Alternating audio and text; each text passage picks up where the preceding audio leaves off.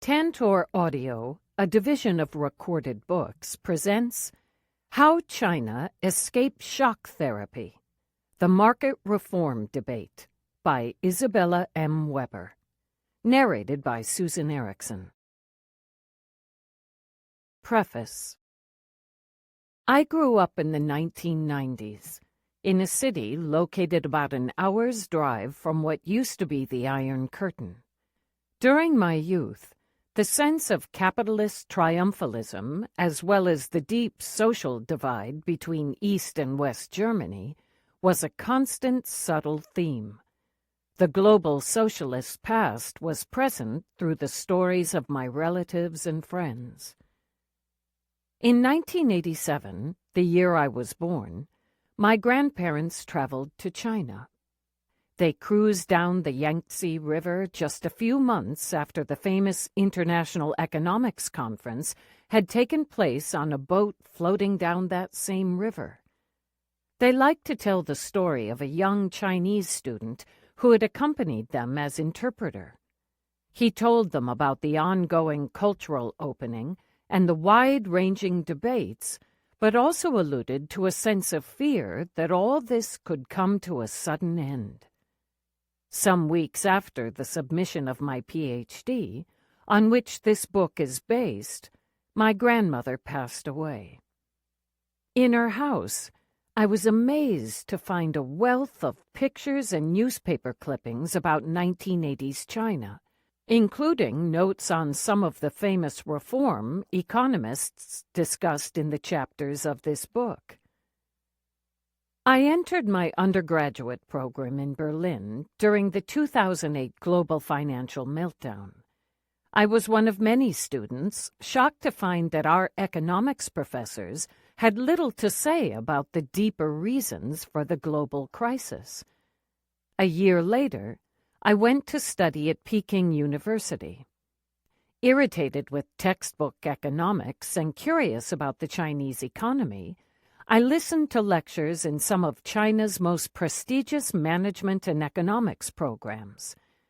To my astonishment, even though China's economic system was clearly different, the exact same economics was taught from the same American textbooks from which I had studied in Berlin. This observation led me to a question. How had China's economics converged with the global mainstream since the Maoist period? Back in Berlin, I worked with colleagues from the former German Democratic Republic whose lives had drastically changed as a result of the fall of the wall. Their biographies confronted me with a second question. Why had East Germany's history taken a different course from China's? These two broad questions ultimately led to this book, which attempts to contribute toward answers. In search of a plurality of economic theories, I entered graduate school at the New School for Social Research and was later accepted as a Ph.D. student, advised by Peter Nolan at the University of Cambridge. Peter guided my pursuit of the central question of this book. On what intellectual grounds did China escape shock therapy in the 1980s? My research would have been entirely impossible without his relentless support and trust, and without New School economics. Thanks to Peter, I had the opportunity to interview a wide range of domestic and international participants and observers of China's fierce 1980s reform debate. Their stories are foundational to this book.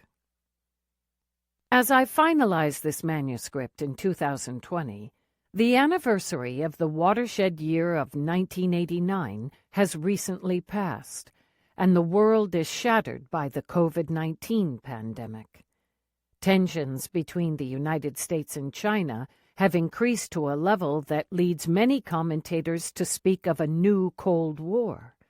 I hope this history of China's escape from shock therapy in the 1980s and its reluctance to adopt the neoliberal version of capitalism in a wholesale fashion may shed some light on the present moment.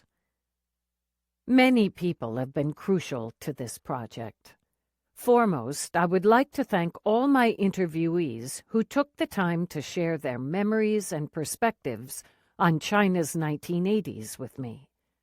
With apologies to anyone I have forgotten, I am deeply grateful to Iwo Amalung, Bai Nanfong, Tracy Blagden, Adrian Bradshaw, Ha Jun Chong, Melinda Cooper, Tui Jia-yen, Tuan Xiao, Maxime Desmarais Tremblay, Isabel Estevez, Jacob Eiferth, Nancy Fulber, Duncan Foley, Georgios Galanis, James Galbraith, Julian Gerwitz, Benjamin Hall, Carol Heim, Lawrence King, David Kotz, Janos Kovac, Michael Kuczynski, Rebecca Carl, Leon Kuntz, Michael Landsman, Lei Bing, Liang Jianshang, Aurelia Li, Edwin Lim, Ling Chuen, Cyril Lin, Lu Hong,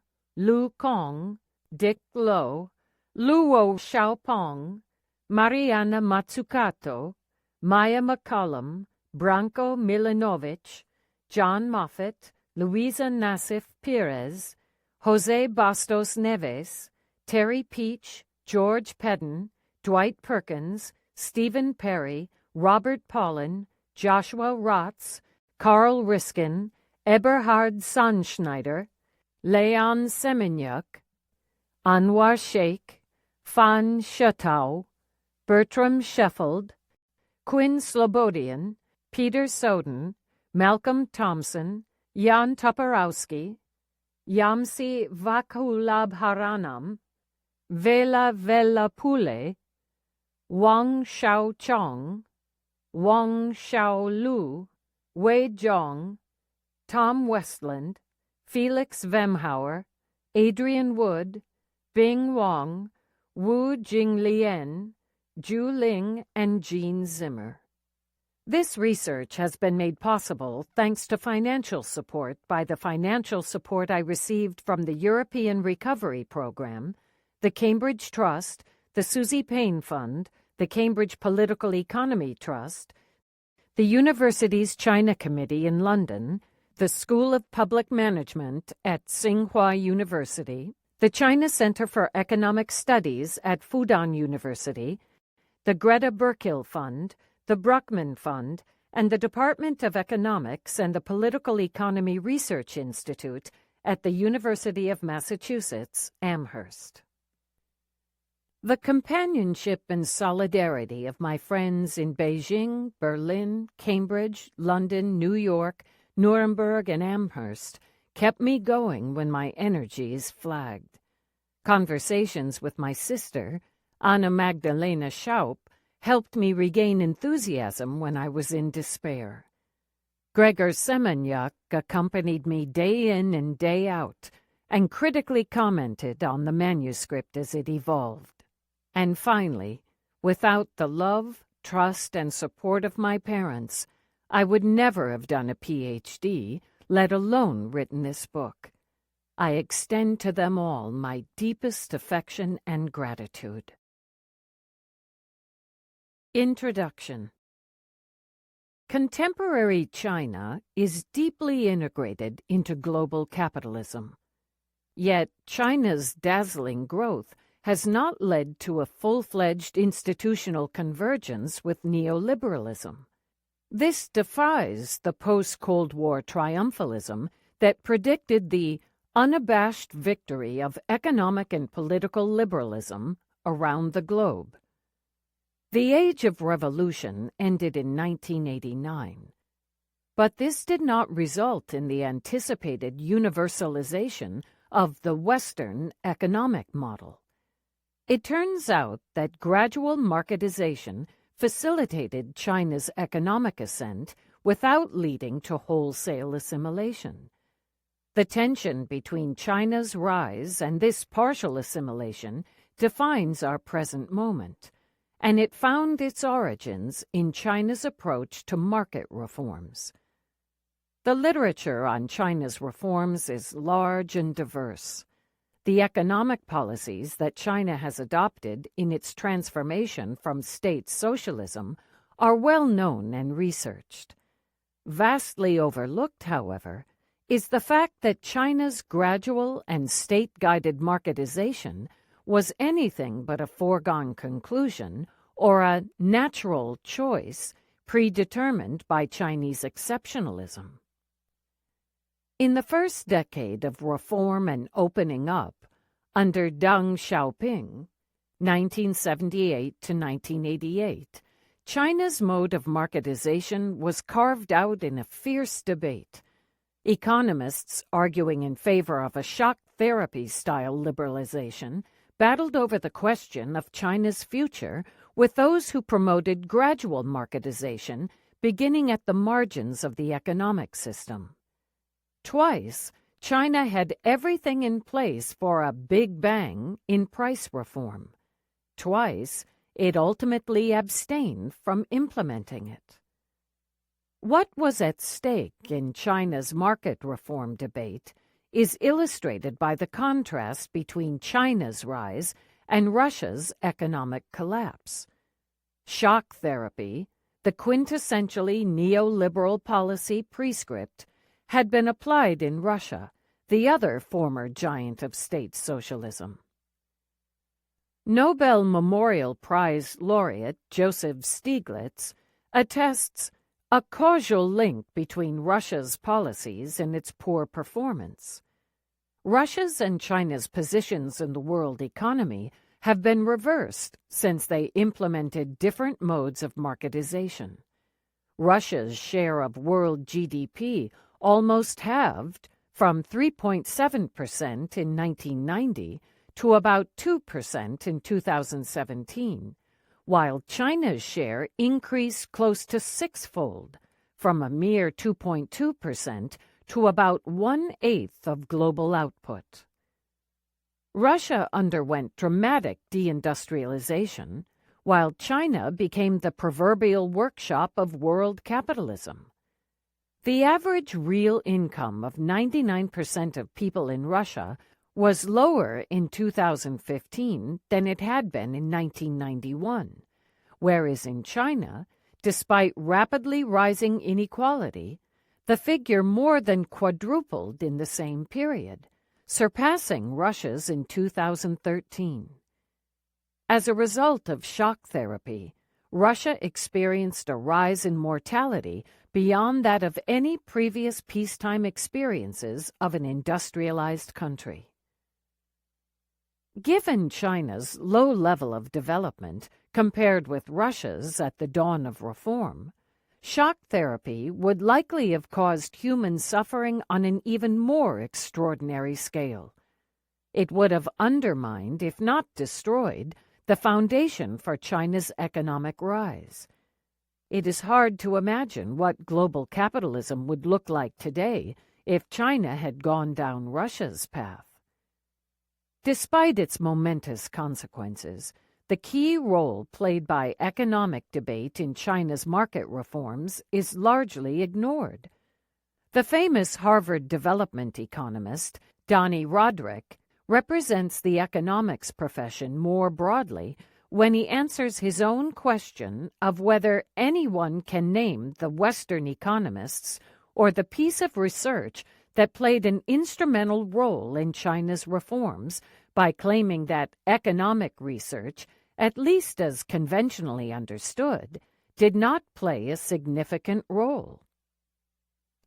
In the following chapters, I take us back to the 1980s and ask on what intellectual grounds China escaped shock therapy.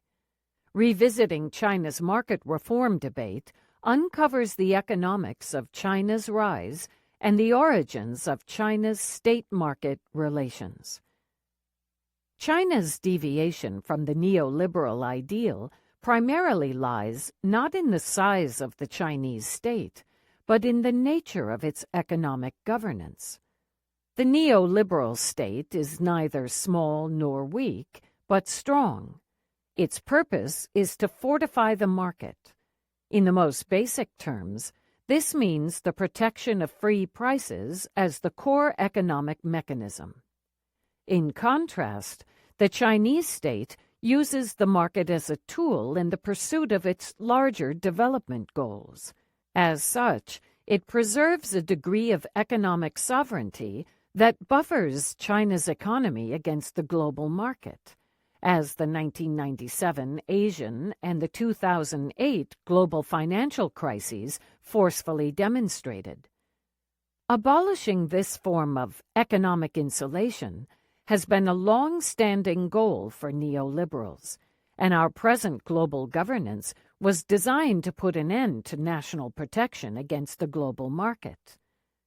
China's escape from shock therapy meant that the state maintained the capacity to insulate the economy's commanding heights, the sectors most essential to economic stability and growth as it integrated into global capitalism. To lay the groundwork for my analysis of China's escape, I will first briefly recapitulate the logic of shock therapy. The logic of shock therapy. Shock therapy was at the heart of the Washington Consensus doctrine of transition propagated by the Bretton Woods institutions in developing countries, Eastern and Central Europe, and Russia. On the surface, it was a comprehensive package of policies to be implemented in a single stroke to shock the planned economies into market economies at once. The package consisted of 1. Liberalization of all prices in one big bang, 2. Privatization, 3. Trade liberalization, and 4. Stabilization in the form of tight monetary and fiscal policies.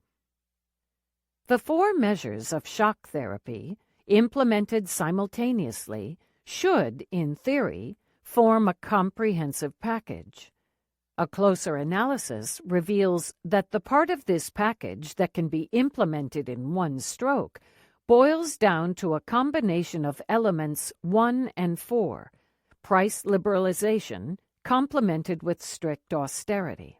Lipton and Sachs spoke for the proponents of shock therapy more broadly when they admitted to complications with regard to the speed of privatization in practice. They acknowledged the magnitude of the task of privatization in an economy with primarily public ownership.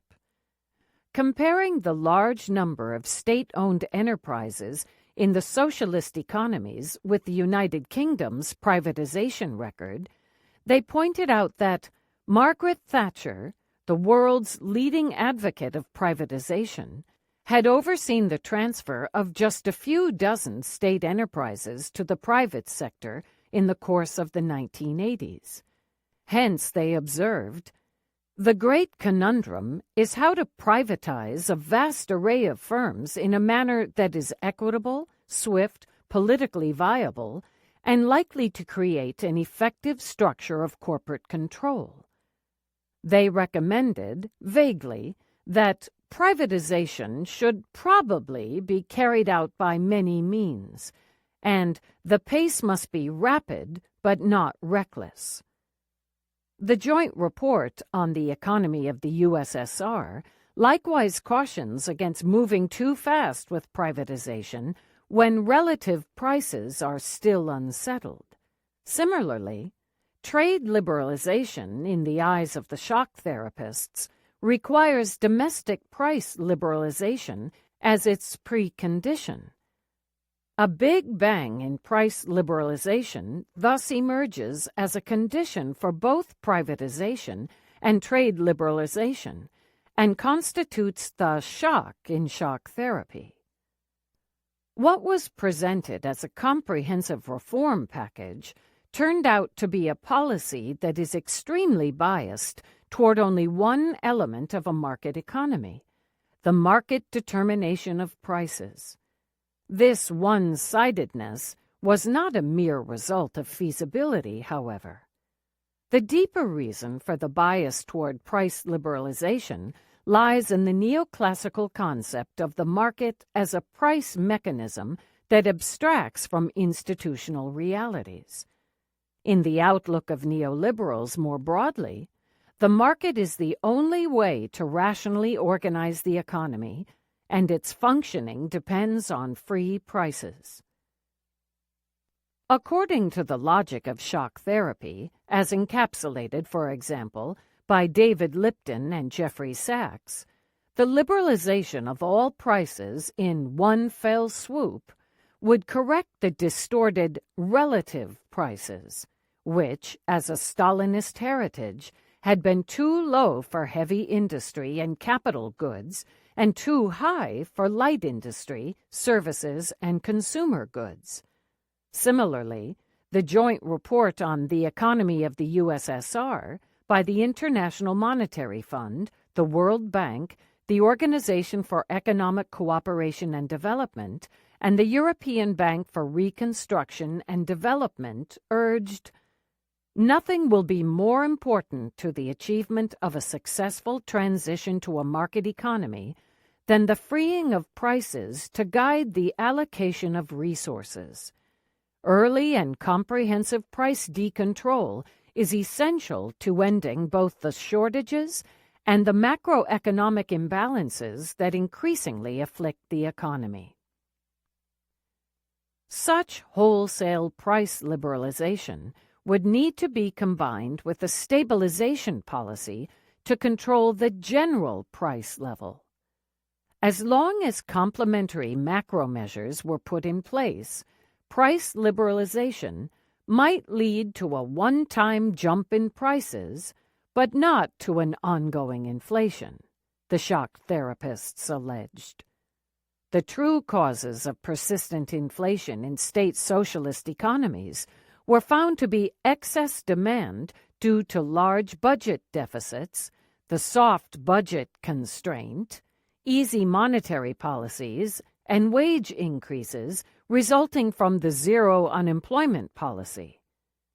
In the shock therapist's view, these problems could be alleviated by a strong dose of macroeconomic austerity, since they were, in essence, monetary rather than structural. The one-time jump in prices expected to result from wholesale price liberalization was welcome since it would absorb excess liquidity and, as such, reinforce austerity. In other words, an increase in the overall price level would devalue the savings and thus reduce the chronic aggregate excess demand experienced in socialist economies. The cost of depriving citizens of the modest wealth they had accumulated under state socialism was considered to be a necessary pain. In effect, it amounted to a regressive redistribution benefiting elites who held non-monetary assets. Redistribution from the bottom up had been a part of shock therapy since its inception in the West German post-war price and currency reform under Ludwig Erhard. Forcing market relations on society overnight hinged upon imposing greater inequality. The nature and structures of the prevailing institutions that would compose the new market economy did not receive much attention from shock therapists.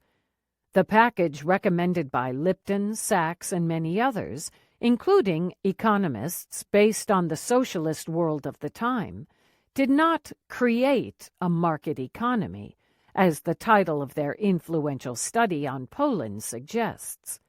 Instead, it was hoped that destruction of the command economy would automatically give rise to a market economy. It is a recipe for destruction, not construction. Once the planned economy had been shocked to death, the invisible hand was expected to operate and, in a somewhat miraculous way, allow an effective market economy to emerge.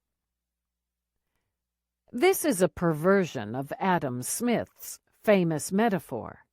Smith, a close observer of the Industrial Revolution unfolding in front of his eyes, saw the human propensity to truck, barter, and exchange one thing for another as the principle which gives occasion to the division of labor. But he immediately cautioned that this principle was limited by the extent of the market. The market, according to Smith, unfolded slowly as the institutions facilitating market exchange were being built up. In this course, the invisible hand could come into play only gradually, and with it, the price mechanism. In contrast, the logic of shock therapy makes us believe that a country can jump into the market economy. The destruction prescribed by shock therapy does not stop at the economic system.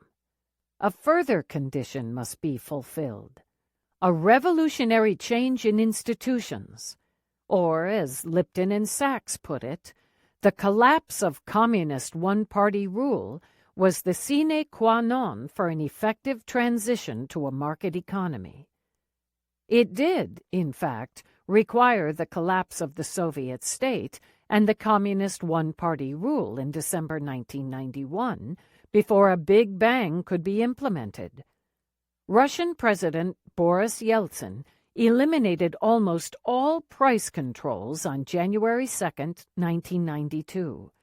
Under General Secretary Mikhail Gorbachev, radical price reform had been repeatedly on the agenda since 1987, but was never carried out, as Russian citizens were complaining en masse and scholars were warning of social unrest. Gorbachev attempted Chinese-style gradualism, albeit in vain. With the promise of long-term gain, the Big Bang prescribed short-term pain that immediately affected the interests of workers and enterprises, as well as government departments. Radical price liberalization became politically feasible only after the Soviet state dissolved. The collapse of communist one-party rule turned out to be, in fact, the sine qua non for a Big Bang, but the Big Bang failed to achieve an effective transition to a market economy. Instead of the predicted one-time increase in the price level, Russia entered a prolonged period of very high inflation, combined with a drop in output, followed by low growth rates. Almost all of the post-socialist countries that applied some version of shock therapy experienced a deep and prolonged recession. Beyond the devastation documented by economic indicators, most measures of human well-being, such as access to education, absence of poverty, and public health, collapsed. Intellectual foundations of China's gradual marketization and escape from shock therapy. The macroeconomic outcome of China's market reform policies was the opposite of Russia's. Inflation was low or moderate, but output growth was extremely fast. Instead of destroying the existing price and planning system in the hope that a market economy would somehow emerge from the ruins, China pursued an experimentalist approach that used the given institutional realities to construct a new economic system. The state gradually recreated markets on the margins of the old system. As I will argue, China's reforms were gradual, not merely in the matter of pace, but also in moving from the margins of the old industrial system toward its core. Unleashing a dynamic of growth and reindustrialization, gradual marketization eventually transformed the whole political economy while the state kept control over the commanding heights. The most prominent manifestation of China's reform approach is the dual-track price system, which is the opposite of shock therapy. Instead of liberalizing all prices in one big bang, the state initially continued to plan the industrial core of the economy and set the prices of essential goods, while the prices of surplus output and non-essential goods were successively liberalized. As a result, prices were gradually determined by the market. The dual-track system is not simply a price policy, but rather a process of market creation and regulation through state participation.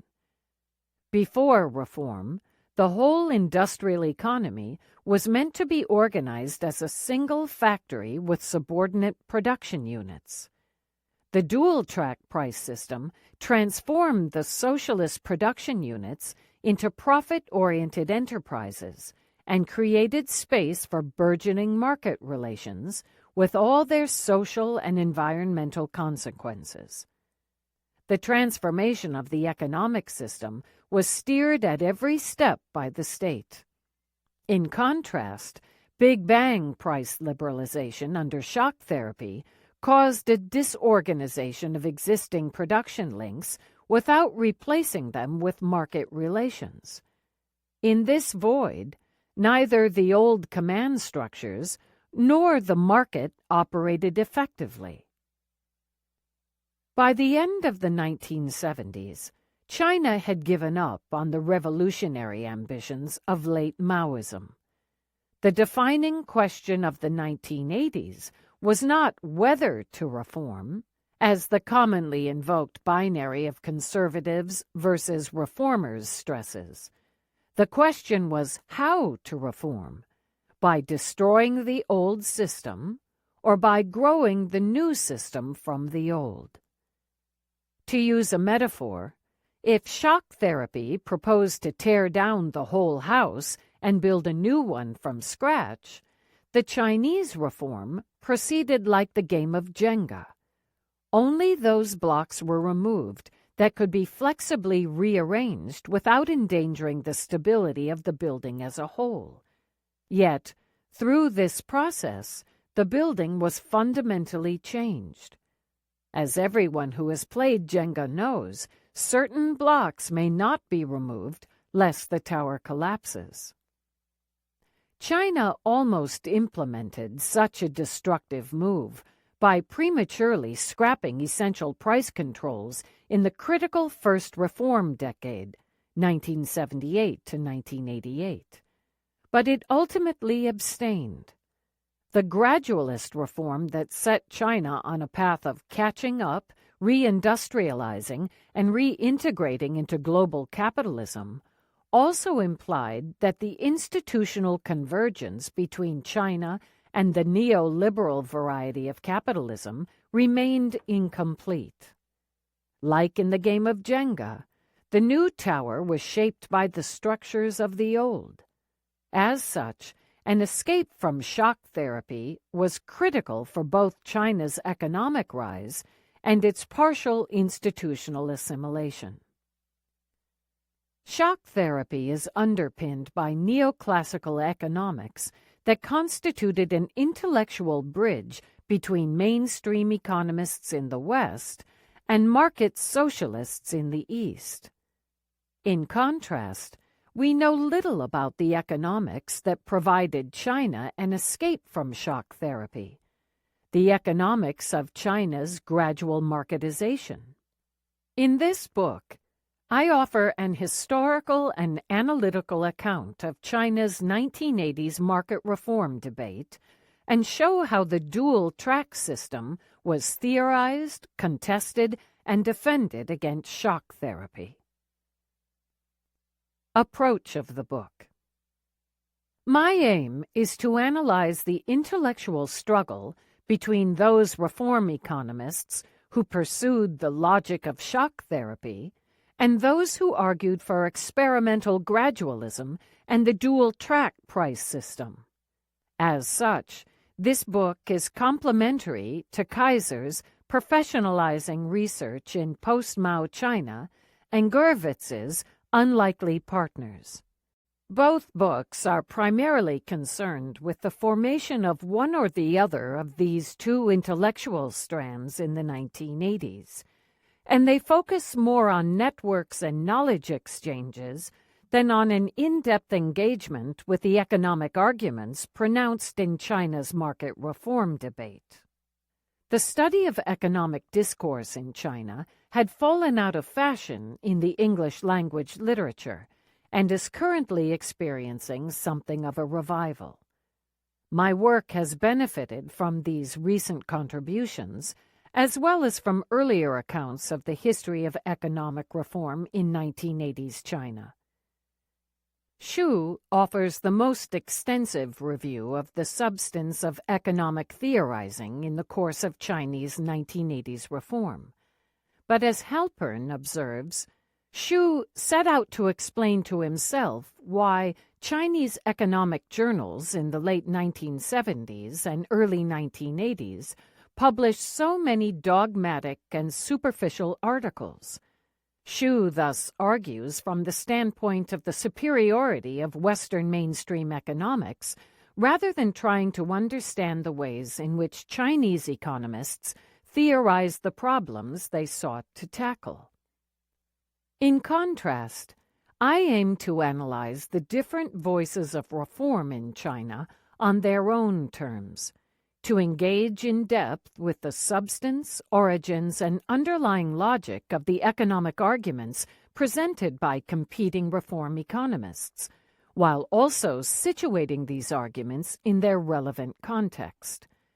I focus on one central issue in reform: the decisive question of price reform and market creation.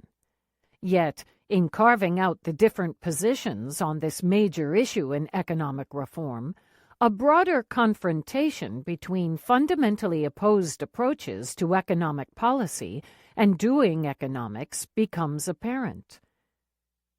This book is the perspective of an outsider looking back in history at China's market reform debate, rather than the account of a participant. This sets my work apart from first-hand accounts of the Chinese reform debate of the 1980s, such as those of Chen Yize, 2013, Dong Furong, 1986, Hao Weiling, 2015, Hua Sheng et al., 1993, Peter Nolan, and Dong Furong, 1990, Edwin Lim, 2008-2014, Lu Mai and Fong Ming Leong, 2012, Xuan Fa-ming, 2011, Wang Xiaocheng, 1998, Wang Xiaolu, 2019, Wu Jinglian, 2012-2013, Wu and Fan, 2012, Wu and Ma, 2016, and Zhu Jiaming, 2013. All these accounts were invaluable references. This book is based on a wide range of Chinese published and unpublished primary sources and oral history interviews with economists who participated in or witnessed China's 1980s market reform debate.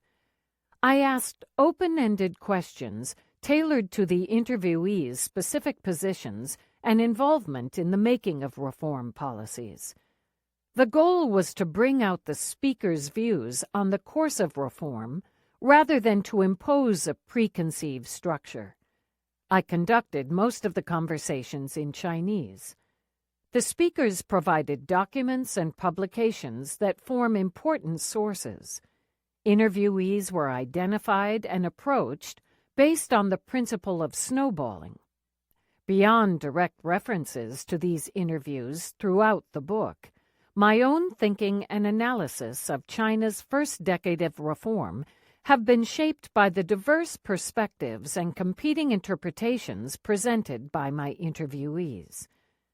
The Chinese articles from the 1980s, analyzed in detail in this work, were selected based on evaluations by the interviewees who believed these publications to have set the tone of the debate, and to have been considered by the Chinese leadership who pondered the question of market reform.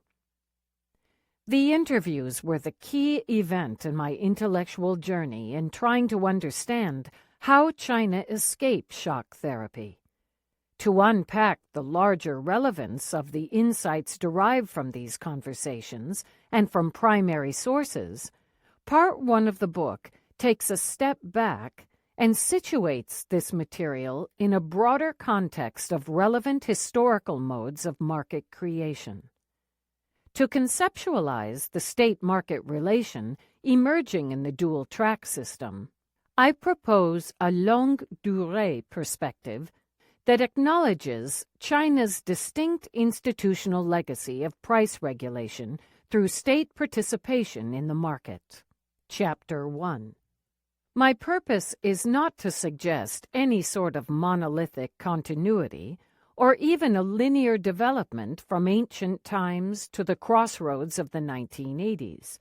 Instead, I use these traditional concepts of price regulation and market creation as a novel analytical perspective to shed light on China's 1980s debate.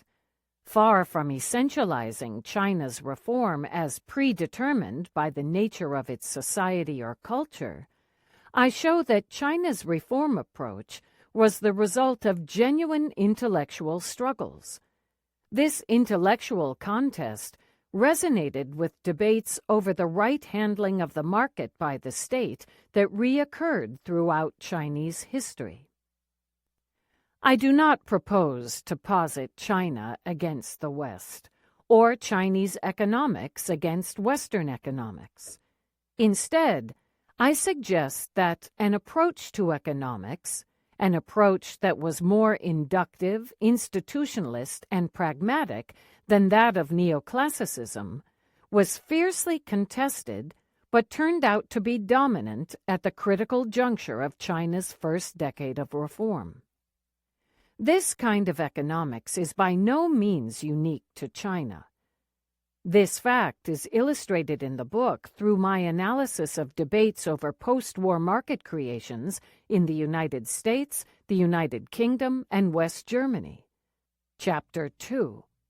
My interviewees repeatedly made references to the post-war experiences in these countries. The transition from a planned war economy to a market economy posed challenges similar to those later encountered in the transition from socialism. American and European economists fiercely debated the question of how to deregulate prices and recreate markets after the war.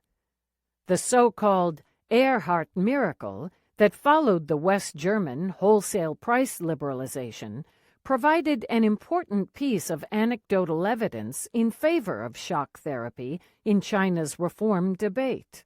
Some prominent institutionalist economists, such as John Kenneth Galbraith in the United States and Alec Cairncross in the UK, argued for a gradual decontrol with some similarity with China's market reforms.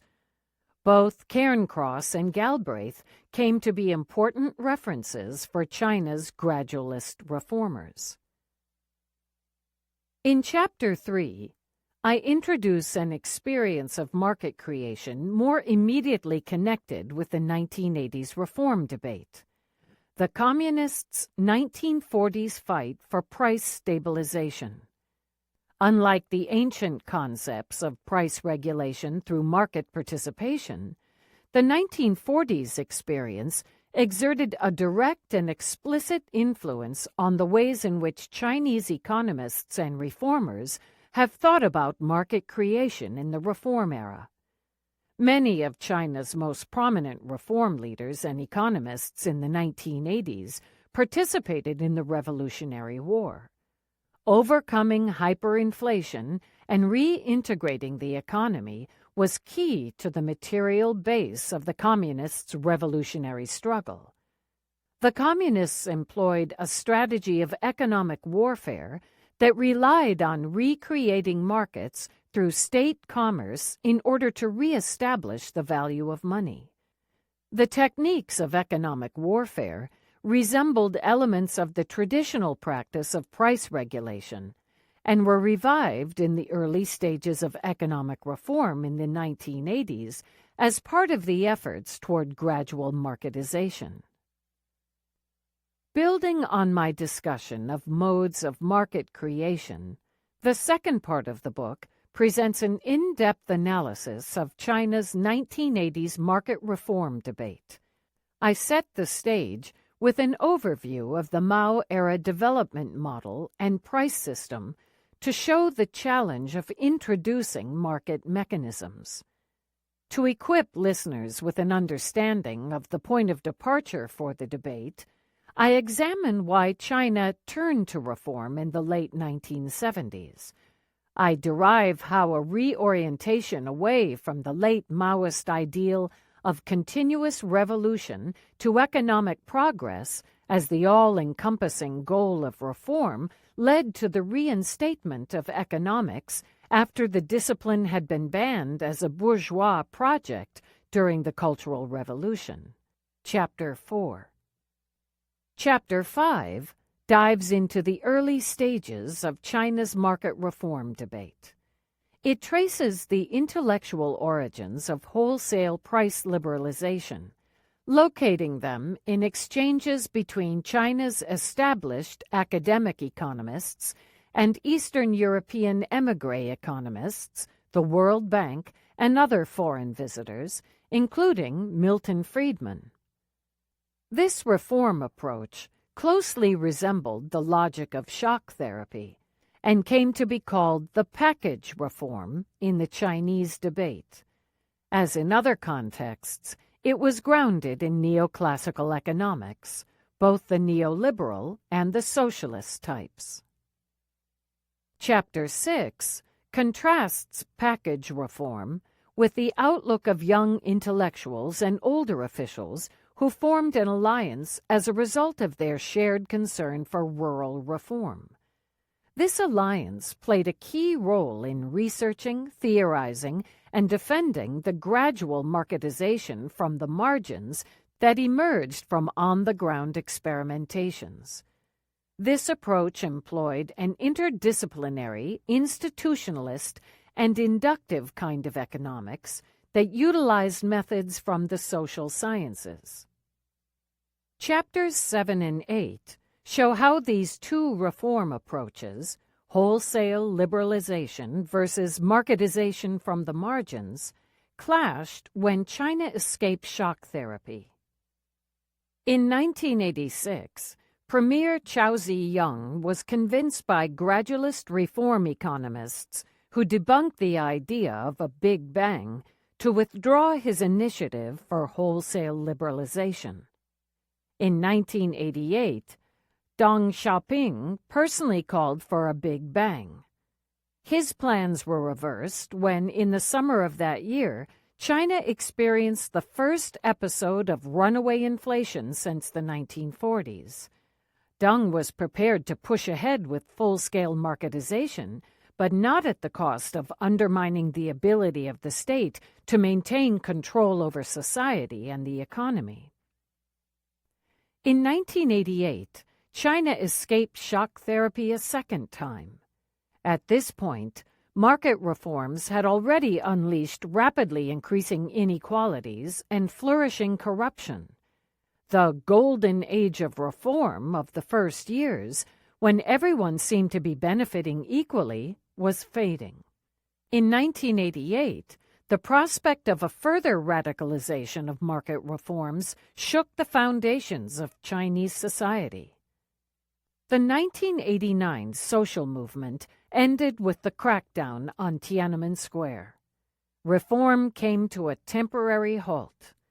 When China restarted marketization in 1992, the shock therapy agenda had by no means disappeared. On the contrary, the 1990s saw major victories for neoliberals in China.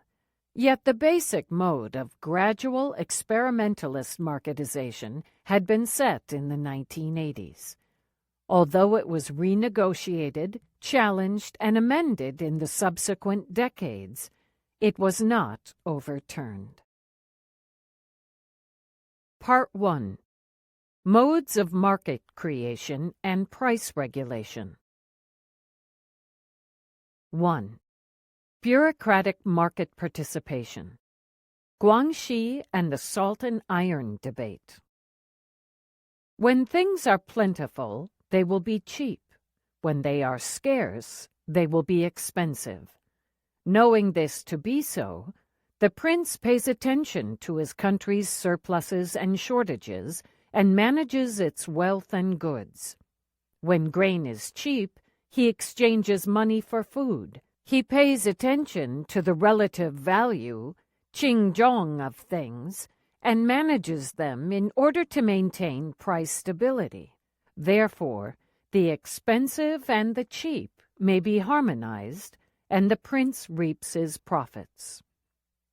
Guangxi as in Rickett, 1998, 384. One generally accepted assumption of Western economists is that, so far as ancient economic theories are concerned, only the Greeks and Romans developed anything worthy of study. It makes Chinese history very hard to understand. Hu, 2009, 1. Introduction. Publications exploring ancient economic concepts increased at the dawn of China's reform in the late 1970s and 1980s. These included articles about the Guanxi and the Salt and Iron Debate, two classic texts on price regulation and market management. The surge in the study of such classics is clearly linked to the research undertaken on economic reform. For example, some young reform intellectuals working on questions involving rural economies in the early 1980s, such as Bai Nanfang, engaged in what they called comparative civilization study. They believed that in order to derive practical insights on how to move forward with agricultural reform, they needed to study China's long history and intellectual traditions in comparison with the European experience. In the Chinese tradition, the study of economic issues used to be called the study of making the country rich. The art of governing is commonly subsumed under the term statecraft, but it might be better translated as ordering the world. The right handling of prices by the state has occupied a prominent position. In modern economics, prices are one of the purest forms of a quintessentially economic variable, belonging to the exclusive domain of the market. In contrast, the traditional Chinese discussions on prices engage in broad reflections on the relationships between the spontaneous activities of the people's needs and wants, market forces, political power, and regulation by the state. Yet, my aim in this book is not to search for a tangible influence whereby intellectuals, policymakers, or political campaigns of the 1980s reforms explicitly reference traditional concepts. Rather, I suggest that an engagement with traditional Chinese conceptions of markets and prices provides a useful lens of analysis for the competing logics of market creation in China's reform debate. The Guanxi is a core text in ancient Chinese economic thought on price stabilization. The beginning of this chapter focuses on price regulation through state commerce in the context of the social transformation of that era. The Guanxi's approach to price regulation is encapsulated in the so-called light-heavy principles, where heavy represents important, essential, or expensive, and light connotes unimportant, inessential, or cheap.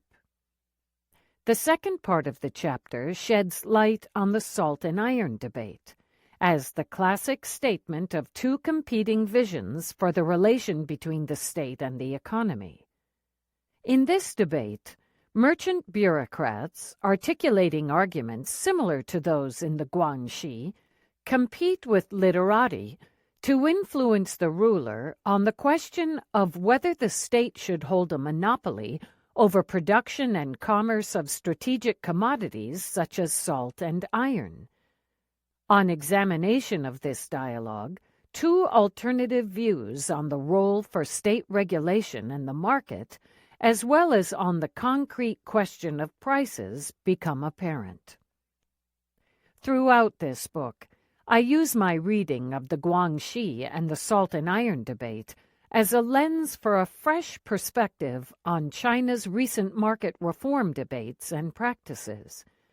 By acknowledging a long-standing, distinct market consciousness among Chinese imperial officials, as well as indigenous theories of commercialization through the state, I avoid framing a move to the market as simply a trend imported from the West. This perspective allows me to see China's 1980s market reform debates not merely as Westernization, but as a complex competition between alternative conceptions of markets and prices.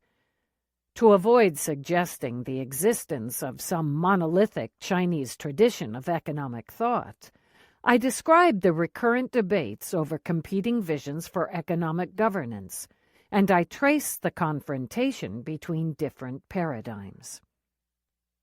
It is customary to analyze China's reform path and thinking since the 1980s using concepts from contemporary economics, with its origins in the Western tradition of political economy. My attempt here is to take China's indigenous discussions of price regulation and market creation by the state as a complementary conceptual reference point. As Will and Wang observe, the emphasis on stabilizing prices represents an early Chinese awareness of the potential impact of markets and the belief that government should involve itself in supply and demand conditions. This concept of price regulation through commercial activity of the bureaucracy is distinct from the insistence on state and market as separate entities in most areas of modern economics. The latter perspective leads us to see the state as intervening in an autonomous economy or market.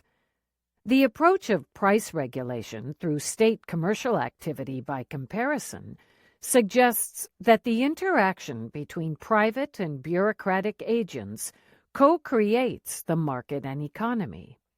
As we will discuss in subsequent chapters, this alternative perspective has important implications for the ways in which we understand the relationship between the plan and the market, and the renegotiation of this relationship in the 1980s reform debate.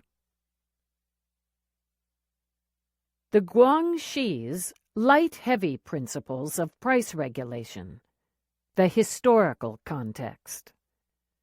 The spring and autumn, 772 to 476 BCE, and warring states, 475 to 221 BCE periods, widely considered China's golden age of culture, were an unusual age when old orthodoxies had collapsed, but new ones had not yet emerged.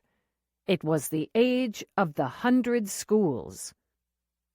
During the Warring States period, economic considerations became increasingly important for government theory, and economic growth emerged as a major concern in light of constant warfare. In many ways, this period laid the foundation for Chinese philosophy and long-standing social, economic, and political practices. This is not to suggest that the period was followed by any form of stagnation or continuity, but it was a groundbreaking age for China's intellectual and institutional trajectory.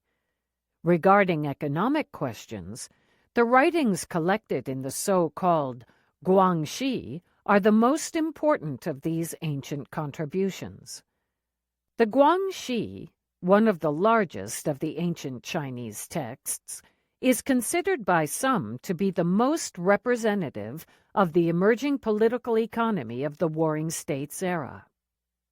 Historical scholarship shows that the Guangxi was written by several anonymous authors, probably state planners and economic advisors. Irrespective of the precise date of its creation, which is subject to scholarly debate, it is important that the Guangxi was composed in the context of turbulent times after the collapse of the Western Zhou and before the Qin dynasty unified China into a single empire for the first time. The guiding question in the treatment of economic issues was how to govern change in the context of the transition to a new kind of economy.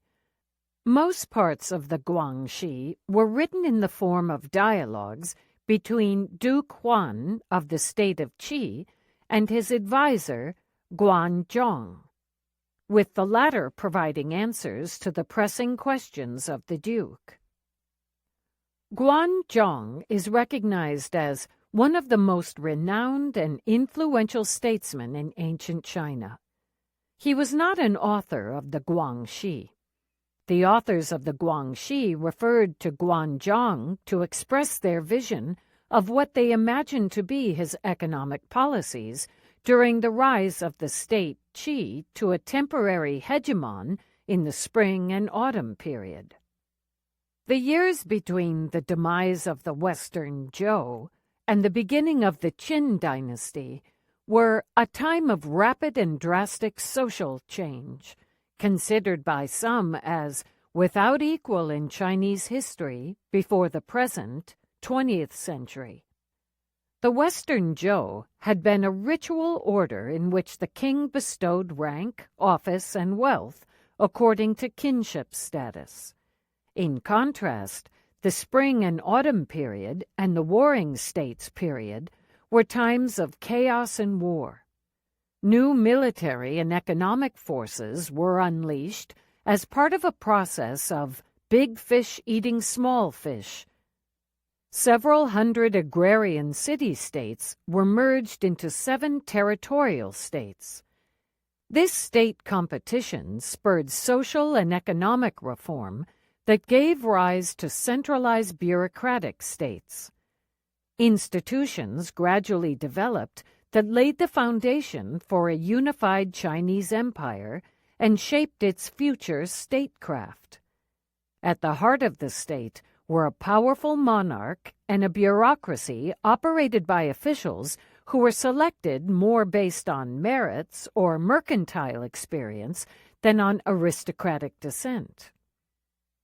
A deep transformation of production occurred in parallel with the emergence of a new political order from war and chaos. Previously, the nobility had controlled the land. Now, peasant families were granted proprietary rights from the state. As a result, family farms became the basic production unit. At the same time, the Iron Revolution introduced production techniques that involved the use of new metal tools. Together, these changes brought about a drastic improvement in agricultural productivity, which in turn gave rise to increasing handicraft activities in the households and, ultimately, to an enhanced functional and regional division of labor. This transformation in production propagated a fundamental change in the organization of commerce and created the need for a new form of state-market relations. Markets in the Western Zhou period were under strict direct governmental control. The state controlled the type of commodities allowed for sale on the market. A government official, called the price master, fixed the price at which these commodities were to be sold. Prices were allowed to fluctuate freely only on village markets. Following the breakdown of the Western Zhou institutions of control and the transformation of production, a new urge for free trading of commodities emerged. The invention of coinage and the proliferation of currency by the state facilitated long-distance trade. Commerce flourished, and a new class of private merchants became prevalent. The rulers of the warring states turned to this merchant class to assist them in establishing a new form of control over the economy.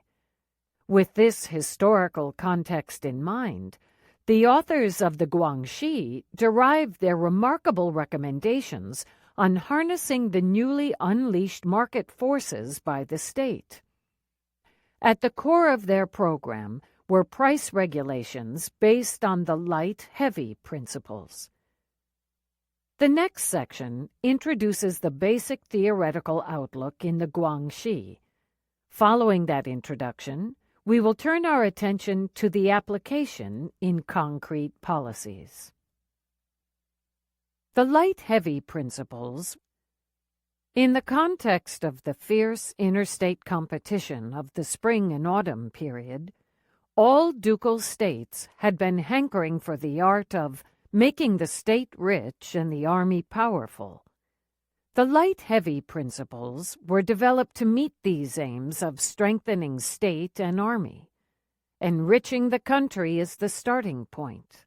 A ruler who is good at ruling the state must first of all enrich his people, then govern them, as Rickett explains in his introduction to the Guangxi. Qing means light, and by extension, unimportant, inconsequential, or cheap. As a verb, it means to accord little or no value to something. Chong means heavy, and by extension, important, serious, or expensive. As a verb, it means to value something. As a compound, the two characters usually mean weight. Based on this literary meaning, Ya's translation as weighing and balancing economic forces is apt. From the perspective of Qing-Zhong, all economic phenomena can only be understood relationally. Things can be heavy or light only in relation to other things. Heavy commodities are considered essential to production or human well-being, and light commodities are seen as inessential. But precisely what commodity is defined as heavy or light is subject to constant change and reflects the season of the year, production practices, and market dynamics, among other factors. The task of economic policy is to weigh and balance, to use what is found to be heavy in order to offset what is light.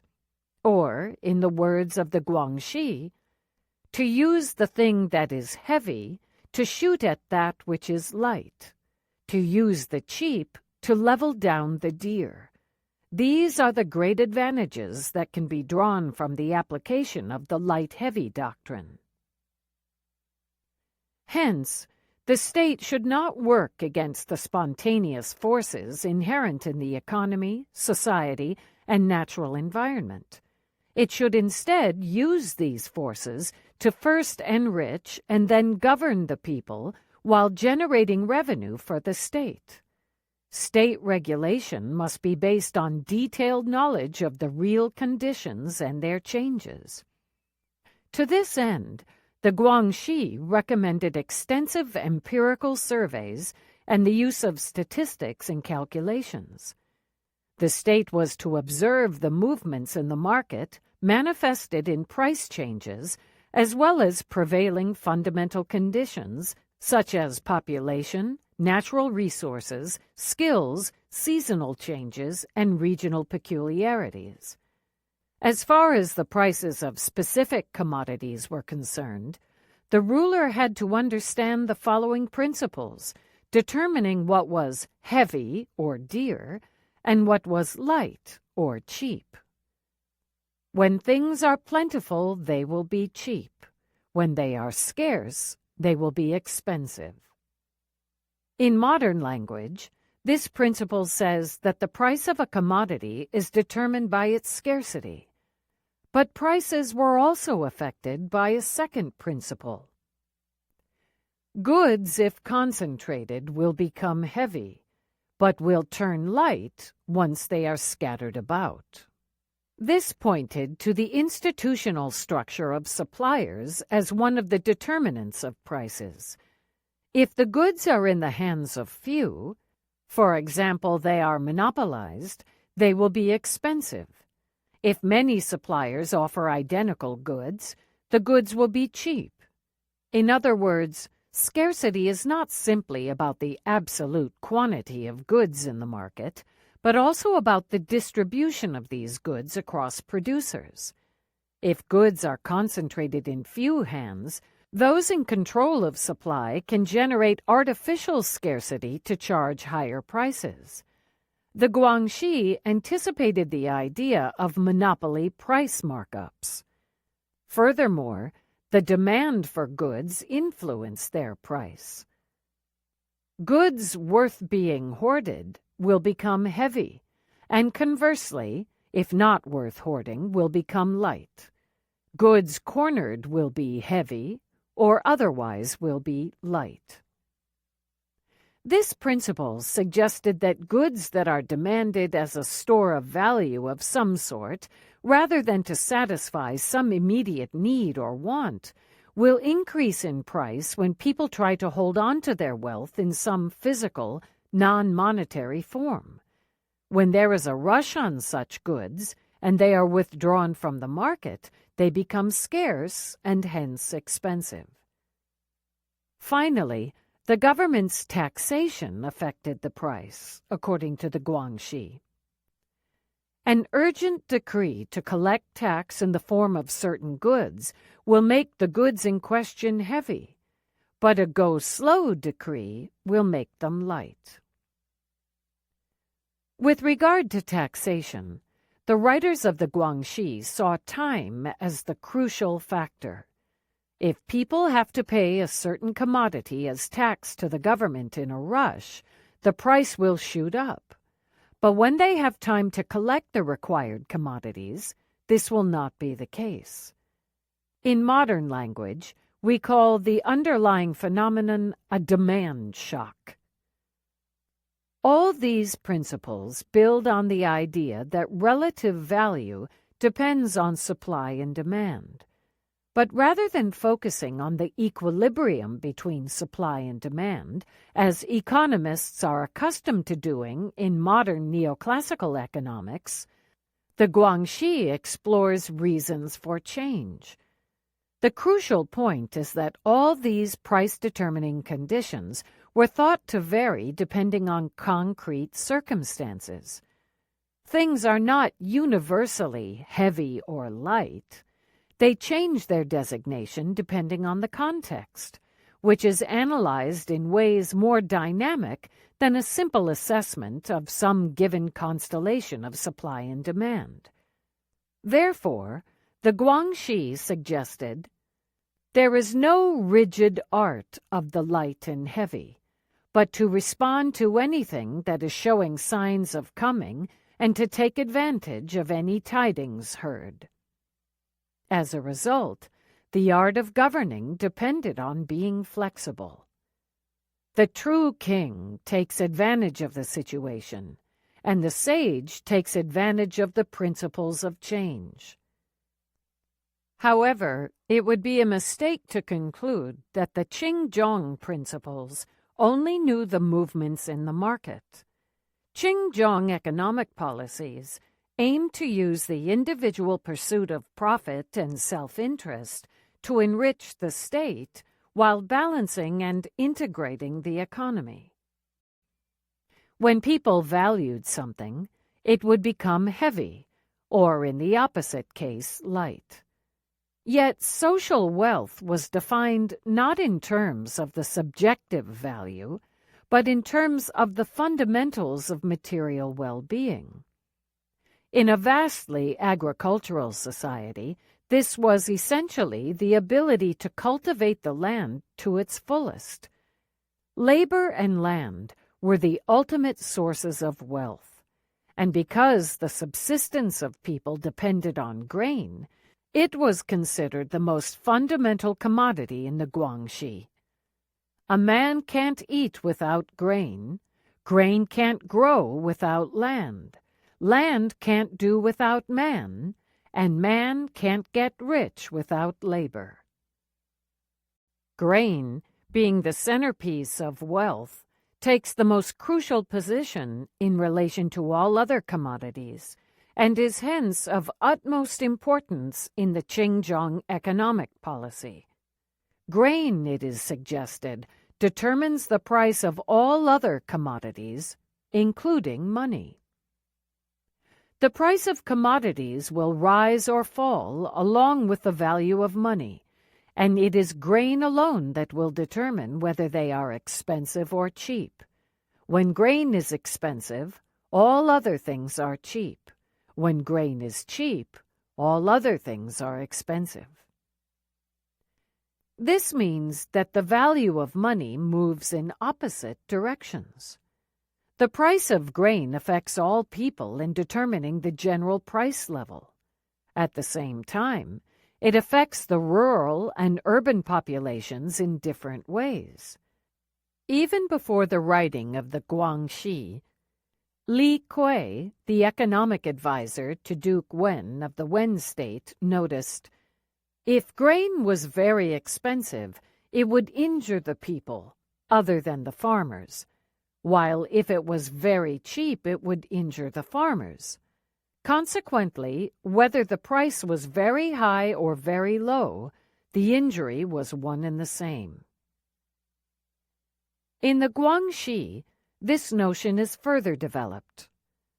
The balancing of the grain price becomes the core of the art of planned fiscal management, an art of government that aims to achieve stability and prosperity for the state using the principles of Qinggong.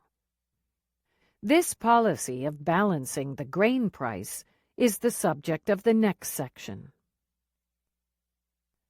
Balancing the grain price. Besides recognizing grain as the people's master of destiny, the progression of the seasons is another condition that Qinggong economic policies take as a starting point. We heard in the Guangxi that the climatic changes of the 4 seasons and the rotation of day and night were objective laws. They could not be decreased if they were oversupplied, and could not be increased if undersupplied. From this, the following problem arises. Qinggong suggests that the price depends on whether something is oversupplied or undersupplied. Depending on the season, grain is oversupplied, harvest, or undersupplied, spring. As a result, the price fluctuates, which is bad both for peasants and for urban consumers. Thus, the ruler faced the question of how to balance the price of grain throughout the year. According to the Guangxi, states that adhere to the way of a true king act in accordance with the seasons. This suggests that, in general, the state must make use of what is valued to acquire what is not valued, and what has been acquired cheaply to ease the price of what has become too expensive. Furthermore, when the prince mints coins to establish a money supply, the people all accept them as a medium of exchange. Hence, the prince can issue money. Therefore, those who are skilled in government manage mediums of exchange in order to control the masters of destiny. The government has a responsibility to stabilize the price of grain in order to stabilize the overall price level and the value of money.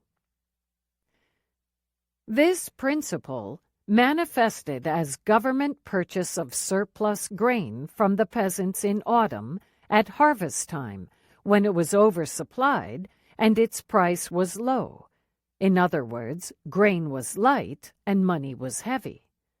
By demanding relatively large amounts, the government drove up the price of grain. It thereby balanced the relative quantities of money and grain in the market, prevented the downward movement of the grain price, and protected the peasants from selling their grain at overly low prices to private merchants. In each locality, the government established public granaries to store the grain.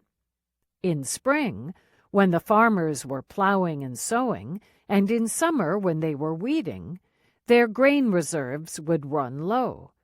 The supply of grain on the market was short, and the grain price was high. At that time, the government used parts of the grain stored away to increase the supply in the market. The government balanced the upshot in the price of grain and protected the peasants from having to buy grain at very high prices from private merchants.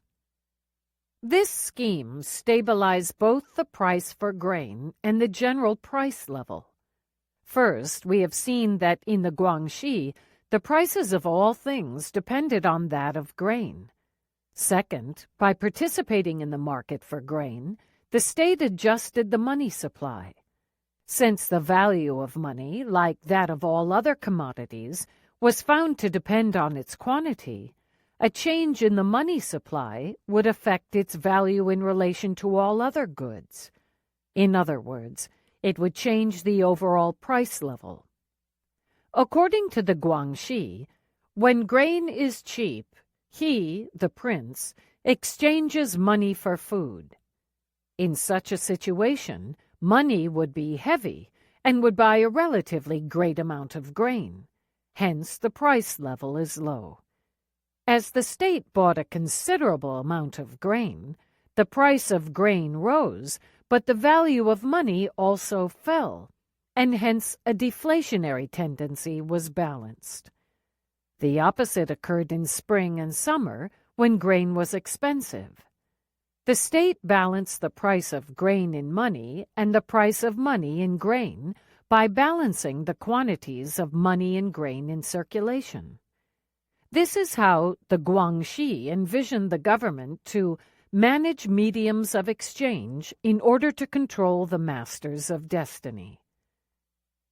Beyond the immediate effects on prices, this scheme of grain price balancing had important implications for state revenues, inequality, and famine prevention through counter-cyclical policies. First of all, although the state balanced the price movements, it did not aim for complete stability. When water is perfectly level, it will not flow.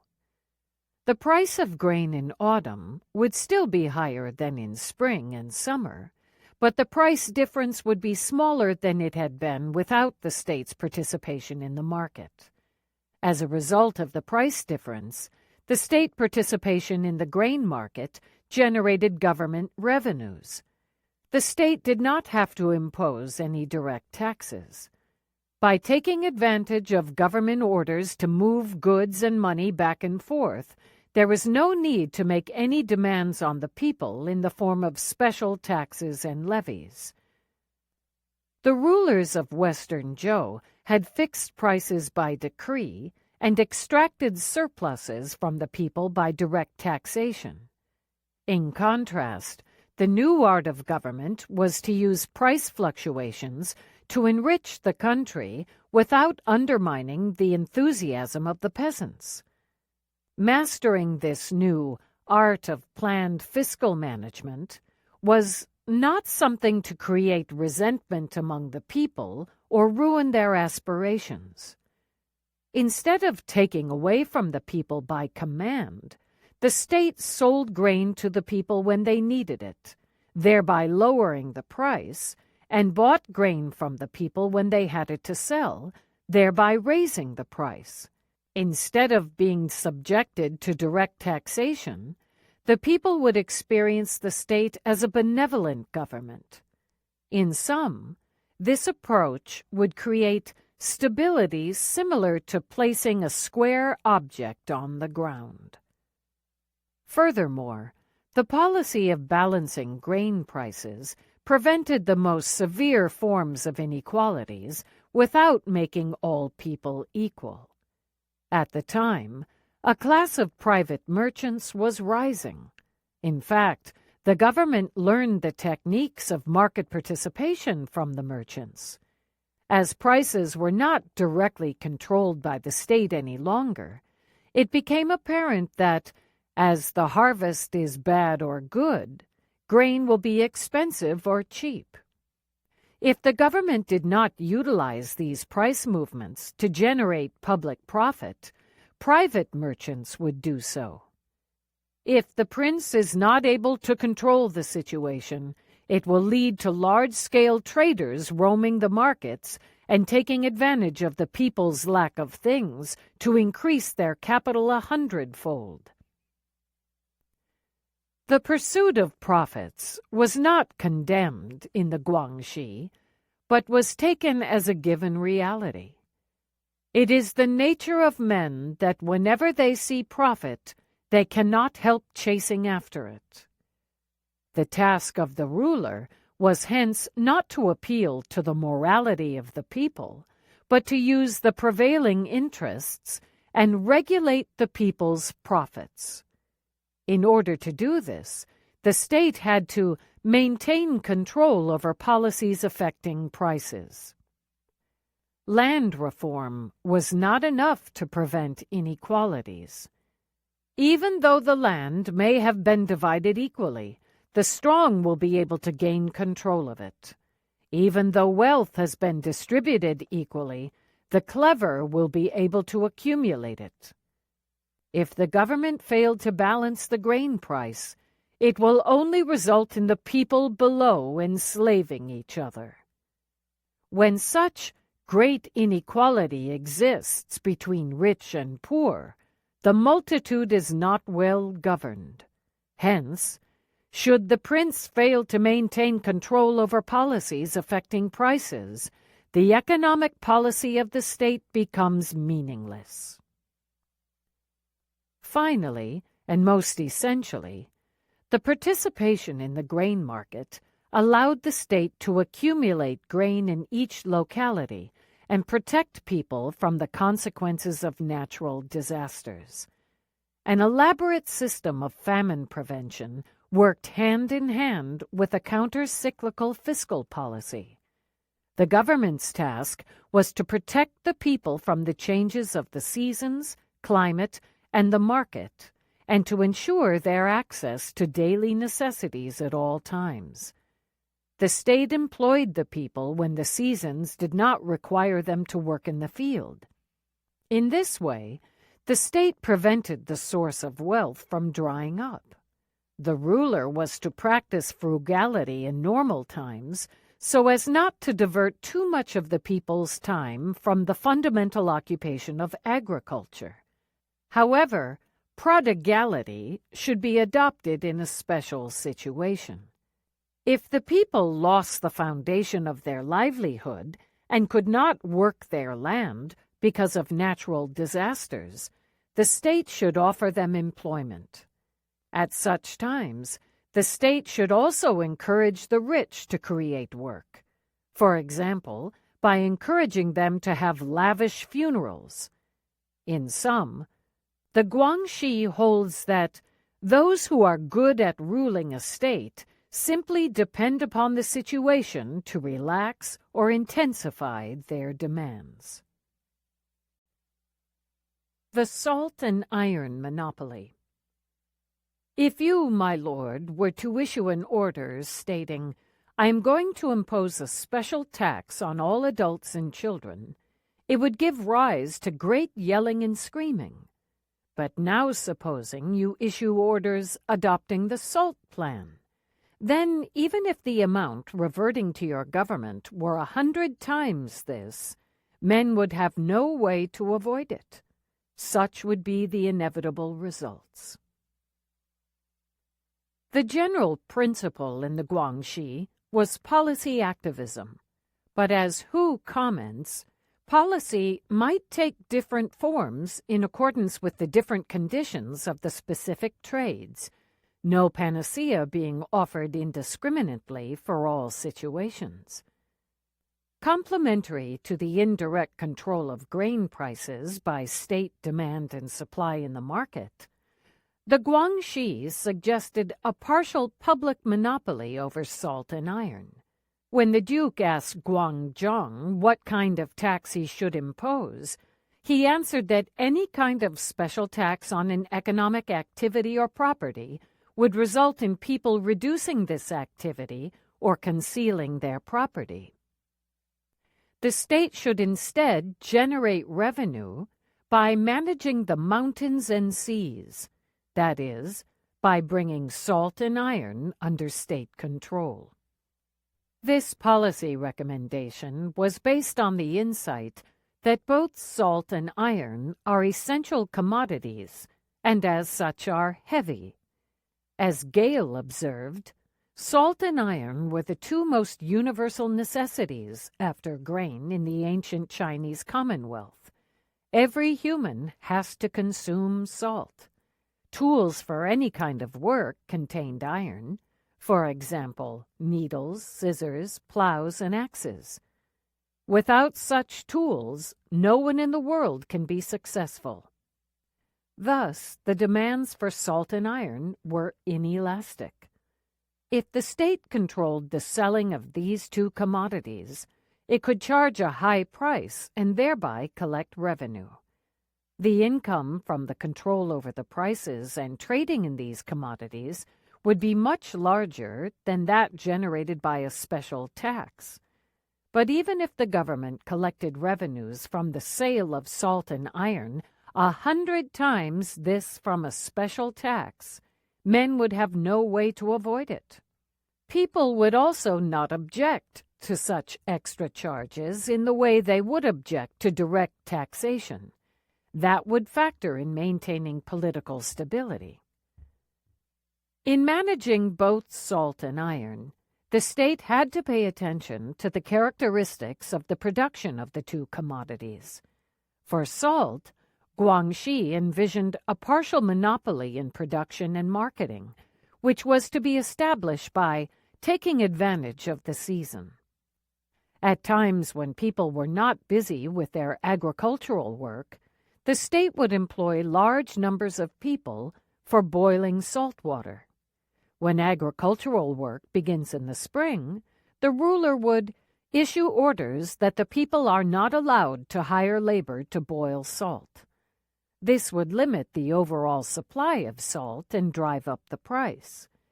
The state would not monopolize all salt production and marketing, but by limiting the overall supply, the price could be manipulated, and thanks to a large market share in the production of salt, the state would reap a large profit. While salt can be produced from salt water abundant in nature, metal ores can only be extracted from scarce specific mountain areas. The Guangxi suggested strong control of these mineral resources by the state. The monopoly over the extraction of these resources put the state in control of the most important input for the means of production.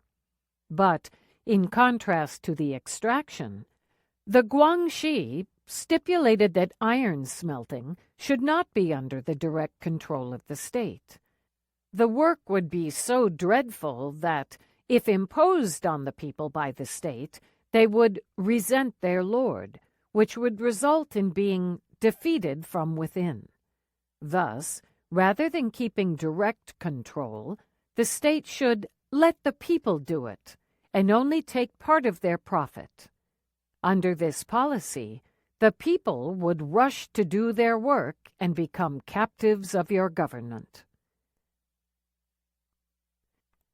We have discussed that the state occupied a crucial role in managing the newly unleashed market forces in the Guangxi's vision.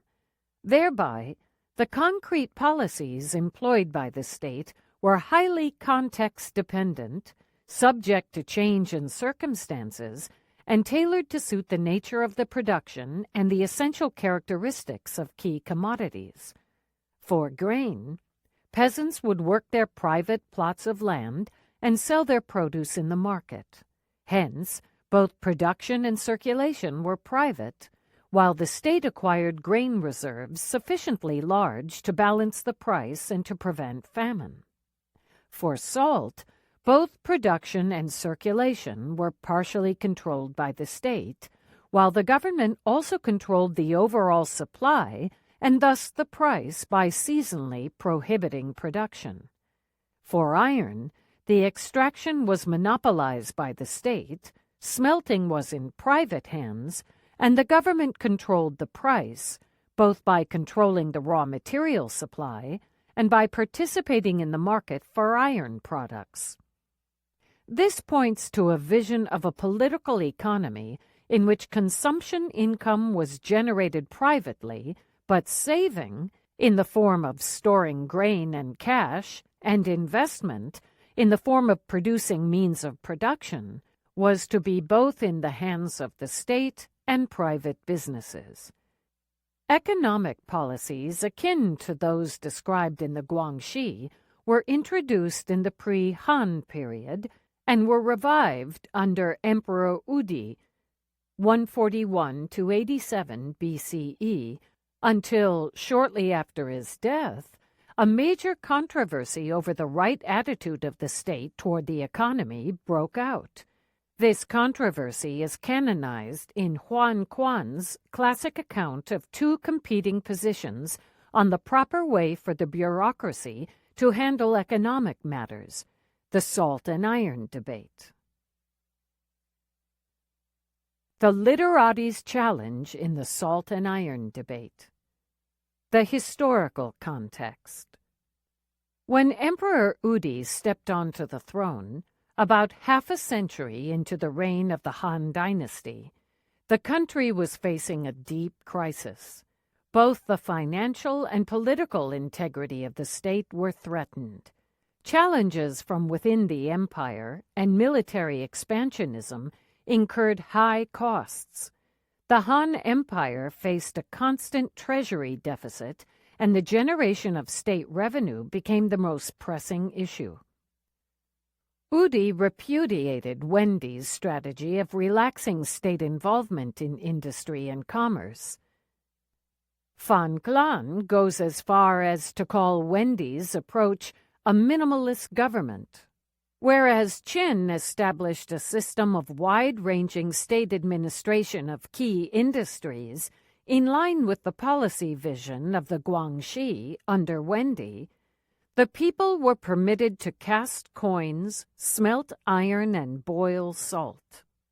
This, however, resulted in powerful private monopolies challenging the state in a revolt. Udi turned to a brain trust of merchants and industrialists to escape bankruptcy of the government and overcome inflation. Instead of borrowing money from these business elites, Udi appointed them as senior officials to help regain stability by reorganizing the fiscal administration. Inspired by the Guangxi's economic policies, Udi again inaugurated a state monopoly on the production and sale of iron and salt, as well as liquor, unified and standardized the currency, and established a system to equalize transportation in a system termed equable marketing. The latter is akin to the Guangxi's policy of grain price balancing, but encompassed a wider range of commodities and the balancing of prices across regions. Song Hongyang, a member of a wealthy merchant family, was instrumental both for bringing salt and iron under state monopoly and for introducing equable marketing. Song, known for his outstanding calculating skills, was to become one of Emperor Udi's most important economic advisors.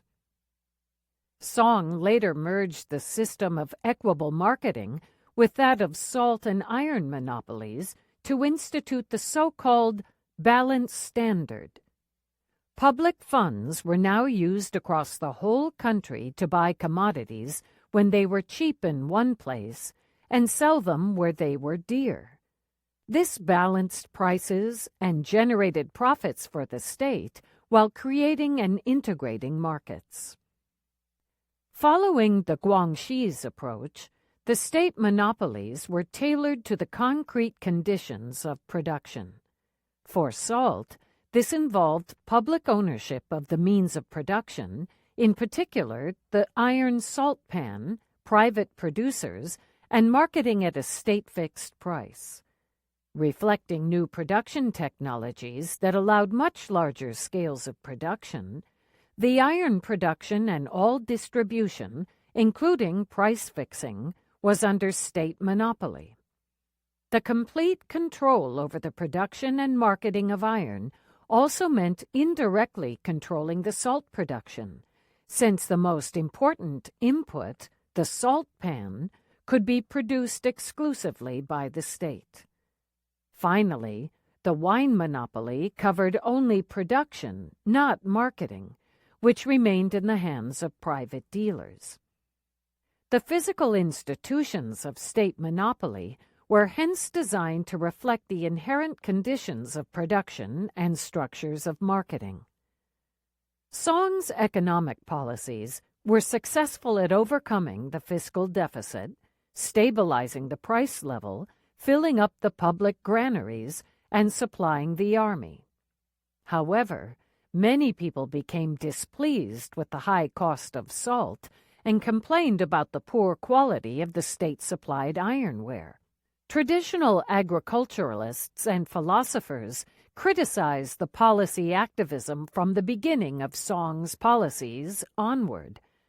When, after a reign of 54 years, Emperor Udi passed away in the year 81 BCE, a grand inquest was held to debate the continuing discontent and the legacy of his policies.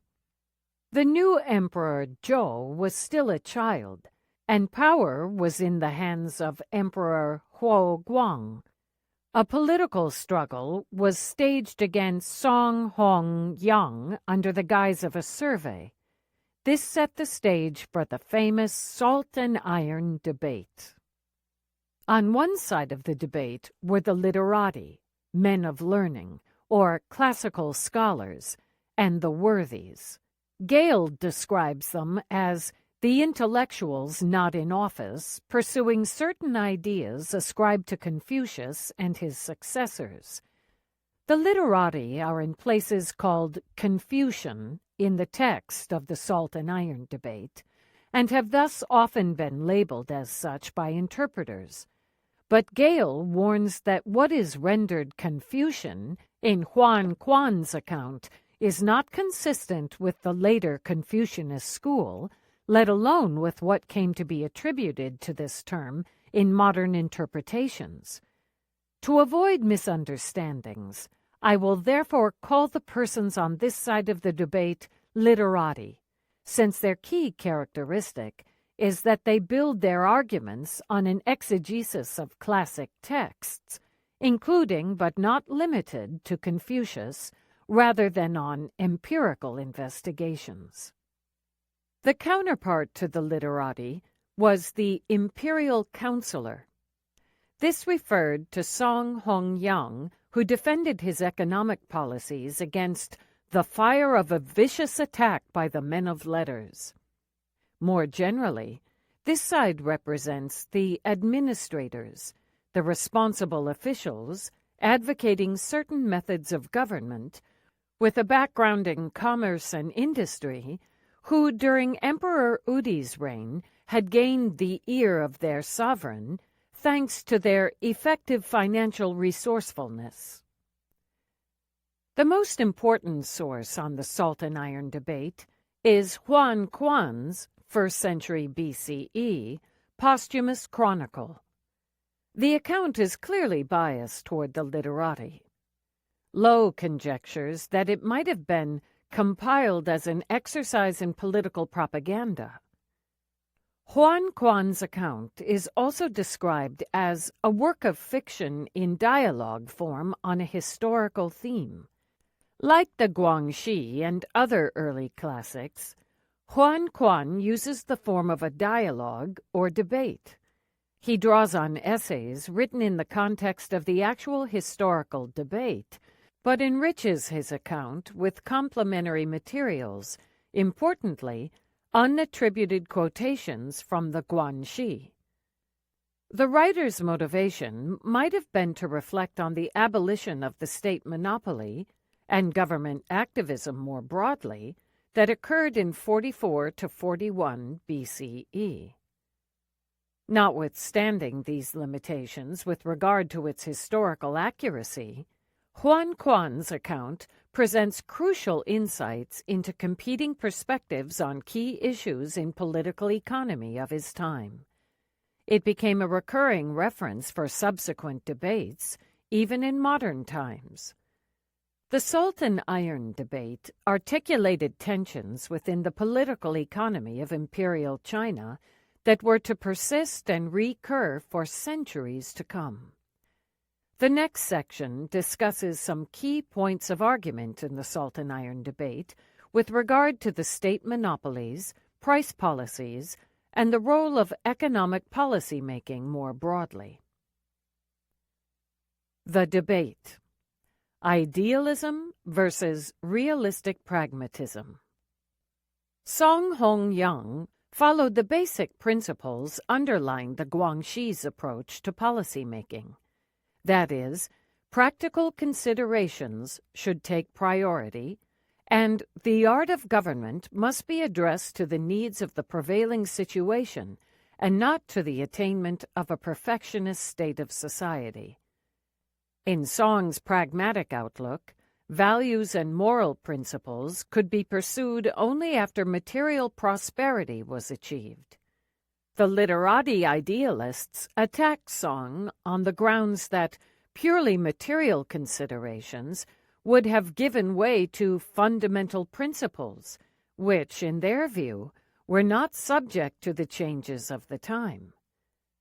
The encapsulation of these principles was an idealization of the ritual order of the Western Zhou and the minimalist economic policies of Emperor Wendi.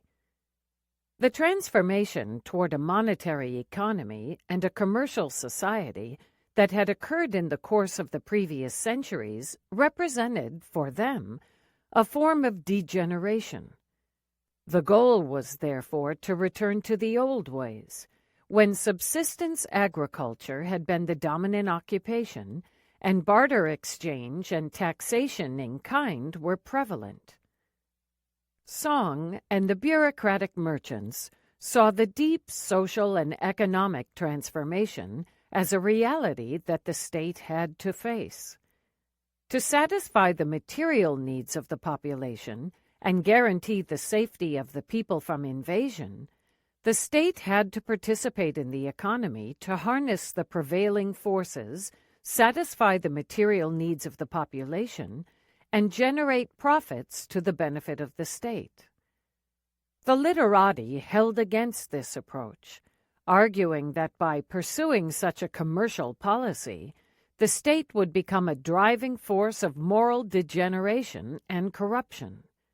Instead of fostering morality and prosperity, they said, the policies of equitable marketing and balanced standard would divert the powers of the people away from working in the fields and into marketing and profiteering.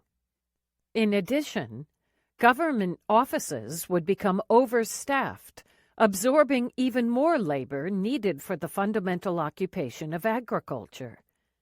Regarding inequality, the literatis seem to envision the problem as the distribution of a given amount of resources and hence of trade-offs between different uses.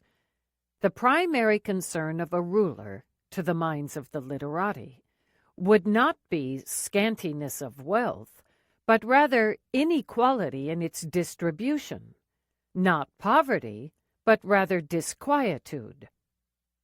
Underlying the literati's vision seems to be a static outlook, which is consistent with the rejection of the social and technological change, such as the Iron Revolution, articulated in the debate. In their ideal of an ancient mode of life, in which everyone is contented with his position, and in which subsistence agriculture dominates, growth is likely to be low. Within this mindset, the literates esteeming frugality and objecting to prodigality is almost a logical consequence. If there is no significant growth, but there are also no cycles of boom and bust, in a subsistence economy, there is no place for counter-cyclical government spending. But if the resources are given by the productivity of agriculture, lavish spending by the ruler will be at the cost of the peasants. In opposition to the literati, Song and other state officials saw the fundamental economic, social, and technological changes of their time as a given reality and as driving forces of wealth, while at the same time they also emphasized the importance of agriculture. They, too, were opposed to inequality. They believed that a reduction of inequality should be achieved through growth and through state control over the key elements of economic progress: production of strategic commodities, commerce, and money. This would allow the state to balance prices and supply across the empire and prepare for famine and other natural disasters while generating public profits. Ultimately, inequality was reduced through the state promotion of material wealth. Bringing wine, and more importantly, salt and iron production, under state monopoly was part of Song's broader policy. In an early articulation of the theory of a natural monopoly, as well as a prefiguring of Galbraith, Song argued that natural resources were usually located in out-of-the-way places. If they were thrown open to private individuals, they would most probably be controlled by magnates, with the result that people would be excluded from their sources and their economic benefit. In other words, due to their nature, natural resources, once discovered, are controlled by a monopoly. The real question is whether the monopoly is private or public, not whether extraction of geographically concentrated resources is brought under monopoly power. Hence, Song urges, put a ban on the utilization of mountains and water resources by private individuals, since this would enable the state to redress the balance between those who have more than enough and those who are in want, and give relief to the needy. In the literates' perspective, the annexation of monopolies, as well as corrupt government more generally, were the result of the breakdown of the rights and righteousness. Furthermore, the literati suggested that the implements produced by the state iron monopoly were inferior in quality, limited in variety, often not conveniently supplied to the peasants, and sold at a very high price. Salt, too, was overpriced under the state monopoly. In sum, they said, the monopolies would be harmful to the peasant majority. Therefore, the literati called for abolishing the state monopolies and returning to small-scale family enterprises, which produce better implements because of pride of workmanship and because they were closer to the users. Song Hung-yang countered with what might be the earliest exposition of the superiority of large-scale production over the small-scale production in Chinese history. The monopolies, according to Song, would have the advantages of abundant capital, complete equipment, and the skill of the artisans. The outcome and legacy of the debate and the Guangxian logic. The outcome of the debate was in favor of Song Hongyang's policies. The wine monopoly was to be abolished, but the more important salt and iron monopolies, as well as Song's policies of price stabilization, were continued.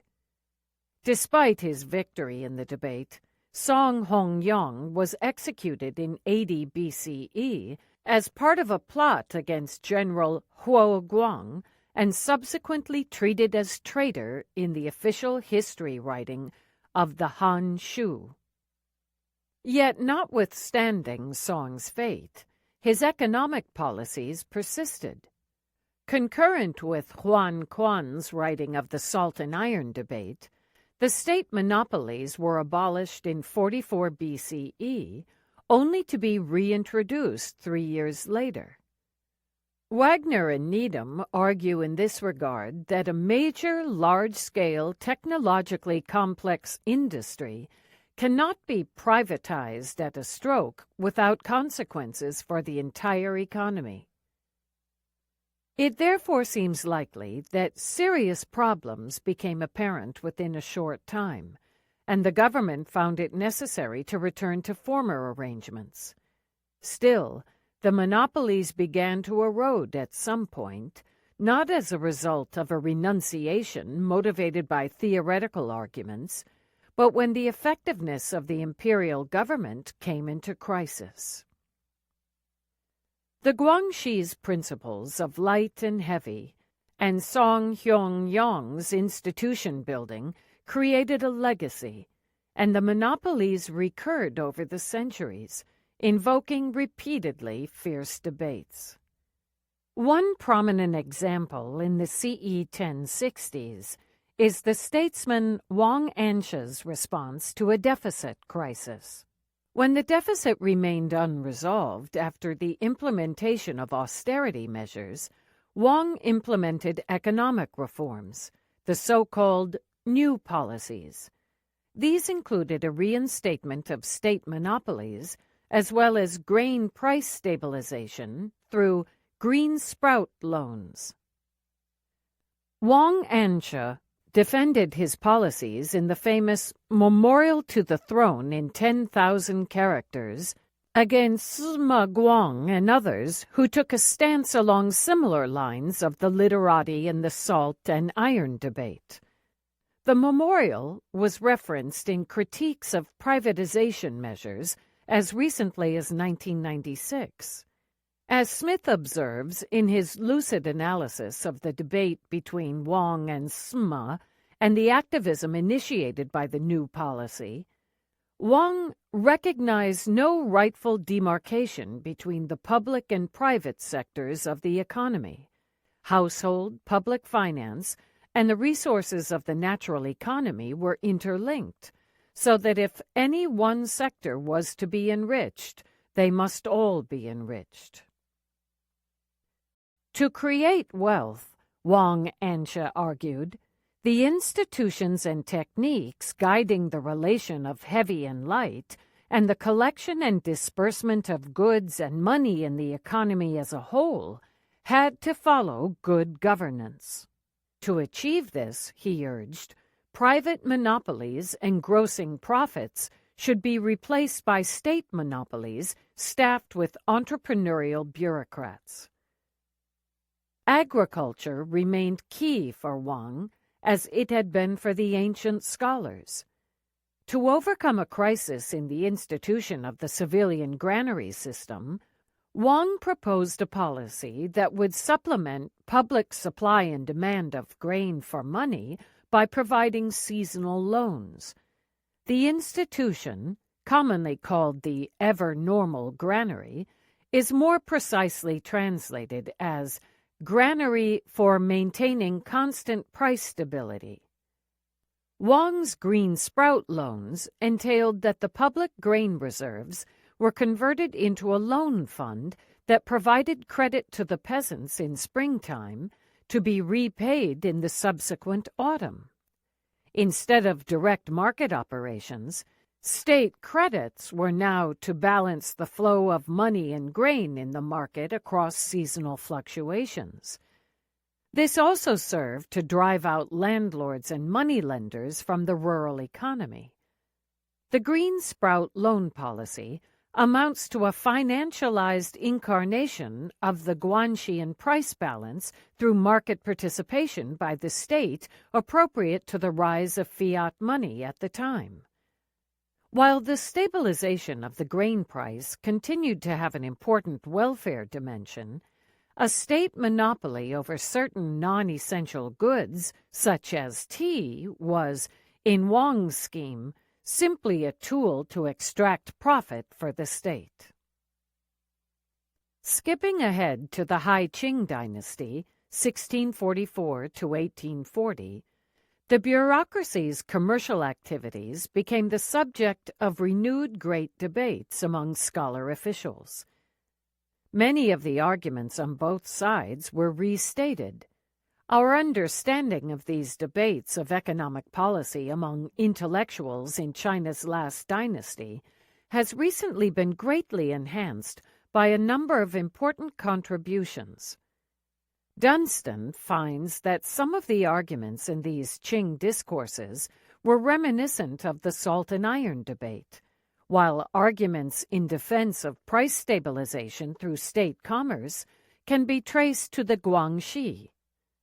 This includes, for example, on the side of the activist tradition, the emphasis on the need to study concrete economic relations and to adapt policy measures in an experimental fashion, the attention to cost structures and market dynamics, the emphasis on state commercial activity, and the socially responsible stabilization of the price of grain to prevent private grain hoarding and ensure monetary stability. At the high point of the Qing dynasty, the bureaucracy achieved what Rowe describes as a nearly unprecedented success in managing the massive problems of food supply and food prices. Wemhauer even suggests that the Qing dynasty had the most elaborate famine relief system in world history, based on state and local granaries that were used in times of shortage to stabilize food prices and provide relief to the urban and rural poor. This success was brought about by a change in the administration style, from a focus on moral values and personal example toward a pragmatic, learn truth from facts approach and technocratic governance in pursuit of wealth and power. In the 1740s, a great expansion of the state granary system invoked a debate over how the state's own building up of grain stocks could occur without incurring excessive grain price rises. This quickly developed into a discourse on the principles and practices of the ever-normal granaries. The stockpiling by the state was attacked by proponents of laissez-faire to the market mechanism. The state's civilian granaries were labeled as the biggest antisocial hoarders that drove up prices, harmed consumers and merchants, and extracted illicit profits for bureaucrats.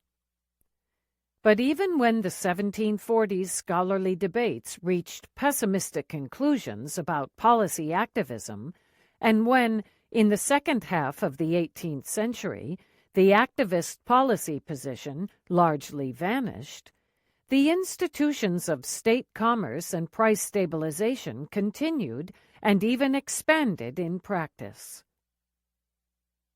In the 19th century, skepticism about the usefulness of the civilian granary system and the imperialist threat contributed to its decline. The modernizers propagating China's self-strengthening in the late Qing had little interest in the granary system. They argued that the state should instead invest in modernization and mechanization to achieve military and economic progress that would overcome poverty and food shortages more sustainably. Representatives of British commerce in China also advocated for faith in science and modernization. They blamed poverty and famine on state intervention and urged the adoption of Western laissez-faire economics. One of the first acts of the new government, after the 1911 revolution that overthrew China's last imperial dynasty and established the Republic of China, was to abolish the public granary system, and with it, the price-stabilizing mechanism. Chun trained as a Chinese scholar official and as an economist in the United States. In his writings that date to the year before the First Chinese Revolution in 1911, Chun remarks that he had found that the basic principles of government granaries, price stabilization, and famine prevention still remained. Yet, despite the abolishment of the granary system, recent research shows that famine relief in warlord China in the 1920s relied more on traditional relief systems than previous scholarship had indicated. Lee suggests that as late as the 1940s, some local governments under the nationalists still employed the principles of the ever-normal granary to regulate food prices. There is room for interpretation regarding the prevalence of these traditional practices in the first half of the 20th century. Yet, considering the millennia-long reoccurring practice, the basic logic of state participation in the market to stabilize grain prices must be considered a legacy relevant also to modern economic governance in China. In addition to grain price stabilizing granaries, monopolies over salt and iron were long-lasting institutions subject to repeated debates among policy activists and proponents of a more passive form of economic governance. Wagner finds that the Qing government ran a state licensing system, granting monopoly rights for iron and salt to private industrialists. This came under attack from the British imperial power following a firm ideology, in fact an idée fixe of the British traders in Guangzhou, that all state regulation and all monopolies are pernicious.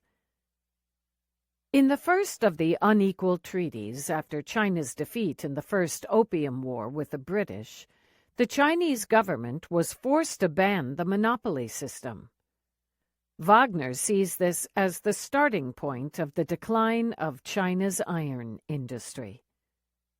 King points out that the state monopoly over salt was still an important source of fiscal revenue in the second half of the 19th century. Gale, an officer of the Chinese government Salt Revenue Administration in the years 1914 to 1927, and the first translator of the salt and iron debate, reported on how foreigners once more attacked the Chinese state monopolies and reorganized the Salt Revenue Administration as part of the conditionality on foreign loans.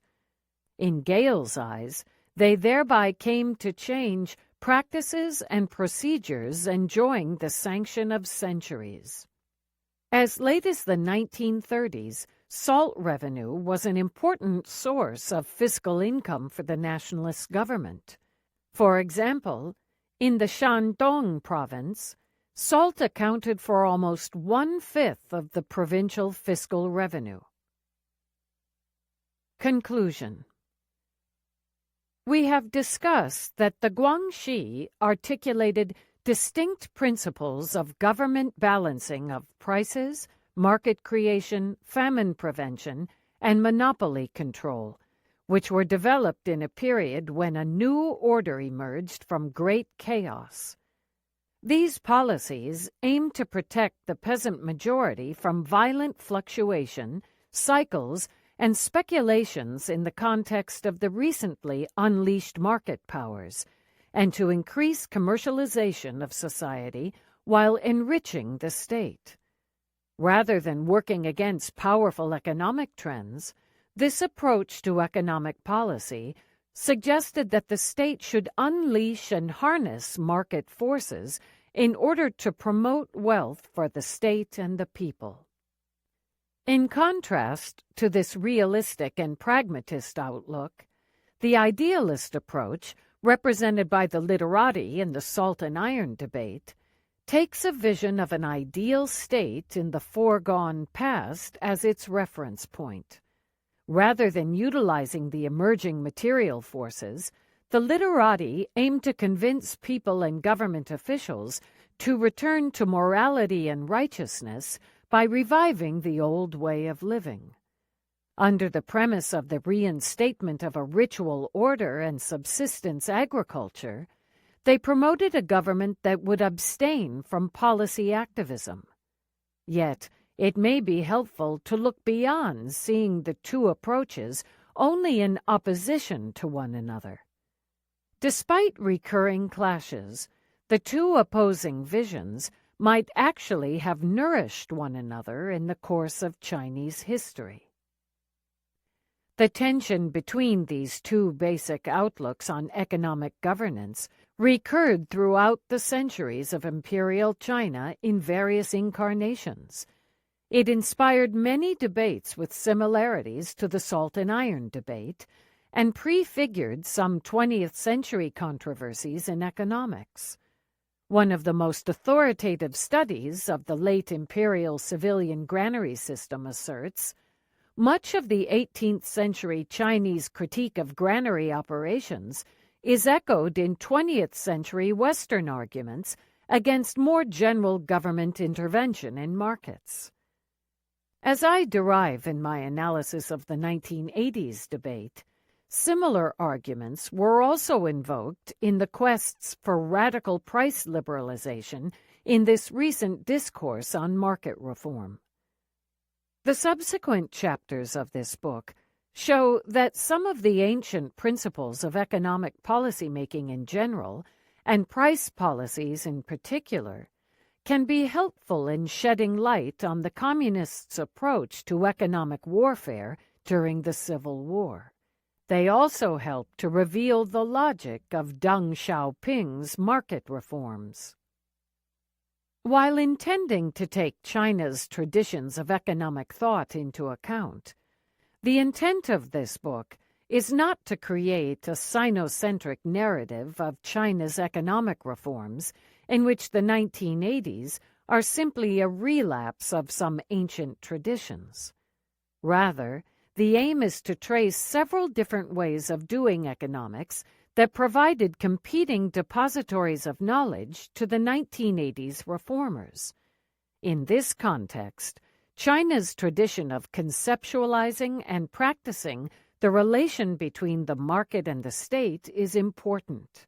But so is the experience of planned war economies and the return to post-war market economies in the Second World War. In the 1980s, China aimed to learn from international experiences as well as from foreign economics. For many economists, Chinese and foreign alike, the practices of price control and decontrol in the context of war were an important reference point in analyzing the challenges of China's system reform.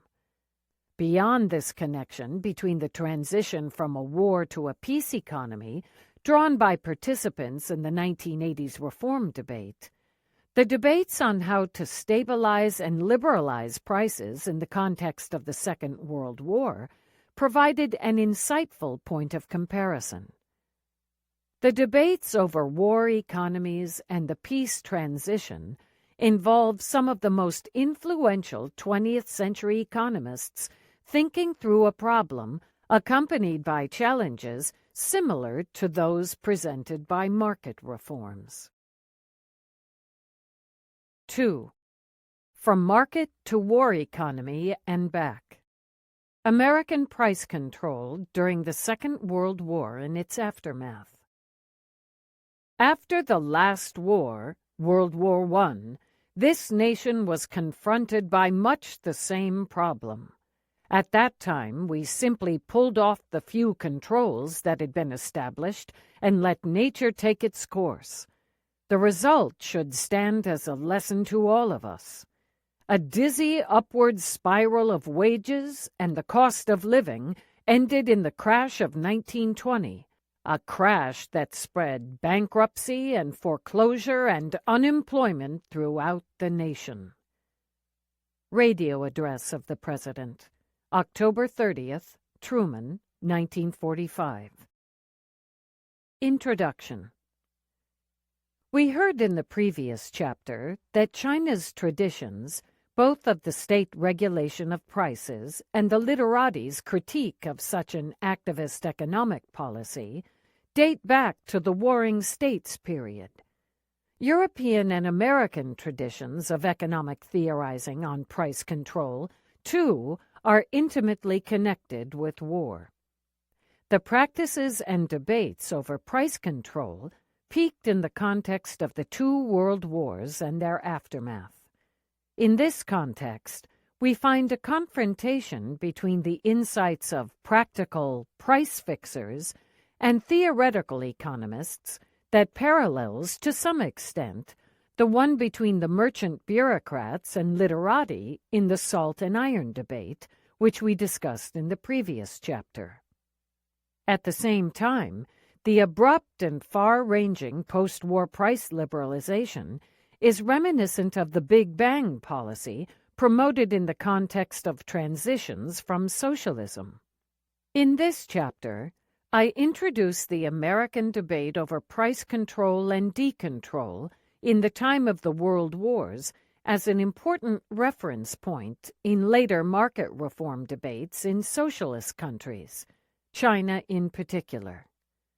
Through this comparison, I illustrate that while China can look back at a tradition of price regulation dating back to ancient times, there is nothing quintessentially Chinese, traditional, or pre-modern about controlling prices. Yet the practice of price regulation through state participation in the market is revealed to be particularly prevalent in China. Frank William Taussig, 1859 to 1940, one of the foremost U.S. economists for half a century, and celebrated by Schumpeter as the American Marshal, summarized his experience as a member of the price-fixing committee during the First World War as follows. Government price-fixing during the war was not uniform in its objects and was little guided by principles or deliberate policies. In the main, it was opportunist, feeling its way from case to case. There was no more than a gradual and tentative approach to any principle of action whatever. Taussig found that within the limited scope of its application, price-fixing succeeded during the First World War in dampening violent fluctuations in the prices of important commodities such as food and fuel. In Taussig's view, economists would formulate supply and demand monetary laws in exact terms with an appearance of mathematical sharpness. Yet, in any concrete application, there would be abundant room for some exercise of restraining and deliberated action. Pure theory would suggest that the free interplay of supply and demand alone shall determine prices. In matters of practical policy, price control by the state could be of advantage to the country. But price controls cannot be guided by any precise laws, only by the discretion of the price-fixing bureaucrats. In sharp contrast to the practical lessons drawn by one of America's leading price fixers, the so-called socialist calculation debate of the interwar years sought to settle whether rational price control by a central planner was possible in principle. In the light of the war experiences, the Russian Revolution, and a general perception that socialism was on the rise, the socialist calculation debate asked whether an ideal-type planned economy could, in theory, rival an ideal-type market in determining equilibrium prices. This question occupied the minds of some of the most prolific economists of the 1930s. It has also been revived in the context of socialist reform attempts, such as those in Poland and China in the 1950s and 1980s, respectively. The socialist calculation debate is only of limited usefulness to solve the practical problem of price control and decontrol. Maurice Daub observes that both sides of the debate subscribe to the fashion of treating economics as a non-normative theory of equilibrium. They understand the discipline, as defined by Lionel Robbins, as the science which studies human behavior as a relationship between ends and scarce means which have alternative uses. As a result, economics would no longer supply a collection of precepts in advice to the sovereign, but a formal technique postulating a formal relationship between certain quantities. From this vantage point, economics is unconcerned with norms and ends. It is concerned solely with constructing patterns for the appropriate adaptation of scarce means to given purposes.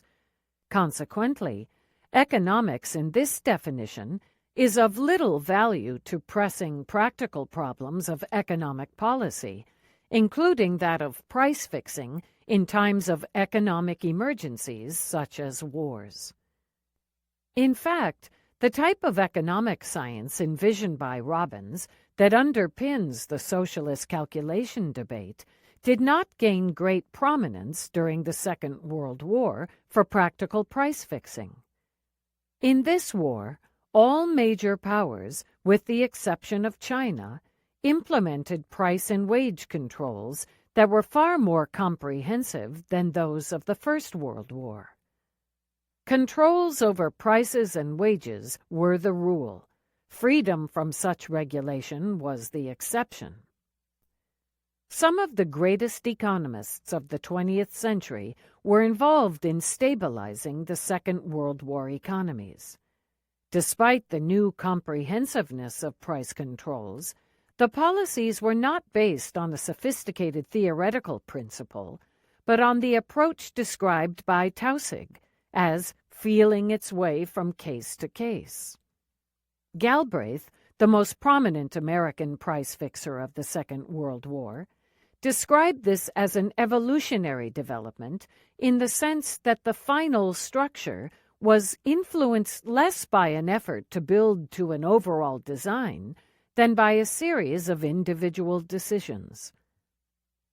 This muddling through the Second World War is my subject in this chapter, and provides a novel point of comparison with China's feeling for stones in the 1980s. I will focus on the United States to investigate how the approach to price controls advanced throughout the war and its aftermath. I have chosen to place the United States at the center of my attention since the practical necessity of price controls in wartime becomes clearest in the country commonly perceived as most dedicated to the free market and enterprise. But the U.S. case is also important because the sudden decontrol of prices after the war prefigured the Big Bang price liberalization that was envisioned as pivotal to shock therapy in the context of the 1980s and 1990s transitions from socialism. How to Pay for the War. Pondering Price Controls. The unanimity with which Keynes's proposal was approved by economists, and the fact that neither serious criticism of the basic idea nor a real alternative was offered, are a remarkable tribute paid to the author by his colleagues. So far as the main outline of Mr. Keynes's proposal is concerned, this unanimity was almost complete.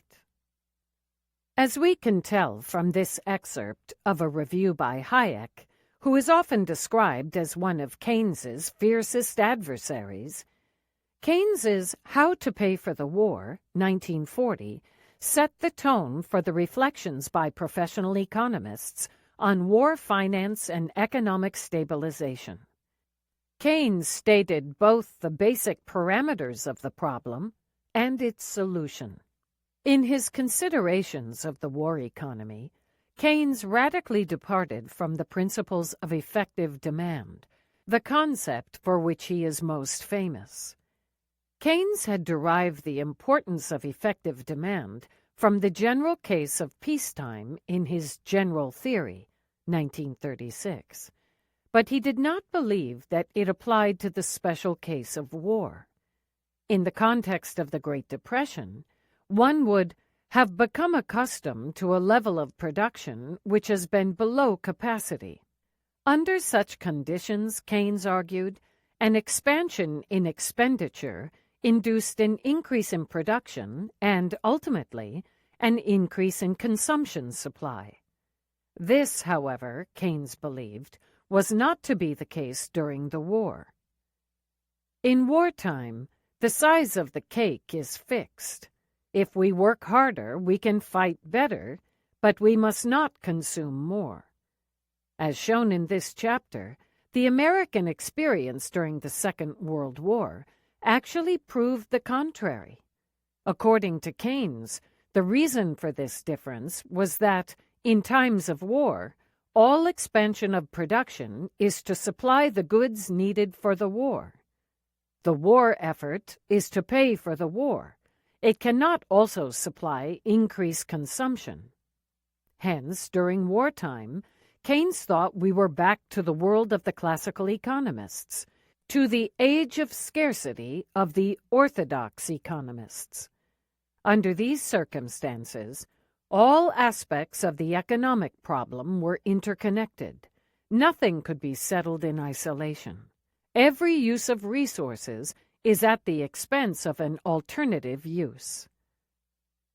Under the conditions of war, Keynes argued, the government had to expand its spending, and, before full employment of laboring capacity was reached, consumption goods became scarce in the sense that demand exceeded supply.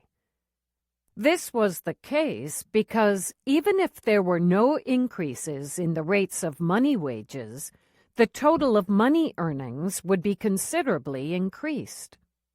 Keynes suggested that people previously unemployed or not in paid employment were drawn into military service or civilian war production, and hence received a money wage.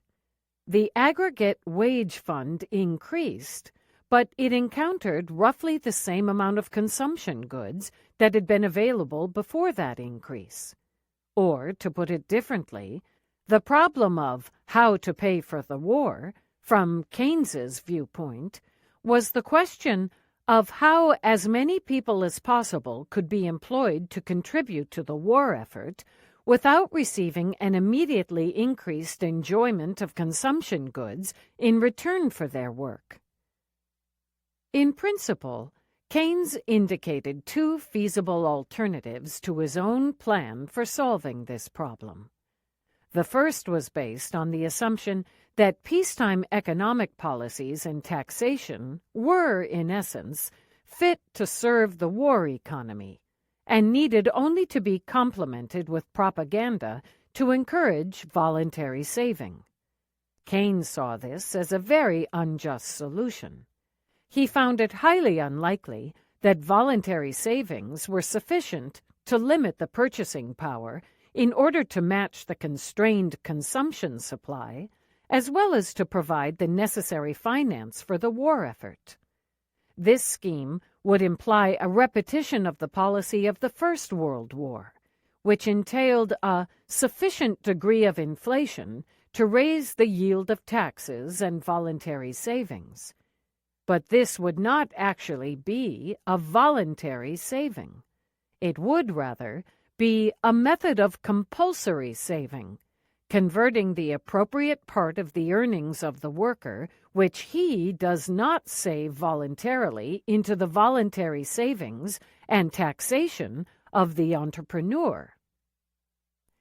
Keynes warned that inflation would be fueled by a price-wage spiral.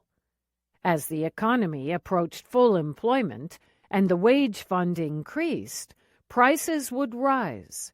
If workers were compensated for the rising prices, this would put renewed pressure on the price level. As a result of accelerating inflation, workers would be left without savings and without increased consumption enjoyments. Capitalists, on the other hand, would profit from the increasing prices and would become creditors to the government. Keynes cautioned that, after the war, the state would be left with very high debt in the hands of a few powerful and rich. The workers would have paid with their labor for the war, but have been left with nothing. If Keynes's first alternative was the laissez-faire end of the spectrum of policy choices, the second alternative sat on the opposite end. It was to control the cost of living by a combination of rationing and price fixing. Keynes took an equally critical stance toward this approach. It might be a valuable adjunct to his main proposal, but it would be a dangerous delusion to suppose that equilibrium could be reached by these measures alone. In Keynes's eyes, price controls would not serve to effectively limit the excess purchasing power that resulted from the war-driven expansion of employment. It would never be practicable to cover every conceivable article by a rationing coupon, and, by the same token, to control all prices. Therefore, Keynes suggested that the purchasing power would be redirected toward commodities, which remained uncontrolled because they attracted relatively little demand. The consumer would end up receiving what is least desirable, while an overall excess demand remained and drove up the prices of these uncontrolled commodities. But even if by a miracle the method of price controls was substantially successful, so that consumption was completely controlled and consumers were left with a significant fraction of their incomes, which they were unable to spend, Keynes held that a great deal of waste would still have occurred as the consumers were deprived of their freedom to choose. The abolition of consumers' choice in favor of universal rationing is a typical product of that onslaught, sometimes called Bolshevism, on differences between one man and another by which existence is enriched. In sum, for Keynes, price controls and rationing were unlikely to be effective in containing the excess purchasing power. If, against his prediction, they were to be effective, the result would be an undesirable allocation of the limited supply of consumption goods. Keynes promoted a third alternative, a scheme of deferred pay, which he found superior under consideration of public psychology, social justice, and administrative convenience. The excess purchasing power of the wage earners should be withdrawn during wartime by forced saving with a government-run bank. This way, they would be rewarded after the war by a share in the claims on the future which would otherwise belong to the entrepreneurs.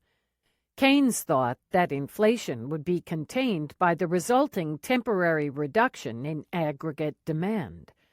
The same could be achieved by taxation, but in this case, the wage earner would be left without any individual claim on future wealth. The plan of deferred pay should be assisted by very limited price controls and rationing, which would serve to divert consumption in as fair a way as possible from an article, the supply of which has to be restricted for special reasons, such as the interruption of foreign trade.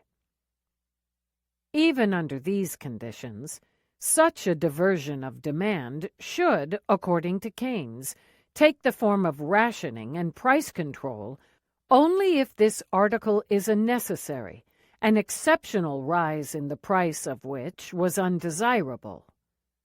For all other goods, demand should be checked by the natural method of a rising price in response to a limited supply.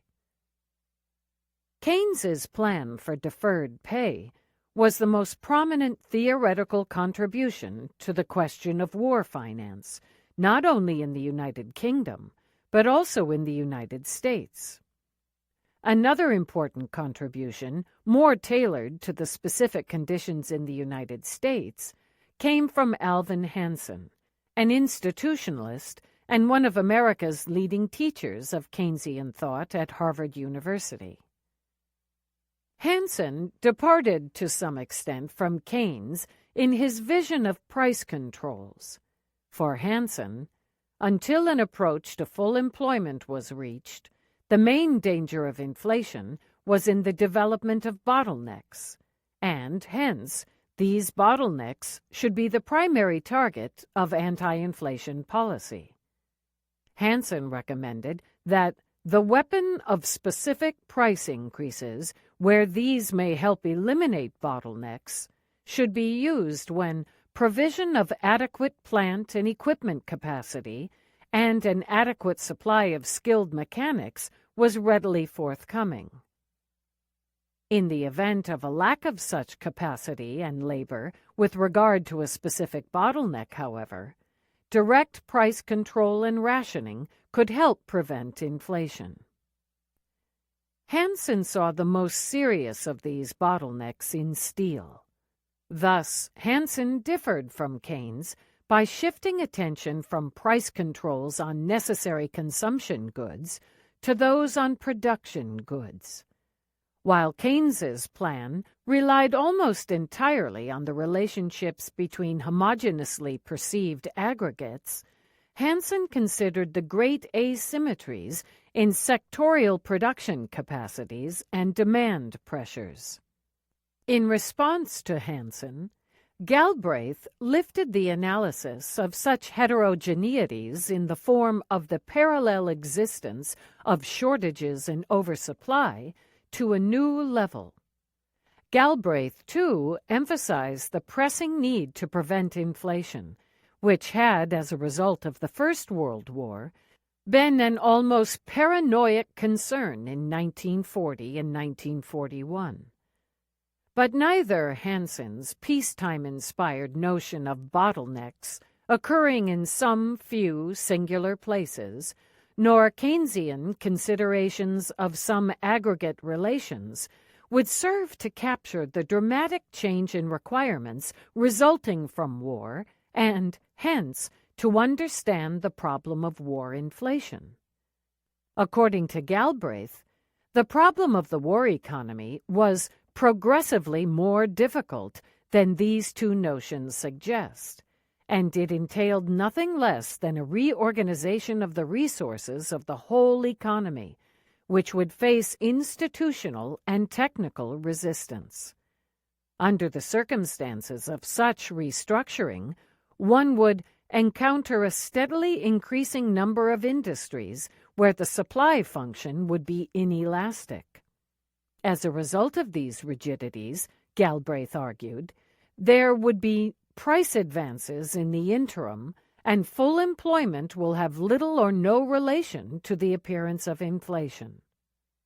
Nevertheless, Galbraith remained optimistic that reasonably full use of resources without serious inflation could be achieved. But, contrary to Keynes, in Galbraith's view, it was impossible to rely entirely, or even in major part, upon measures which reduce the general volume of spending in the economy. Such a reduction in aggregate demand had to be combined with direct measures to facilitate the industrial reorganization. This, according to Galbraith, had to include two main tasks. First, it was necessary to develop capacity, skills, and domestic sources of material supply to smooth the expansion of anticipated pressure points. Second, in the areas where resistance developed, specific price controls or price fixing, supported by a degree of rationing, was needed. These controls could not be expected to be completely effective, but they would check inflation without curbing the consumption of commodities or the use of services which are plentiful, and would thus retain a very desirable pressure for expansion of capacity and elimination of resistances. Thus, Galbraith believed in a role for Keynes's effective demand during wartime, while Keynes himself had declared his own theory inapplicable to this special case. Galbraith later summarized in his memoirs the nature of his plan before getting involved in practical price fixing. His design required many more controls than did that of Keynes or Hansen. It was, as such, a trifle more heretical, but it still relied heavily on balancing aggregate demand and supply by means of taxation and saving with only partial and auxiliary price controls. As such, Galbraith thought his plan stayed within the limits of the larger Keynesian orthodoxy. The manuscript by the young Galbraith, a Canadian economist trained in agricultural studies and economics, challenged Hansen, his senior colleague in Harvard. It aroused great attention in Washington. Leon Henderson was at the time heading the newly created Office of Price Administration, OPA. He was a prominent economist in the Roosevelt administration, and his approach to economic policy had the characteristic New Deal qualities of public activism, brash experimentalism, and aggressive rationalism. Henderson had become involved in attempts at price stabilization when the prices of raw materials and industrial goods shot up after the German invasion in Poland, which he thought would impede the recovery of the American economy still suffering from the Great Depression. In December 1941, when the United States entered the Second World War, Henderson immediately pushed for far-ranging controls to stabilize prices during the war effort and to prevent a boom-bust cycle after the war. Henderson, too, had become aware of Galbraith's writing and decided to offer him what would come to be called the most powerful civilian post in the management of the wartime economy, second only to Henderson's own position. Galbraith was put in command of all prices of the United States. Practical attempts at price controls in the United States. The best, most elegant, and most applauded designs can fail. By early spring of 1942, the extraordinarily logical model of wartime economic management that had brought me my considerable and welcome power was proving itself a disaster. That it had invited the support of the most sophisticated economists of the time would not mitigate the disaster. It would only provide me with excellent company in the debacle. Galbraith, 1981. When Galbraith joined the OPA as Deputy Administrator of Prices and took charge of prices operationally in April 1941, he took on a leading role in the longest and most comprehensive trial of price controls in America's history. The totalitarian powers, Italy and Germany, had already introduced comprehensive price controls in 1936. America began with expanding but partial controls in May 1940. This involved an ever more complex design of commodity-specific price schedules as more and more areas of production were coming under high demand pressures. The American price fixers had to defend their selective price schedules on multiple fronts. They had to debate the high-powered economists with their theoretical considerations, negotiate fiercely with the industry bosses, and fight to be granted the necessary legal powers from Congress. To the surprise of the price fixers, for those commodities for which they published specific price schedules, the ceiling prices were well observed even before penalties could be imposed. By the fall of 1941, their informal controls effectively restrained about 40% of wholesale prices. But the task of determining commodity-specific prices for all relevant products, while allowing for a degree of flexible price adjustments, proved impossible. The price fixers were challenged by the complexity of input-output relations and began to realize for the first time what an unreasonably large number of products and prices there were in the American economy.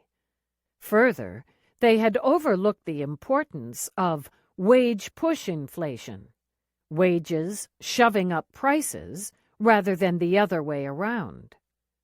The OPA, in line with the New Deal legacy, remained committed to the cause of the poor, the workers, and the farmers, and initially tried to abstain from wage controls and strict price controls for agricultural goods. A mutually reinforcing upward pressure on wages as employment was expanding, and as a result, also on agricultural and industrial prices.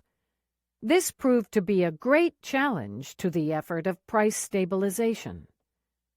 Yet, a policy reminiscent of the Chinese ever-normal granary system contributed somewhat to stabilize agricultural prices when, due to the many dispersed producers and political pressures, regular price control proved unfeasible.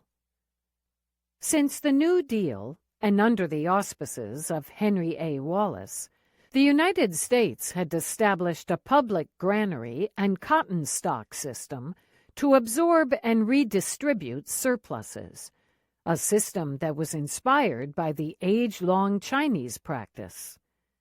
Public stocks of wheat, corn, and cotton were brought into the market in early 1942 in order to stabilize agricultural prices at parity and hence contain the pressures on wages.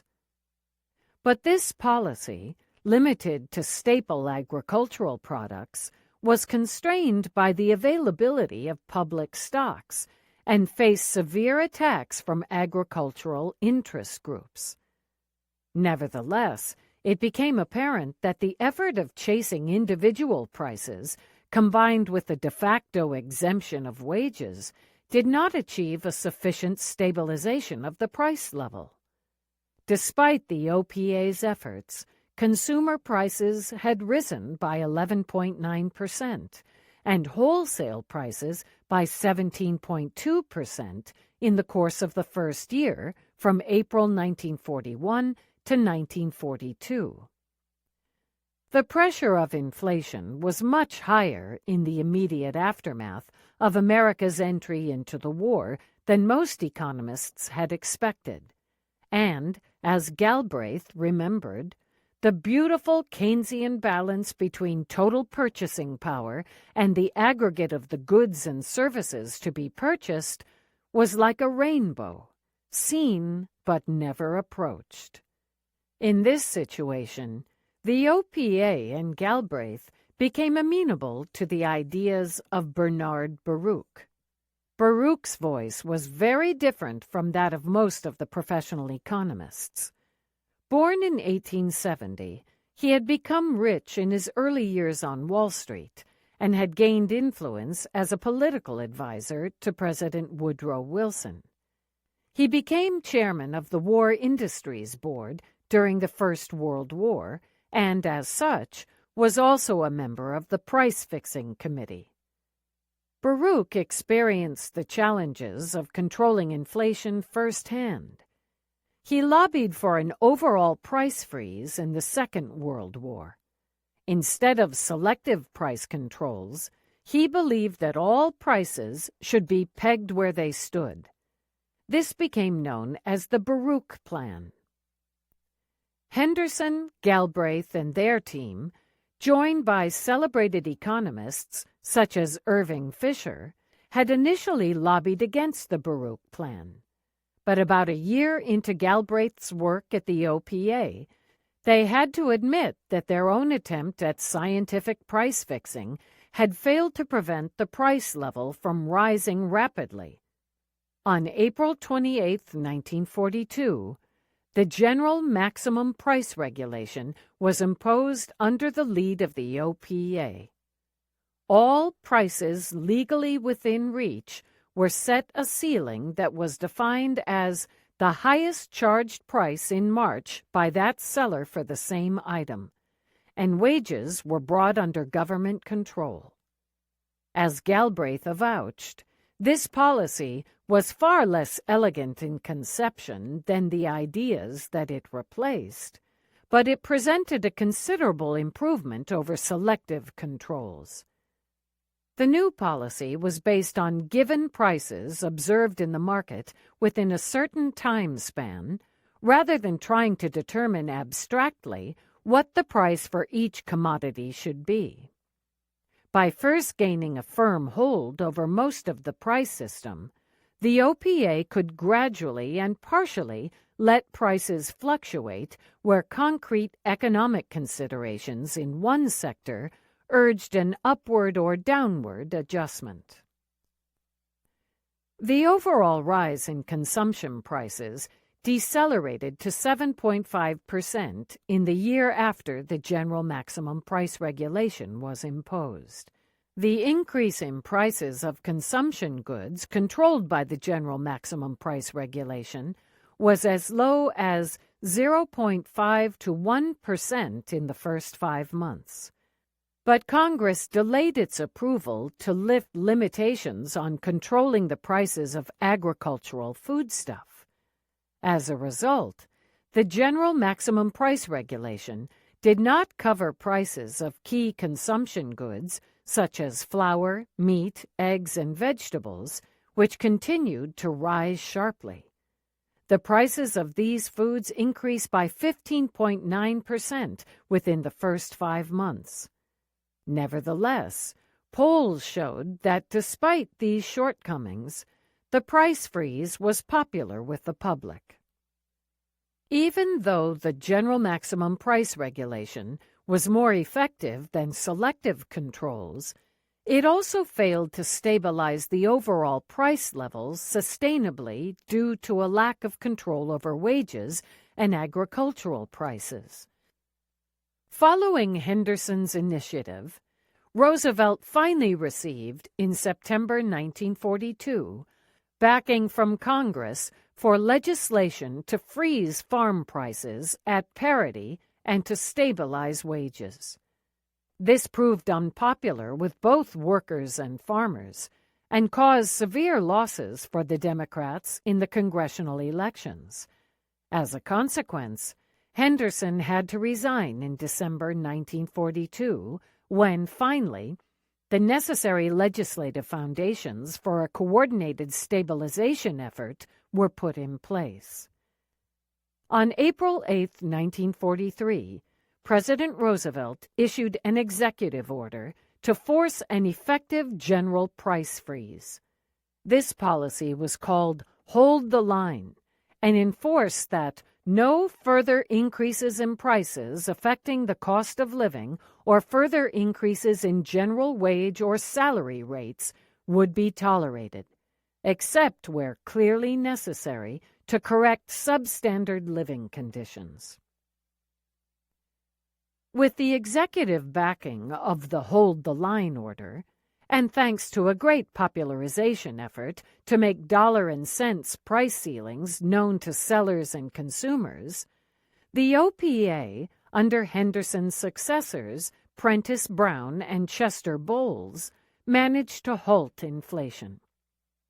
The annual Bureau of Labor Statistics Living Cost Index increased by less than 2% annually between spring 1943 and April 1945, or 1/6 the rate of the preceding 2 years. A committee under Wesley Mitchell found that some hidden factors, such as quality deterioration and black market prices, were not reflected in the official price index. But this discrepancy was marginal, and an impressive record of price stability remains. Notwithstanding this track record, consecutive price fixers succumbed to political pressures. Despite the success and popularity of the price freeze, the OPA and Galbraith personally came under a severe attack by the business community, who lost great profit opportunities as prices stopped rising. Business leaders denounced Galbraith's communist tendencies during a congressional hearing. By the end of May 1943, pressures had become so severe that Galbraith was sacked. On June 1, 1943, the front page of the Washington Post stated, "Price Administrator Prentice Brown yesterday announced the resignation of J.K. Galbraith, Deputy Administrator of OPA and in charge of the price section. Galbraith, a guiding star in much of OPA's policymaking to date, has been a target of bitter and continuing criticism from Congress and members of the trade group." Galbraith was perhaps less mistaken than other famous economists who were already engaged in the theoretical debates. Nevertheless, his initial plan was still not effective. Looking back on his life, Galbraith wrote, "Economics is not durable truth. It requires continuous revision and accommodation. Nearly all its error is from those who cannot change." Galbraith's great contribution, the Second World War price stabilization, lies in admitting his own mistake and forcefully implementing a pragmatic plan, one that he had earlier criticized. In parallel with Song Hung-yong's fate, Galbraith's price control policies stayed in place after he had been forced to leave the center of economic policymaking. The outcome of price controls in the United States. The benchmark for the OPA's work was to achieve greater price stability and higher output growth than occurred during the First World War. Year-by-year comparisons of the macroeconomic performance during the Second World War relative to that of the First World War were a common tool for evaluation as well as a public demonstration of the effectiveness of price controls. At the end of the Second World War, the Harvard economist Seymour Harris delivered a careful empirical analysis of the detailed workings of price controls in the United States. His analysis documents the comparatively superior stabilization record. Harris suggests that the most significant test of the success of any price control program is its effects on production. As they were slowly put in place in the later years of the war effort, the partial price controls of the First World War did help stop inflation from rising further. The experience of the First World War was one of inflation under loose price controls, while production stagnated. In the Second World War, price controls became strict, price rises were low, while the increase in output was almost beyond imagination. This broad picture is in parallel to the diverging fates of Russia and China in the 1990s. Wholesale price liberalization and hyperinflation on the one hand, regulation of essential prices, price stability, and rapid output growth on the other. Similarly, An evaluation of the effectiveness of price controls during the Second World War by the Cowles Commission for Research in Economics, based on a case study of the Chicago area, concluded that price controls were effective in keeping prices down, while the author found no support for the contention that total civilian production was lowered by price control to any substantial degree. In fact, in contrast with Keynes's assumption of a fixed size of the cake during wartime that necessitates the economics of scarcity, which might have been apt for Britain, the gross national product, GPN, of the United States almost doubled from 1940 to 1944. Private capital formation declined, but was more than compensated for by a dramatic expansion of government expenditures and a slight increase in consumer expenditures. Instead of crowding out private expenditures, government expansion drastically increased the size of the cake. The consumption of durable goods, such as automobiles and furniture, declined, but personal savings rates more than tripled during the Second World War, from the pre-war level of about 6% of GNP to more than 20% in the years 1942 to 1944. Personal savings, which peaked at about USD $30 billion in 1945, was critical to closing the gap between the growth in purchasing power and that in the supply of consumption goods. In the context of an increasing supply of consumption goods, effective rationing of scarce goods, and extremely high saving rates, black markets were by far not as pervasive as many had predicted, and quality deterioration was limited to a few products. At the same time, corporate profits might not have skyrocketed in the way some business leaders had hoped, and the profit rate fell during the war. But annual profits after taxes still more than doubled from 1939 to 1943, from USD $4 billion to USD $8.5 billion, as a result of the rapid expansion of GNP.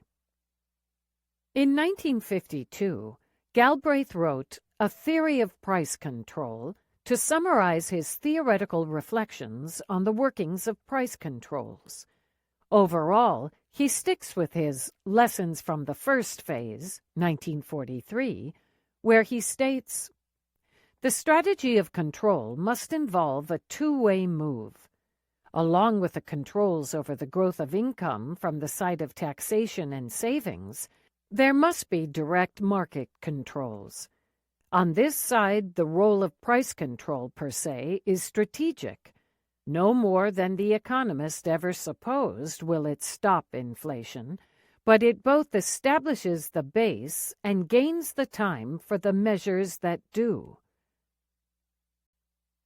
As we heard in the previous chapter, the Chinese pragmatist tradition of economic reasoning argued that economic policy had to take the prevailing conditions rather than some ideal as the starting point. For example, Song Hong Yang, in the salt and iron debate, argued that it was due to the specific techniques of production that iron would be under a monopoly, and as such, subject to monopoly pricing. The question was whether iron was controlled by a private or a public monopoly, not whether or not it would be a monopoly. We find a similar line of argument in Galbraith. He suggests that price control, even without rationing, worked for many goods, partly because it is relatively easy to fix prices that are already fixed. Hence, here, as in Song Hong Yang's discussion of iron production, the question is not whether prices are set by the state or determined in the free market, but whether they are fixed by government price controls or by market-dominating private producers. According to Galbraith, The prevailing industrial structure of American capitalism at the outset of the Second World War was much further from the ideal of perfect competition that economists were able to believe. The doubts of economists as to the technical workability of price control prior to World War II proceeded not from an error of analysis, but from an error of assumption. There do exist markets with many buyers and sellers in which demand and supply functions are highly sensitive to prices, and in these markets, price controls were difficult to install and had to be backed by strict rationing. This type of market is typically in the more downstream industries, with larger product varieties. However, a large share of commodities is produced and traded under conditions of imperfect competition with very few buyers and sellers. Under such conditions, suppliers set prices and ration goods to their consumers. Hence, it is relatively easy for the price fixer to dictate and enforce price controls and to let the supplier do the rationing. As a result, the OPA controlled, for example, the prices of steel mill products with far less manpower and trouble than was required for a far smaller dollar volume of steel scrap. Following the logic set out by Keynes, Galbraith describes the war economy as a disequilibrium system in which aggregate demand exceeds supply. Under these conditions, frictional unemployment was eliminated, and approximately half of the real increase in gross national product between 1940 and 1944 has been attributed to individuals not normally in the labor market and to the increase in the average work week. Price controls and rationing would have contributed to limiting, not just redistributing, the demand pressure exerted by the resulting increase in individual incomes. This was the case because price controls stabilized the value of money and thus provided a critical condition for the public's willingness to save. The choice of demanding specific commodities, in particular durables, was limited, and as a result, individuals and firms who had no intention of saving became involuntary holders of cash or equivalents. This, however, did not induce labor or firms to withdraw their services as long as public confidence that savings in any period will have high future value, either for the purchase of goods or for their contingency value for personal security, would be maintained. And, for this confidence, the price stability guaranteed by price controls was in turn crucial. As a result of such faith in their savings, people would hold money instead of hoarding goods, thus releasing the immediate pressure on demand. In fact, as we have noted, personal savings increased dramatically during the Second World War. These savings represent the claim on civilian goods accumulated during the war. The price fixers at the OPA were acutely aware, from their study of the First World War, that the greatest inflationary pressure came after the war, and they were devising plans for the transition already in 1944. As Michael Kalecki pointed out, part of the challenge in the transition to a peace economy was figuring out how to channel the demand accumulated during the war as savings. Galbraith argues an economy that deploys the disequilibrium system in wartime cannot make a direct transition to a peacetime free market. Time has to allow for the reorganization of the economy from its war structure toward the production of civilian goods, such that supply can slowly be adjusted to the excess demand.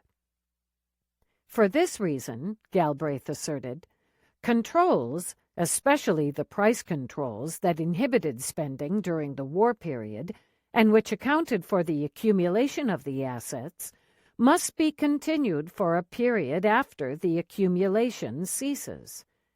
If controls are instead abruptly abolished and the accumulated consumption demand suddenly meets the still limited civilian supply, the result will be inflation.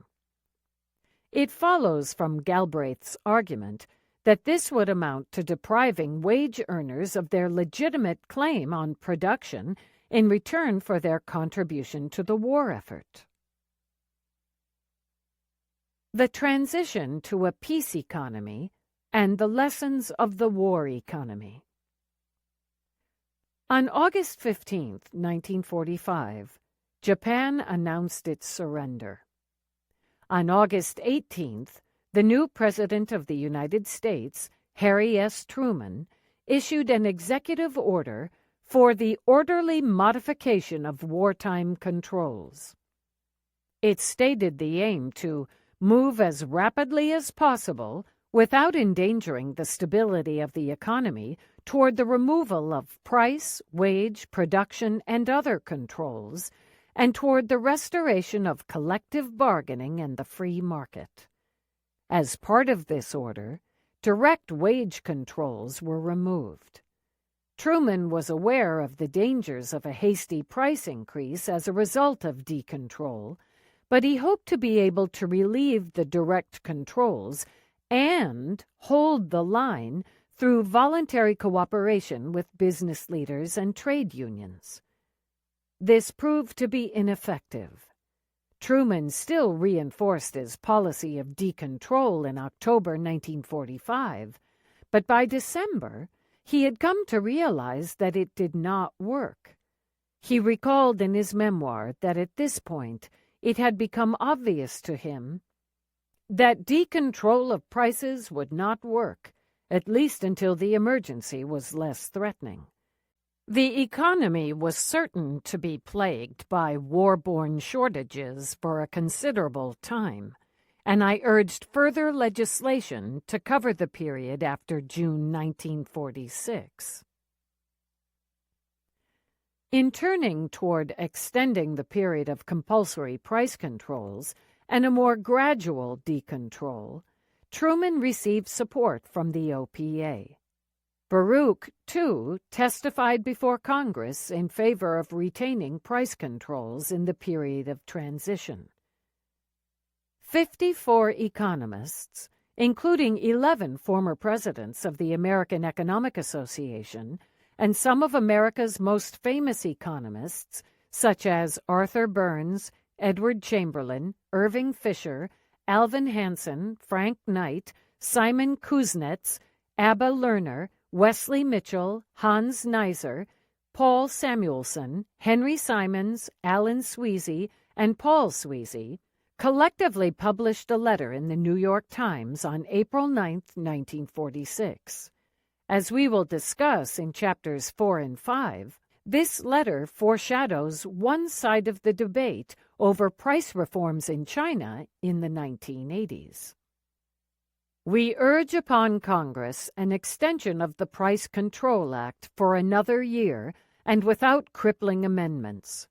Prices rise in response to an excess of demand or a deficiency of supply. Demand is likely to be unprecedented because of the excess of purchasing power. The supply of raw materials and consumer goods, at current demand, is inadequate to stave off serious inflation in the next year unless price control is continued without crippling amendments. For the next 6 months, numerous bottlenecks in raw materials, components, and labor will have to be broken, and it will be a year before the flow of consumer goods in many markets reaches a peak.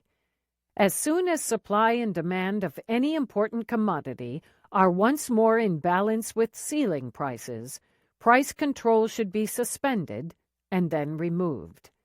Ceilings on unimportant commodities should be removed as soon as there is no danger of diversion of scarce materials or manpower from important commodities.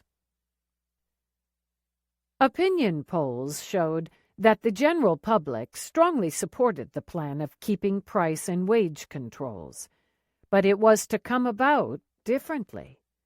The bill extending the price control contained so many crippling amendments that on June 29th, Truman vetoed it, hoping for a bill that would keep price and wage controls in place more effectively. In Truman's radio address on the same day, he stated, "I wanted to sign a price control bill. I gave this bill long and careful study. I came to the conclusion that the bill which the Congress sent me was no price control bill at all. It gave you no protection against higher and higher prices." However, while the crippled bill was rejected, a more comprehensive one was never passed. So the wartime price controls were terminated.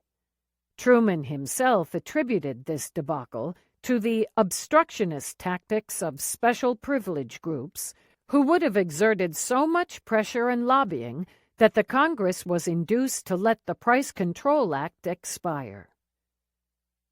The sudden end to almost all price controls did, in fact, cause the inflationary rise in prices the President, the OPA staff, and the letter by economists had predicted.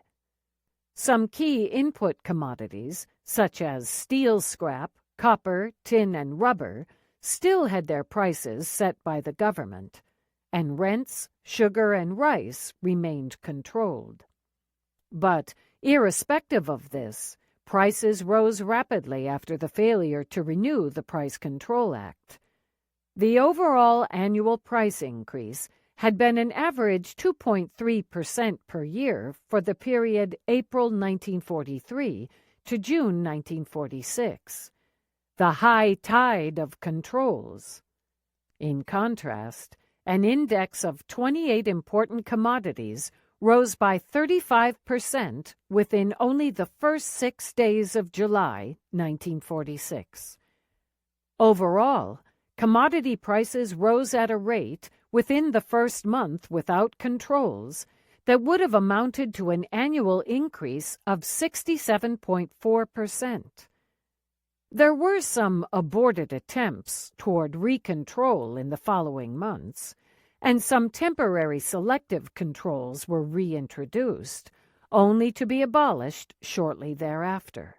The overall annual inflation rate remained well above 10%, and consumer price inflation reached 14.5% in 1947.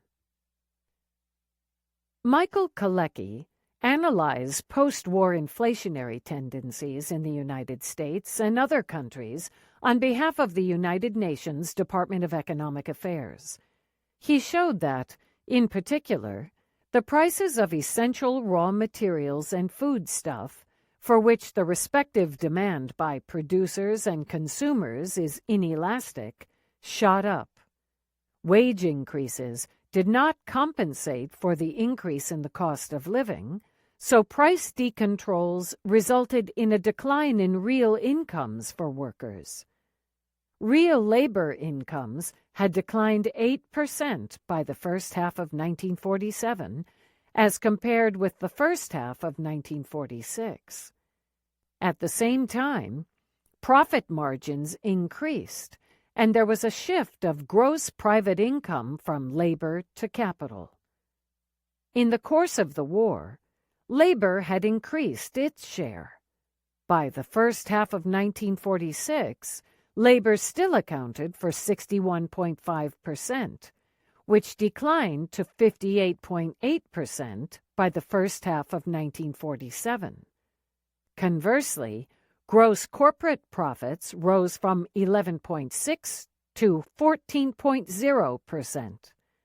The rapid decrease in workers' purchasing power, the redistribution of income, and the devaluation of their wartime savings unleashed the greatest wave of labor strikes of the U.S. post-war decades. The volume of labor strikes in 1946 was about 3 times as high as its previous peak during the Great Depression.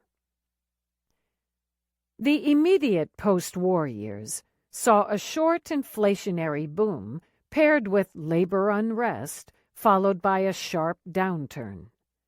The United States failed to avoid the boom-bust cycle Truman had feared. In November 1948, the U.S. economy stood at the peak of the inflationary boom and entered an 11-month-long recession. The partial remobilization in the Cold War helped the U.S. economy escape a financial crash of which Truman and the American public were so afraid. A brief comparison with the United Kingdom shows that the American inflation, boom-bust cycle, and social unrest were not without alternative. In contrast to the transition in the United States, the United Kingdom took a substantially more gradual path. As Alec Cairncross, who himself was involved in economic management in the war's immediate aftermath and contributed to the Chinese price reform debate in 1985, summarized, nearly all the controls over the economy introduced in the course of the war were continued at the end of the war. All essential foodstuffs and scarce consumption goods, such as clothing and furniture, continued to be fully rationed. There was agreement among the British Conservatives, Liberals, and Labour that some degree of these controls was indispensable. Price controls at the end of the war had not been as comprehensive in the United Kingdom as in the United States, but also no appreciable relaxation took place until 1949 to 1950, when some of the least effective parts of price control were abolished. De-rationing and de-control were implemented as shortages of specific commodities were eased by increased supply. By 1960, practically nothing remained of the controls. They had been gradually abandoned. As Cairncross points out, this transition reflected the changing role of the government during peacetime as compared with wartime. During the war, the government directly allocated resources and planned and coordinated the production for the war effort. After the war, consumer demand would again be decisive for production decisions. Thus, economic planning by the government was necessarily limited to efforts to achieve specific macroeconomic objectives, such as stability of employment and prices, except to the extent the government chose to impose its own view of social priorities. Like Galbraith, Cairncross suggests the following rationale for maintaining controls in the course of this transition. So long as supply and demand were seriously out of balance at current prices, and it would have required a large increase in price to restore the balance, there was a case for maintaining control in order to reduce the risk of inflation. The case was all the stronger if there was every prospect of a gradual recovery of the supply at the going price, so that the control could be relaxed progressively until it became redundant. Due to the devastated state of the British economy after the war, and a very large foreign deficit, inflationary pressures were arguably higher in the United Kingdom than in the United States. The United Kingdom, like the United States, faced considerable pent-up demand in the form of liquid assets, while shortages of certain essential foodstuff were acute. Kalecki argues, in the absence of the system of controls, these factors would have resulted in open inflation. Yet, consumer price inflation never passed the 8% mark in the 1940s, and labor's share in gross private income declined only slightly. The sharp upward movement in prices following the sudden removal of price controls in the United States had been avoided in the United Kingdom, where overall inflation remained moderate. As a result, in the United Kingdom, no drastic redistribution from wages to profits occurred, and labor strikes were rare compared with the strike waves of other countries right after the war, as well as the UK's own history of labor uprisings during the Great Depression and the late 1960s. The case of the United Kingdom illustrates that a more gradual transition policy delivered better results in terms of price and social stability. In contrast, as I have argued elsewhere, the case of West Germany, more specifically Ludwig Erhardt's currency and price reform, is frequently invoked by neo- and ordo-liberal economists as evidence for the effectiveness of overnight price liberalization of the type that resulted in a boom-bust cycle in the United States. The so-called miracle produced by Ludwig Erhardt was cited as proof of the wonders that a Big Bang could achieve. It was touted by leading politicians such as Leszek Balcerowicz and Helmut Kohl, as well as by prominent economists such as Milton Friedman and Jeffrey Sachs in the transition debates of Eastern Europe, Germany, Russia, and, as we will see, also of China. But recent scholarship, mainly in the German language, in particular Fuhrmann's detailed study of the immediate aftermath of price liberalization, challenges the narrative of an instantaneous success delivered by the miracles of the market. Instead, it asserts that the impact of price liberalization on the price level and social stability was similar to that in the United States. Fuhrmann's research shows that even though Erhardt's overnight price liberalizations in June 1948 excluded many essential consumption and industrial goods and also rents, the price reform nevertheless caused an upshot in inflation that resulted in a general strike and ultimately in a turn from a free to a social market economy. To bring the economy back under control, the production of decontrolled essential consumption goods such as shoes and textiles, as well as of agricultural machines, was brought under the so-called Jedermann program by late 1948. This program created a centrally planned core of the economy for which inputs were allocated by the government to private enterprises, and which were sold by private merchants at state-fixed prices. Beyond the production of commodities under this program, enterprises had to source their outputs at market prices and could sell to consumers at market prices. Essentially, the German transition policy followed a dual-track pattern with a planned core and a market-coordinated periphery. This German program bears surprising similarities, even though implemented for a much shorter time and on a much smaller scale, with the dual-track system that emerged in China's reform. The attack on and the recurrence of price controls. In the United States, as in other countries, the battle over price controls between business associations such as the National Association of Manufacturers, NAM, and price fixers, was carried out not only in Congress and in backdoor meetings, but also openly in the press. More broadly, the post-war economic order was to be defined at this critical juncture.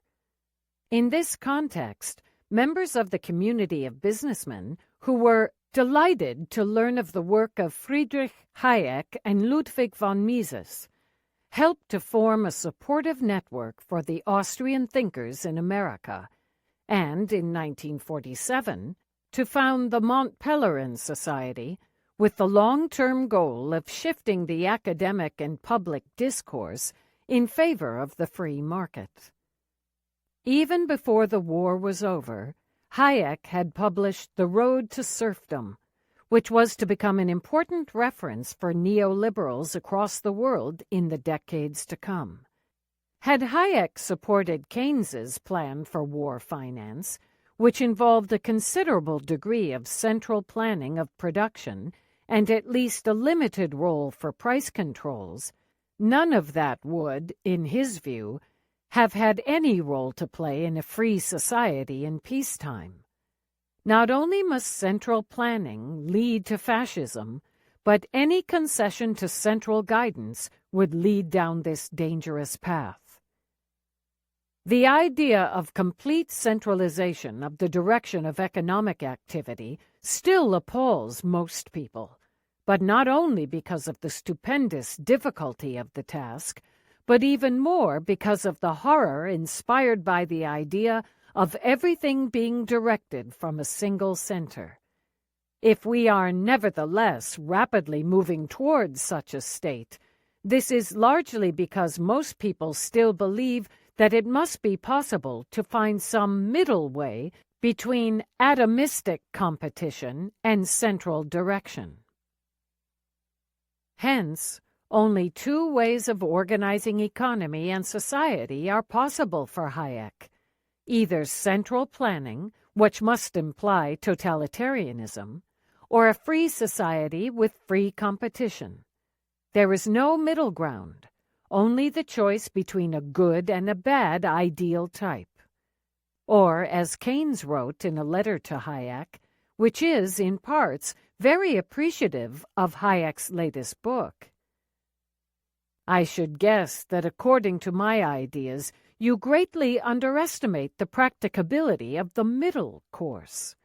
You are trying to persuade us that so soon as one moves an inch in the planned direction, you are necessarily launched on the slippery path which will lead you in due course over the precipice." For Hayek, competition as principle of social organization makes it necessary in the first instance that the parties in the market should be free to sell and buy at any price at which they can find a partner to the transaction, and that anybody should be free to produce, sell, and buy anything that may be produced or sold at all. The price mechanism being the core of competition, state regulation of prices would obstruct the base of social organization. Any attempt to control prices or quantities of particular commodities deprives competition of its power of bringing about an effective coordination of individual efforts, because price changes then cease to register all the relevant changes in circumstances and no longer provide a reliable guide for the individual's actions. Hence, price control amounts to nothing less than depriving a free society of its mechanism for economic coordination. This is the road to serfdom. According to Hayek, few catchwords have done so much harm as the ideal of a stabilization of particular prices or wages. Hayek acknowledges the prevalence of monopolies, but in contrast to Galbraith or Song Hong Yang, and somewhat in agreement with the literati of the salt and iron debate, he perceives most monopolies to be a creation of state interference limiting natural competition. Hence, if monopoly prices are fixed, as Galbraith asserts, they are so because the state prevents the regulatory function of the price mechanism from working effectively by shielding certain firms and sectors from competition. In the few cases where monopoly is inevitable, such as railroads, it would be still better to have the different monopolistic industries in different private hands rather than combining them under the single control of the state.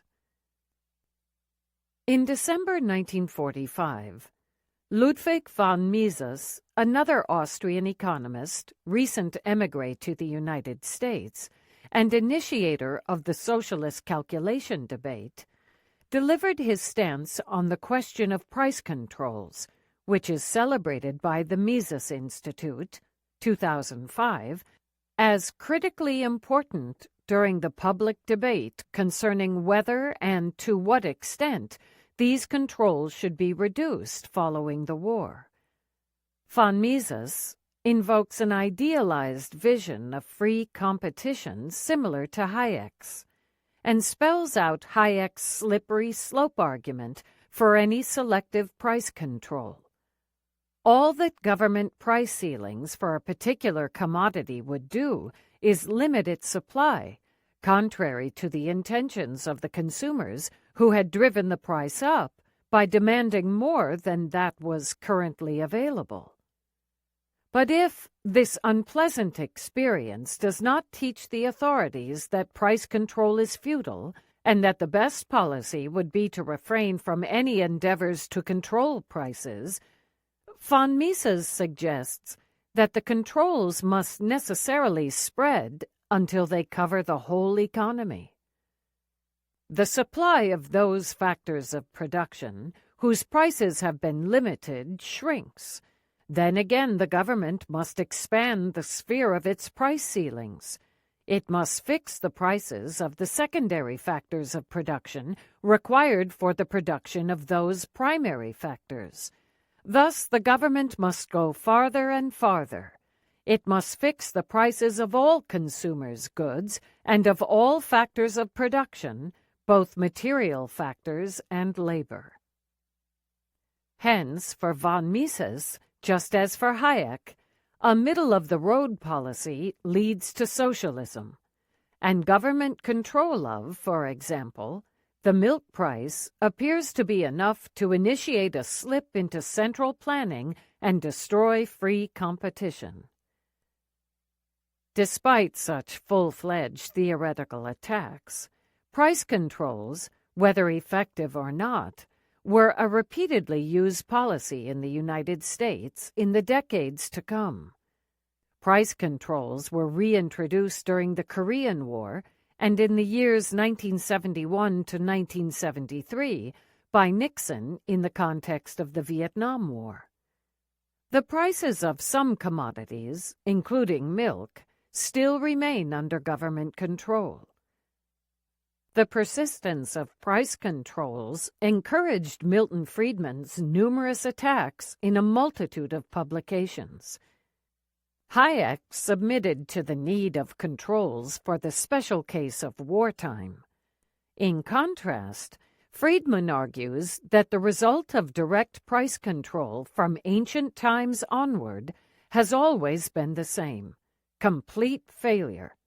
For Friedman, inflation is always and everywhere a monetary phenomenon, resulting from and accompanied by a rise in the quantity of money relative to output.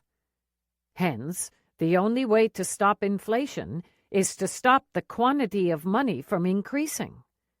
Friedman believes that people are so stubborn about the amount they hold in the form of money that whenever the overall quantity of money increases, they simply spend this additional amount rather than increasing their money holdings. Prices will rise and inflation will occur.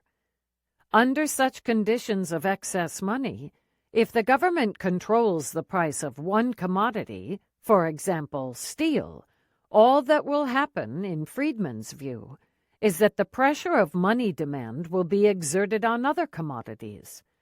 The supply of steel would fall since, with the artificially low price, the producer cannot afford to produce more. Those who cannot satisfy their demand for steel, in Friedman's logic, will turn to other materials as substitutes. This line of reasoning has been challenged by Galbraith's analysis of the experience of the Second World War. As discussed, Galbraith has shown that producers in highly concentrated markets, such as steel, have rationed, rather than limited, their supply in light of price ceilings, in order to maintain their relation with long-term customers. At the same time, for some technologies, steel cannot be substituted with other materials in the short run. As we have heard, rather than holding a constant amount of money, individuals increase their annual savings by more than a factor of 10 in the war years. Hence, consumers chose to withhold large parts of their consumption demand instead of shifting their demand to substitutes. Friedman invokes the analogy of a steam heating furnace running full blast. Let us use this to carve out the basic difference in Galbraith's and Friedman's logic. Friedman summarizes his argument against direct controls as follows. Controlling the heat in one room by closing the radiators in that room simply makes other rooms still more overheated. Closing all radiators lets the pressure build up in the boiler and increases the danger that it will explode. Closing or opening individual radiators is a good way to adjust the relative amount of heat in different rooms. It is not a good way to correct for overfueling the furnace. For Friedman, once the furnace is overheated, it is better to let it warm the whole house than to suppress the heat. Suppressed inflation is worse than open inflation. Suppressed inflation is not only ineffective, but the imposition of controls, as in von Mises and Hayek, must lead to central planning. If suppressed inflation has built up as a result of price controls, there is no other way but to go through the boom-bust cycle. After the whole house has been overheated, one has to cool the whole house down. Any effective policy to stop inflation will be painful. Once inflation gets the start it has here, there is simply no way to stop it without a slowdown in the economy and probably a recession. In contrast, Galbraith suggests that we should not sit and wait for the whole house to first overheat and then become an ice palace, in the course of which its inhabitants will go through great suffering. Instead, we should carefully study the flows of the heat and the structure of the house. There might be some rooms in which we can open a window. We can turn the radiator on full steam in these rooms to release pressure and turn them to a lower level in the rooms where no window can be opened. This will not fix the problem in the furnace, but it will keep the house at a livable temperature while a way can be found to fix the furnace. Galbraith appeals to common sense. Friedman, in contrast, dismisses the capability of the layman for reasoned judgment. To the despair of every economist, it seems almost impossible for most people, other than trained economists, to comprehend how a price system works. Friedman routinely denounced Galbraith as a socialist or worse, and even took the trouble of writing a whole book to undermine the popularity of Galbraith's economic reasoning. In the times of British Prime Minister Margaret Thatcher and U.S. President Ronald Reagan, Friedman largely succeeded at convincing experts and the public that price controls could never be of any use. Subsequently, at a time when Friedmanite economics was at its zenith in the immediate aftermath of the breakdown of the Soviet Union, Galbraith reminded us of the deeply unethical underpinnings of this outlook on economics. This approach to economic policy-making, he said, would be based on the casual acceptance of, even commitment to, human deprivation, to unemployment, inflation, and disastrously reduced living standards. This is even seen as essential therapy. Out of the experience of unemployment and hunger will come a new and revitalized work ethic, a working force eager for the discipline of free enterprise. As we will discuss in the second part of this book, this is the logic of shock therapy. Conclusion. In his research paper, Reflections on the Invisible Hand, delivered in the context of the election campaigns of Tony Benn and Margaret Thatcher, Frank Hahn finds that both those believing in the omnipotent power of the visible and the invisible hand take it for granted that somewhere there is a theory that is a body of logically connected propositions based on postulates not wildly at variance with what is the case, which support their policies. The same assumption underlaid both sides in the socialist calculation debate of the interwar period and the economic orthodoxy at the time. However, during the Second World War, even the self-declared pioneer of free enterprise, the United States, retreated to a pragmatic approach in its use of the visible hand and controlled, among other things, most prices and wages to finance the war while achieving low inflation. Not only had the ideal of purity of the invisible hand been given up, but, more fundamentally, it had been acknowledged that there is no such theory. That is, a body of logically connected propositions that serves to draw up a comprehensive blueprint for economic policy. Instead, one had to apply the wishy-washy, step-by-step, case-by-case approach, which Hahn recommended as the only reasonable one in economic policy. As Galbraith observed, this change in attitude was not to last in peacetime. Although the World War II experience was generally and in many ways unexpectedly successful, it did not greatly attract the attention of economists.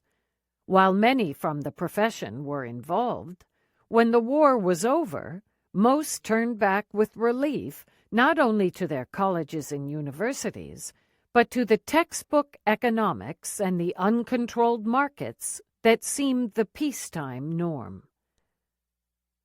As business associations successfully lobbied for a quick end to price controls in 1946, they allied with economists who relaunched their campaign for the undisrupted invisible hand. Von Mises, Hayek, Friedman, and others insisted that any form of direct price controls would lead down the slippery slope to central planning and to the end of any freedom.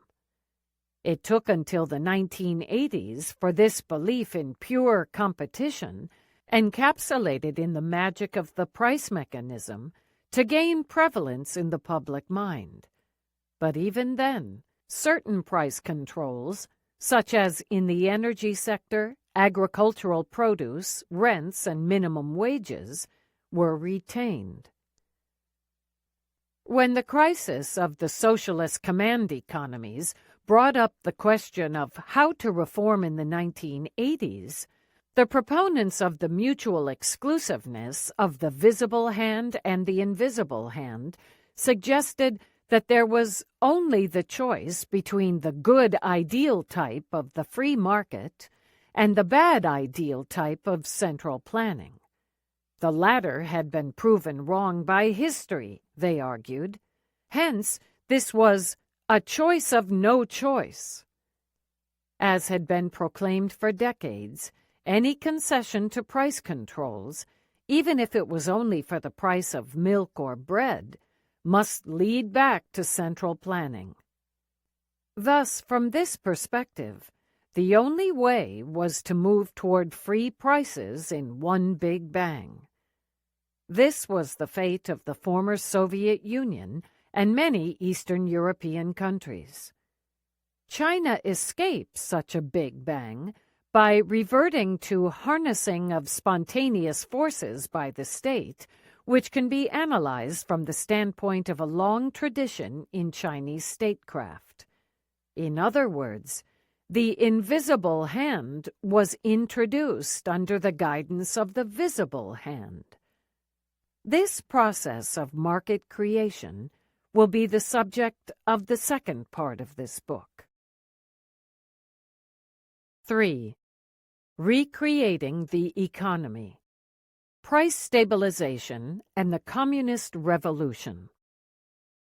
New China, led by the Chinese Communist Party, successfully checked in less than 1 year the 12-year-old rampant inflation left over from the old society. The situation at that time was so compelling that the bourgeoisie had no choice but to bow in submission. Lu and Wu, 1986. The government of Communist China is achieving price control.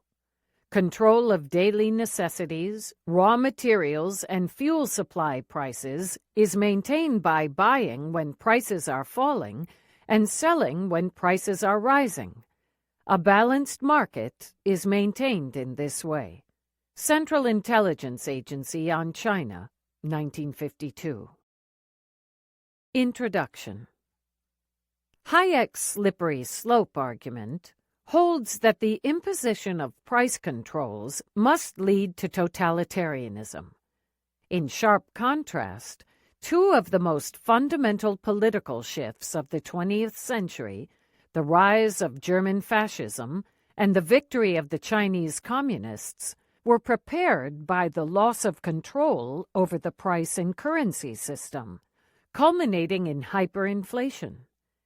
In his foreword to Bresciani Turoni, Lionel Robbins wrote, "The depreciation of the mark of 1914 to 1923 is one of the outstanding episodes in the history of the 20th century, not only by reason of its magnitude, but also by reason of its effects. It looms large on our horizon. Hitler is the foster child of the inflation." In his classic study, The Chinese Inflation, 1937 to 1949, Cho Shun-sin observed that Robbins's comment could equally be applied to China. In Cho's analysis, as in that of most commentators, independent of political orientation, inflation was a major cause of the downfall of the nationalist government and the rise of communism in mainland China. As much as inflation helped the downfall of the nationalists, the success of the communists in enforcing price stability within a matter of months after the inauguration of the new government was an important source of their legitimacy. The communists' rapid success in overcoming hyperinflation defeated the pessimistic predictions of the major capitalist powers, which, as the last chapter showed, were struggling to stabilize their own general price levels after the Second World War. In China's long history, dynastic cycles have frequently been in sync with cycles in monetary stability. In imperial times, a ruler who gained control over the currency was believed to be exercising the mandate of heaven, exerting his power rightfully on behalf of divine forces while fulfilling the moral obligation to serve the people. When Chen Ying, then chairman of the government's Financial and Economic Commission, and possibly the most important economic leader of the Chinese Communists, assessed the Communists' economic work at the 13th anniversary of the party in 1951, he singled out the stabilization of the value of money as the most important achievement. No doubt, the victory against hyperinflation consolidated the Communist government's rule and was symbolically important for its power. I argue that a key element in the Communists' success in overcoming hyperinflation in the late 1940s and early 1950s was recreating and integrating markets through state trading agencies. Reinstating trading networks for essential goods served to revive production, reintegrate the urban and rural economy, and ultimately stabilize the value of money. In this process, they relied on techniques of economic governance and price regulation through market participation by the state that are strikingly similar to those in the statecraft tradition discussed in Chapter 1. I do not claim that the Communists were necessarily directly influenced in their 1940s practice by ancient texts, but there is no doubt that they were knowledgeable of the traditional techniques of economic regulation, the granary system, and the fiscal salt trade. I show that, on a conceptual level, a very similar logic underlies the 1940s economic warfare, as that articulated for the challenges of fiscal policy and price stabilization, particularly in times of war and financial crisis, in the Guangxi, the salt and iron debate, and later statecraft writings. This points to deep historical roots of the revolutionaries' economic warfare. Heilman and Perry find one may observe that basic features of the Communist Party's guerrilla policy style are congruent with a long and influential line of traditional thought which stressed fluid, dialectical, and tactical approaches to managing ubiquitous tensions and contradictions. I propose that the same holds true for the realm of economic governance. In the late 1970s and throughout the 1980s, the question of how to recreate the economy and markets became a decisive reform question.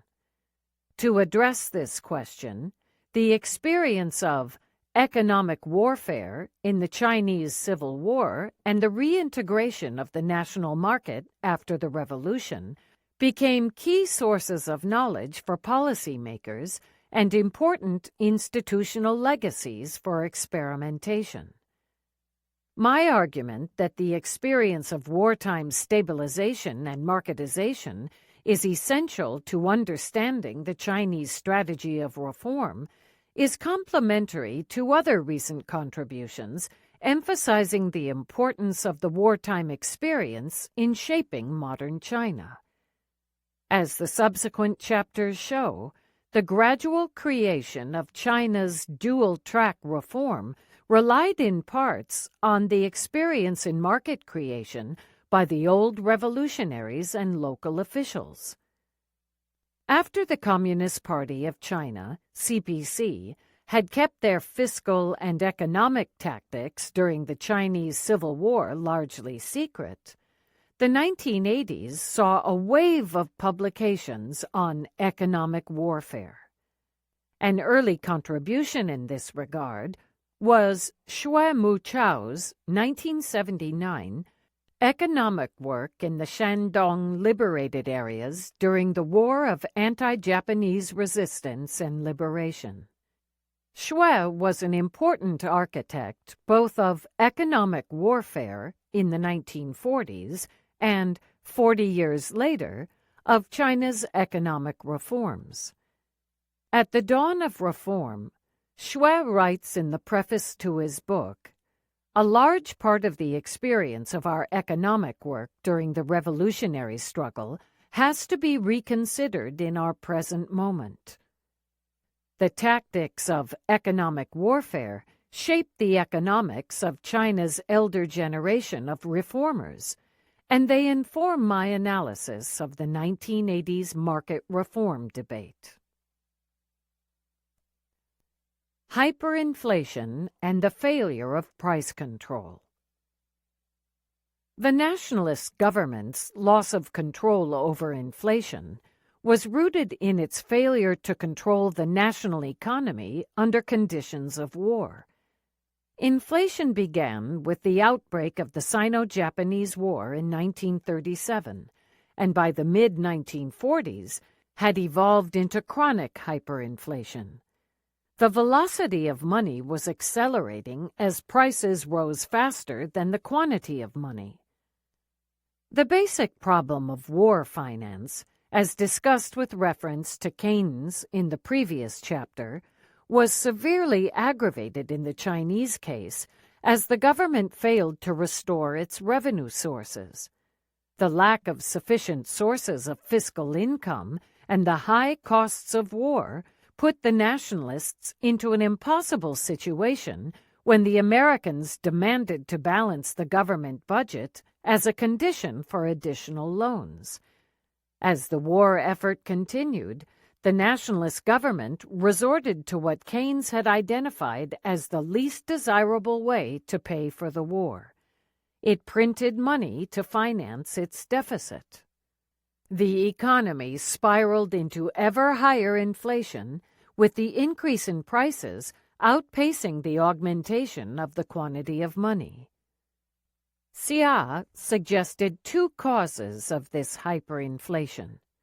The first was an absolute deficiency in the supply of daily necessities in the urban areas, and the second was a continual expansion of the money income flow, which meant that the ever-increasing amount of money was meeting a quantity of goods that was increasingly insufficient for basic subsistence.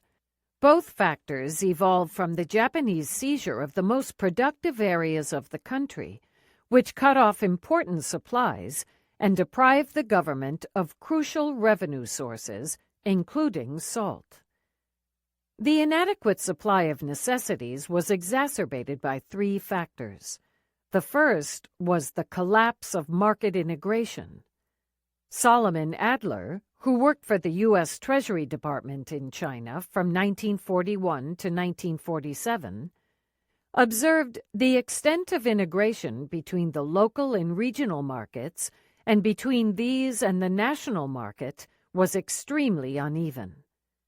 Transportation, particularly railways and waterways, grew progressively dysfunctional as a result of Japanese blockages, war, and mismanagement. The nationalists' conscription of peasants' carts for war purposes deprived them of the means of transporting their harvest even to local markets. The disintegration of the national market was also reflected in wide regional variations in grain prices and prices more generally. Beyond the collapse of logistics, commerce was fundamentally hampered by the lack of a unified and stable national currency, as the nationalists, communists, and Japanese all brought their own money into circulation.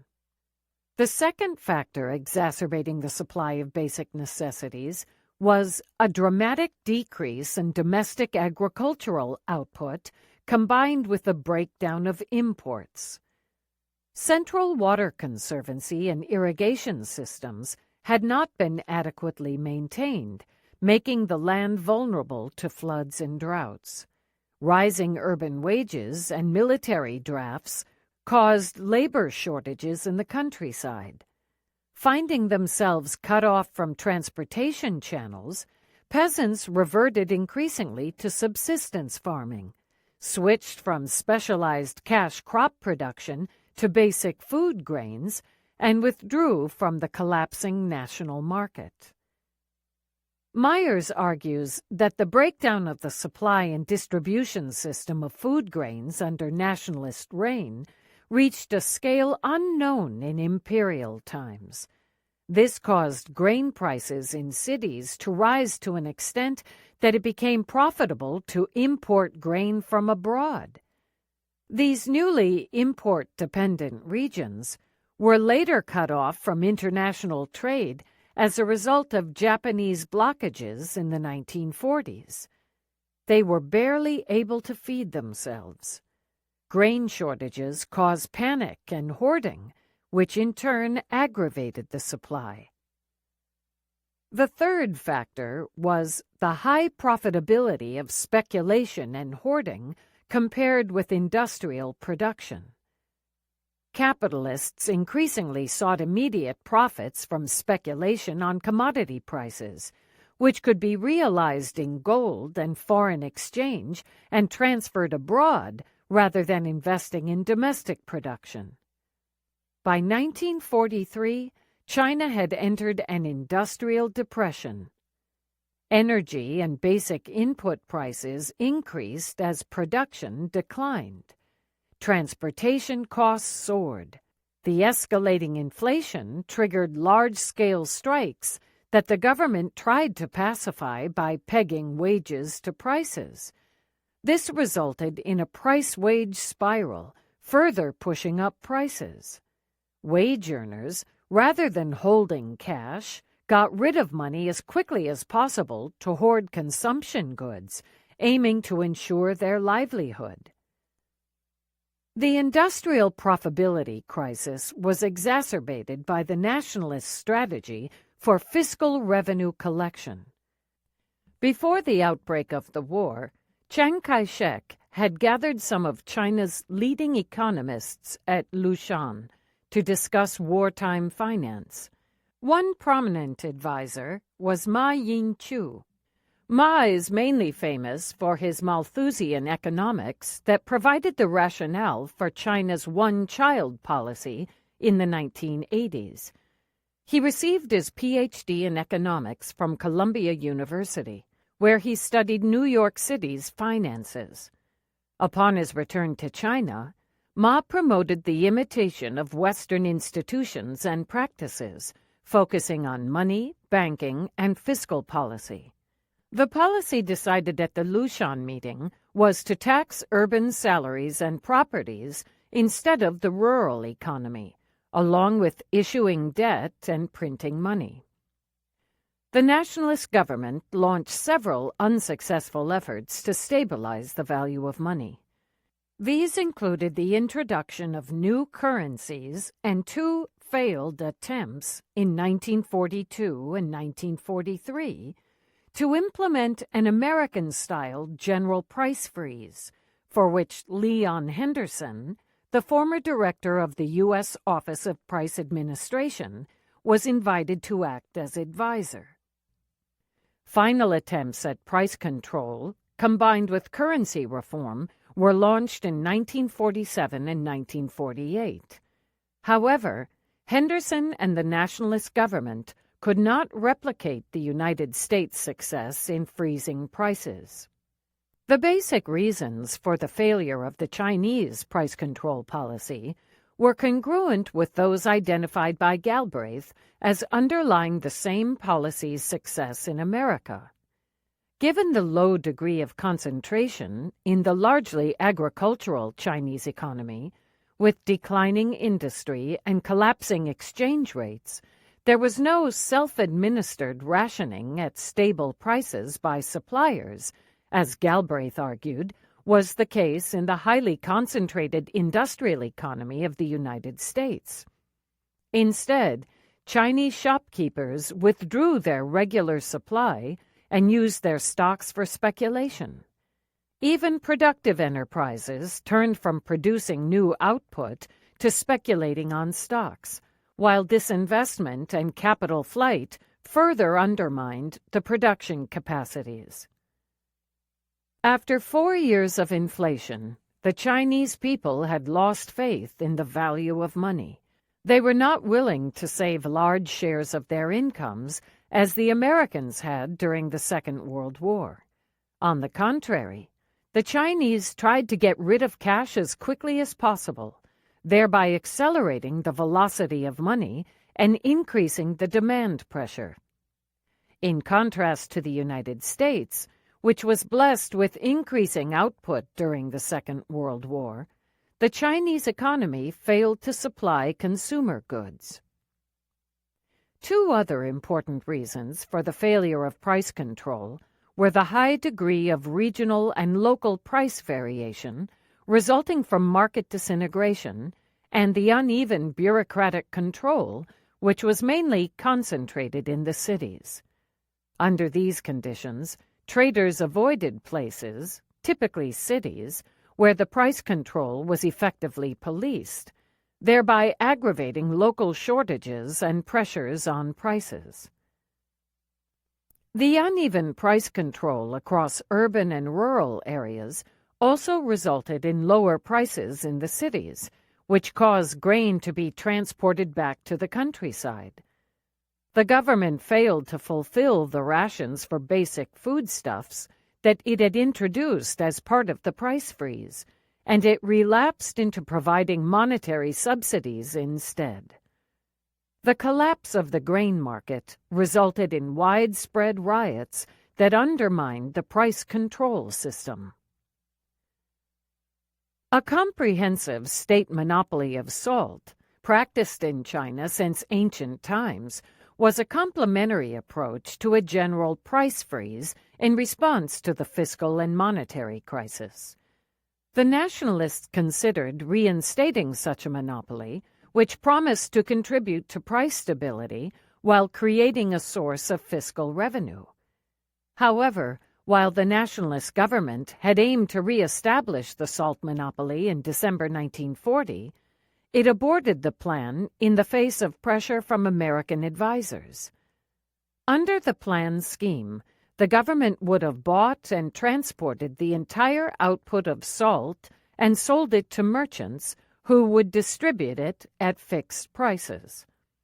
The arguments presented in favor of the monopoly are congruent to those put forward by Song Hong Yang in the salt and iron debate and by proponents of a salt monopoly during the imperial period.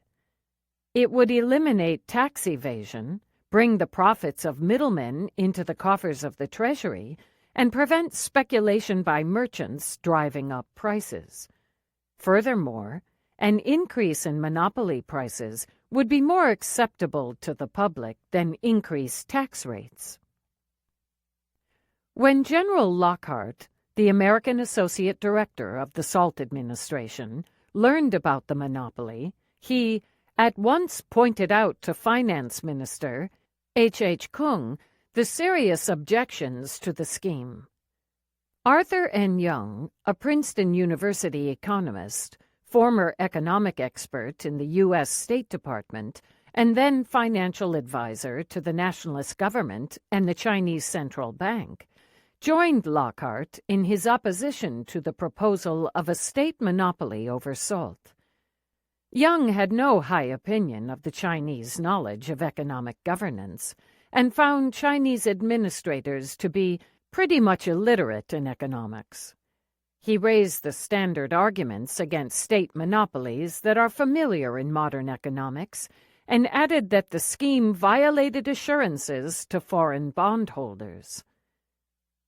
Despite this resistance by prominent American advisers, a revised version of the salt monopoly was implemented by the nationalist government in January 1942, although it was considerably more limited than the initial plan. Notwithstanding their critical stance toward the monopoly, both Chang and Young had to acknowledge that revenues from salt trade and salt tax became a very important source of fiscal income, second only to the grain tax in kind. Had a comprehensive salt monopoly been implemented successfully, the nationalist government might have opened a stream of revenue that would have ameliorated the dependence on printing money. Finally, the relatively most successful but ultimately ineffective measure of the nationalists to control prices was strikingly similar to the grain price stabilization by ever-normal granaries and to the policy of equable laid out in the salt and iron debate. In late 1938, the nationalist government inaugurated a Bureau of Purchase of Daily Necessities for resale at equitable prices, which purchased certain commodities in large quantities and sold them in local markets at lower-than-market prices, thereby putting downward pressure on private sellers. This program was targeted at daily necessities such as rice, salt, edible oil, fuel, cotton yarn and cloth, paper, sugar, matches, and tobacco. However, the government failed to acquire sufficiently large shares in the supply of these commodities, and corrupt officials used the state stocks for speculation. Thus, the effectiveness of this program remained very limited. The failure to control the economy contributed to the downfall of the nationalist regime. Abuse of the collection of agricultural taxes was widespread and bred fierce resentment among the peasants. Those hardest hit by inflation were urban wage earners, including intellectuals and state employees, and the inflation had detrimental effects on industrialists. As a result of the disintegration of the rural and urban economy, the most basic consumption goods became unavailable in the cities, while industrial goods found no market in the countryside. As the purchasing power of salaried bureaucrats and the food supply for the army declined, corruption became ever more pervasive. The nationalists' base of political support was largely reduced to the class of commercial and financial capitalists and landlords who were benefiting from the spiraling inflation. The nationalists had lost effective control over the army and bureaucracy, while intellectuals and large parts of the urban population withdrew their support. Adler observed, "By the end of 1948, if not earlier, the old regime was bankrupt, morally, politically, and economically. In the traditional Chinese phrase, it had lost the mandate of heaven." The Communists' price stabilization through economic warfare. During the last 5 years since 1938, the public economic enterprises have made tremendous progress. This achievement is invaluable to us as well as to our nation. That is to say, we have built a new model of state economy. Mao Zedong, 1942. During the time of the Chinese War of Resistance and Liberation, the state-building project of the Communists came to rely on an economic strategy centered on techniques that were similar to the traditional practices of price stabilization and market creation through the market balancing interventions of state trading agencies. However, this was far from an immediate or natural choice. Instead, it drew on the far-reaching debate over the nature of money and currency policy, monetary experimentation in the different revolutionary base areas, and the assessment of different policy approaches through field research in the 1920s, 1930s, and early 1940s.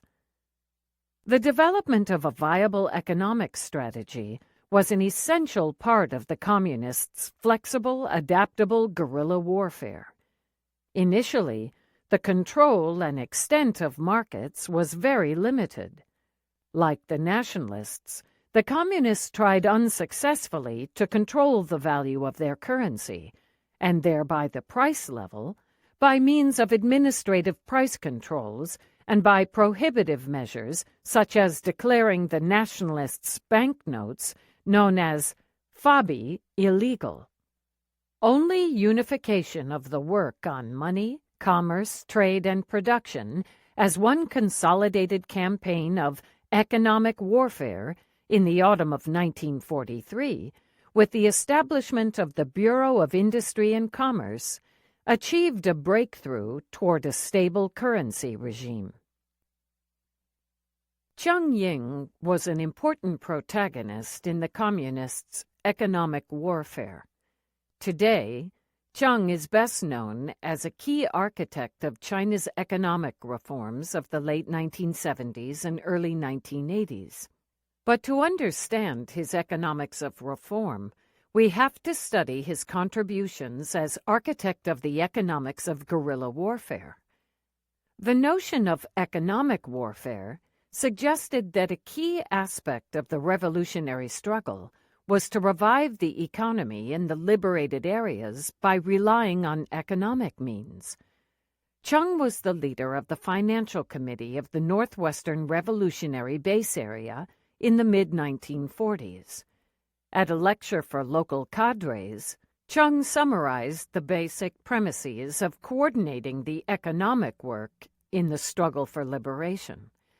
He stressed the importance of trade and commodity circulation for production and economic development.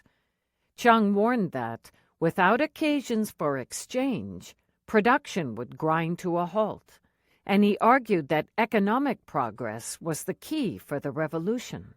Only if we can solve the problem of food and clothing for the masses can we become leaders of the masses. Thus, a revolutionary businessman is an outright revolutionary. One of the main challenges in reviving commerce, and thus production, was to overcome hyperinflation by driving out the nationalist government's legal tender, Fabi, and replacing it with the revolutionary base's own currencies. In this context, in the 1944 Northwestern Financial Conference, Chung articulated the relationship between economic and political means. Rather than relying on prohibition and policing, he argued, the struggle against the Fabi should be based on economics supplemented by politics. Chung argued that the struggle had earlier been suggested to be mainly dependent on orders and fixing prices. It should, he said, instead rely on regulating the value of the competing currencies, and for this, the trade in key commodities would be decisive. Controlling salt trade was crucial. Other important commodities included grain and cloth. Xue Muqiao, revolutionary economist and architect of economic reform. The strategy promoted by Chung Ying in 1944 had just delivered great success in the liberated areas of Shandong, and it turned the northeastern province, largely under Japanese occupation, into a financial powerhouse for the Communist Revolution. Xue Muqiao, who emerged as a leading reform economist in the 1980s, was crucial in devising the Communists' economic warfare in Shandong. Xue is one of China's most famous and influential economists of the 20th century. Like many other architects of reform in the 1980s of his generation, his economic thinking was crucially shaped by the experience of devising the material foundations in the war for liberation.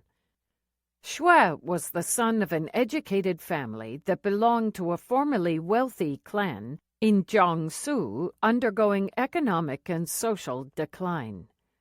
While still a child, Xue lost his father, who succumbed to the family's debt burden and committed suicide. At age 23, Xue joined the CPC. Imprisoned by the nationalists, he secretly studied Marxism, economics, philosophy, and history. Xue first emerged as an intellectual when he joined Cheng Han-sheng, one of China's most prolific Marxist historians and an underground Comintern agent, in his survey work of the Chinese countryside. They aimed to settle the question of China's stage of historical development, that is, to what extent China was semi-feudal and to what semi-colonial. To this end, Chung and his team undertook a large-scale data collection effort. Xue surveyed his hometown. He documented the high levels of agricultural production, long-distance trade, retail, and banking undertaken by his clan at its peak during the reign of the Jia Qing Emperor, 1796 to 1820, and compared this with the pitiable state of opium addiction and gambling financed by excessive rent extraction at Xue's own time. In another contribution, proving the exploitive nature of China's rural economy, Xue documented that 10% of China's rural population owns 70% of the land, putting most of the rural population at the mercy of feudal landlords and rich peasants. There can be no doubt that Xue was intimately familiar with the historical evolution and the empirical reality of China's rural political economy. Xue employed this knowledge to contribute to the highly theoretical debate over the nature of China's stage of development and social relations. Xue joined the efforts of the CPC's economic work in Shandong early in 1943. It was some months after the first attempt to drive out the nationalists' currency, the fabi, and establish an exclusive zone of the communists' bei piao, its paper money, in the liberated areas. The value of the fabi was rapidly declining after the Japanese attack on Pearl Harbor and caused an outflow of goods from Shandong, which undermined the communists' effort to revive the local economy. When Li Yu, the secretary of the CPC Shandong Provincial Committee, analyzed the failure of this first attempt, he stressed that it was a mistake to rely on administrative means and to set exchange rates between currencies arbitrarily. Instead, it was necessary to study market forces and use them, rather than issuing orders that went up against invisible market powers. Months of discussion gave rise to a consensus among the Shandong CPC leadership that the currency struggle had to be connected to the CPC's grain provisioning system, revenue collection, in particular the salt trade, and the facilitation and regulation of trade. That meant that these three policies had to be monetized instead of being implemented in barter terms. Only by linking fiscal policy, commodity production, and circulation with the currency question could the economic struggles succeed. Promoting trade meant that the communists' economic strategy had to reach beyond the borders of the liberated areas. Instead of taking from the people by taxing them, or taking from oneself by imposing austerity, the best strategy was to take from the enemy. This could be achieved only by undermining the enemy by economic means. Xue Muqiao became the mastermind behind the successful implementation of this strategy during 5 years of work in Shandong. In a document titled Directives on Investigation and Research, Xue summarized his approach to working toward an effective policy. He stressed the importance of understanding the concrete conditions and on-the-ground results of policies, which could be achieved only by an in-depth study of typical cases. Understanding typical cases was necessary to move toward a comprehensive knowledge of the general situation. For Xue, research needed to be a collective effort of survey work that involved a large number of local cadres and students. Employing this research approach, Xue took the lead in working out policies to establish a stable monetary regime. The policies, critical in providing the economic base for the communist success in Shandong, came to serve as a role model in other revolutionary base areas and eventually throughout China. Thereby, consciously or otherwise, the CPC came to replicate key practices of the ancient techniques of price regulation. Xue's fundamental insight was in line with Li Yu and the Shandong CPC, and is reminiscent of some of the basic principles articulated in the Guangxi discussed in Chapter 1. The political leadership should use and manipulate market forces in pursuit of its economic goals instead of risking great losses by working against these forces. From this basic principle, Xue drew concrete lessons. Against the bullionist idea that the CPC's paper money, bei piao, would have to be backed by a reserve of precious metals, Xue Muqiao held that, instead, the CPC had to control a stock of essential goods, such as grain, cotton, peanut oil, and salt, as backing of the currency. The value of money would be ensured when people could trust that the currency could buy the most essential goods. As Xue put it, during a period of material shortage, food and cotton are more valuable than gold and silver, which cannot fill stomachs and protect against the cold. Therefore, the CPC had to use its trade and its grain provisioning system to ensure the value of money by reintegrating the rural and urban economies. On the eve of the 1980s reforms, Xue Muqiao reported the core of the CPC's strategy of economic warfare based on his experience in Shandong. During the Revolutionary Wars, we set up supply and marketing cooperatives throughout the rural base areas which purchased the peasants' farm produce and provided them with manufactured goods. In this way, we rehabilitated agricultural production, gave much support to the war effort, and rallied the peasants around us while weakening their ties with the bourgeoisie.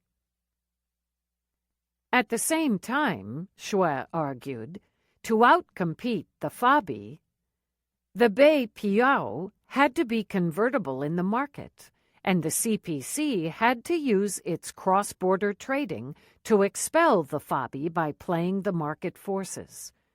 To this end, according to Xue, the CPC needed to build up reserves of the competing currencies in order to manipulate their value.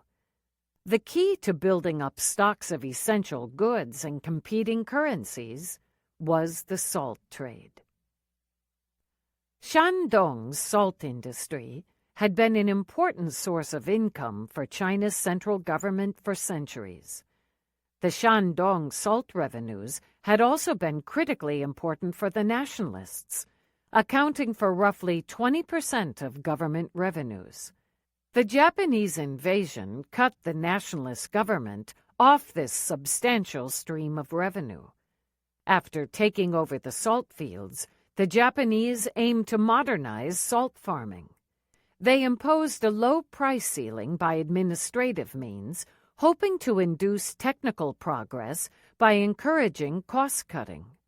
In fact, they drove many salt farmers out of business and caused the price of salt to rise, creating a gateway for the communists' economic warfare.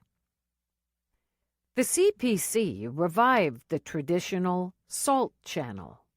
Similar to the institutional arrangements discussed in the Guangxi and the salt and iron debate centuries earlier, under the salt channel, the government sold the right to participate in salt farming to private businesses who rented them to salt farmers, typically poor peasants who could not live off agriculture.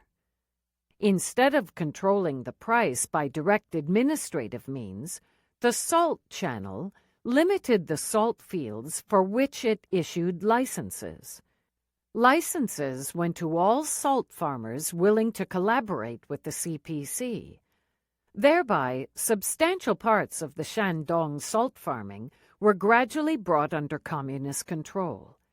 At the same time, the CPC took command of the salt trading routes. The salt trade was highly profitable and generated revenue for the communists' combat. Combined with grain provisioning, it also enabled the CPC to secure the value of its bei piao and thus win the monetary struggle in Shandong. The strategy devised in Shandong under Xue's guidance became an example for the CPC in other base areas. Cheng Ying, then chairman of the Financial and Economic Commission, pointed out that putting enough grain and cotton in the hands of the central government was the major means to stabilize market forces and control prices. Ultimately, the aim was to create an organized socialist market that would reintegrate the national economy and eventually outcompete the chaotic capitalist market. Revolution and the victory over hyperinflation. Following Chiang Kai-shek's defeat in the Chinese Civil War, Mao Zedong established the People's Republic of China. On September 21, 1949, Mao Zedong announced at the Chinese People's Political Consultative Conference, "We have united and have overthrown both domestic and foreign oppressors through the People's War of Liberation and the People's Great Revolution, and now proclaim the establishment of the People's Republic of China." Curbing inflation was the most pressing economic concern of the new government. The Consultative Conference set out the overall economic policy for the newly born republic in a common program. Reflecting the same approach as the Shandong monetary struggle, Article 37 stated, "State-owned trading organizations shall assume the responsibility of adjusting supply and demand, stabilizing commodity prices, and assisting the people's cooperatives." As long as the war effort continued, high military expenditures had to be shouldered. Rehabilitating production and recovering state revenues were bound to be slow. The basic challenge of excess demand and a fiscal deficit could be overcome only with time. Surprisingly, as Burdekin and Wang showed, the communist government managed to stabilize the price level before overcoming the government's budget deficit, defeating the logic of the U.S. conditionality for loans to the nationalists, as well as the postulates by prominent neoclassical economists such as the Nobel Memorial Prize winner Thomas Sargent. A confidential Central Intelligence Agency, CIA, report summarized the CPC's operational technique of stabilizing prices in terms strikingly similar to the traditional Chinese statecraft principles, as evidence from the quote at the opening of this chapter.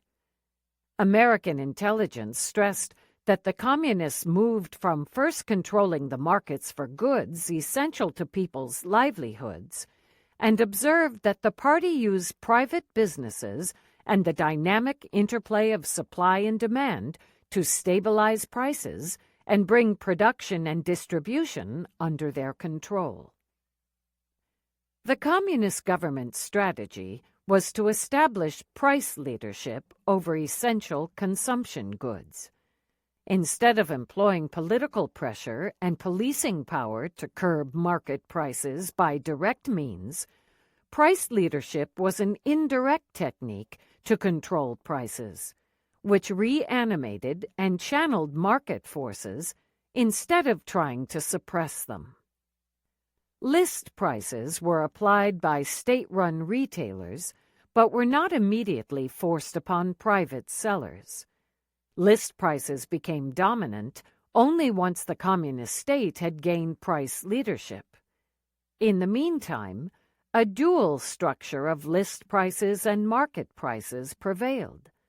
This practice prefigured the dual-track price system of the 1980s. The state trading agencies were the army in the communists' economic warfare.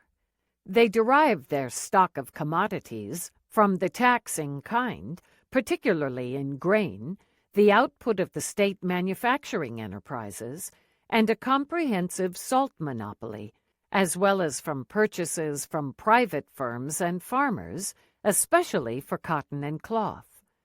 Once the communists had consolidated their control over almost all rural territories and strategic urban industries, the so-called lifelines, the state trading agencies could rapidly expand their market share in essential consumption goods and inputs.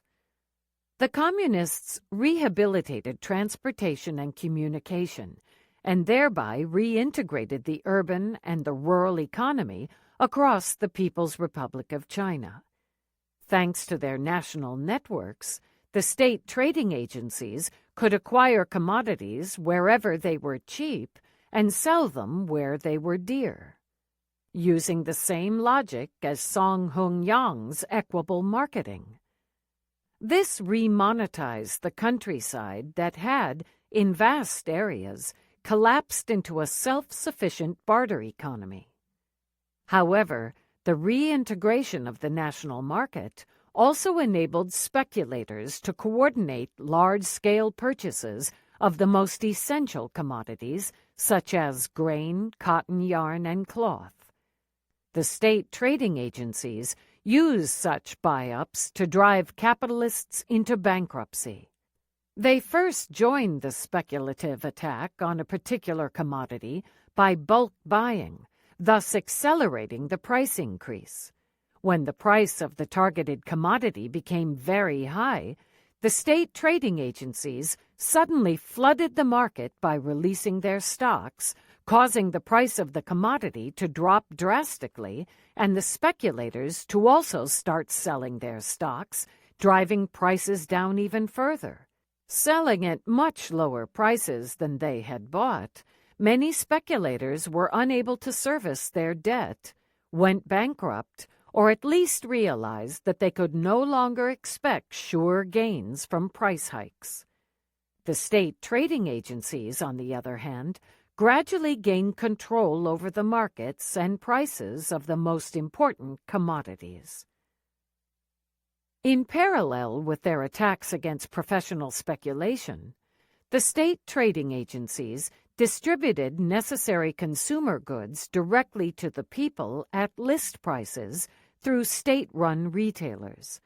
When the Chinese people realized, after years of hyperinflation, that they could acquire daily necessities at list prices with the newly issued currency, renminbi, RMB, the people's dollar, they gradually abstained from hoarding goods acquired from the private market at higher prices and regained trust in the value of money.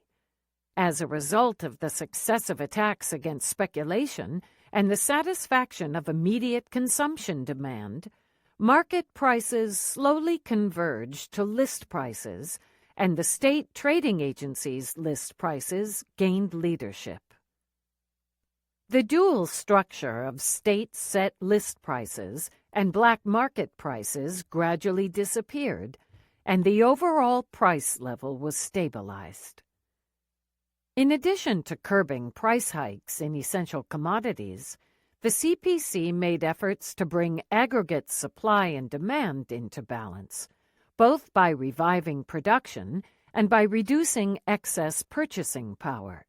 State revenues were generated by establishing an effective tax collection system and selling government bonds, while expenditures in military and administration could be reduced as the war effort was phased out and the bureaucracy was streamlined.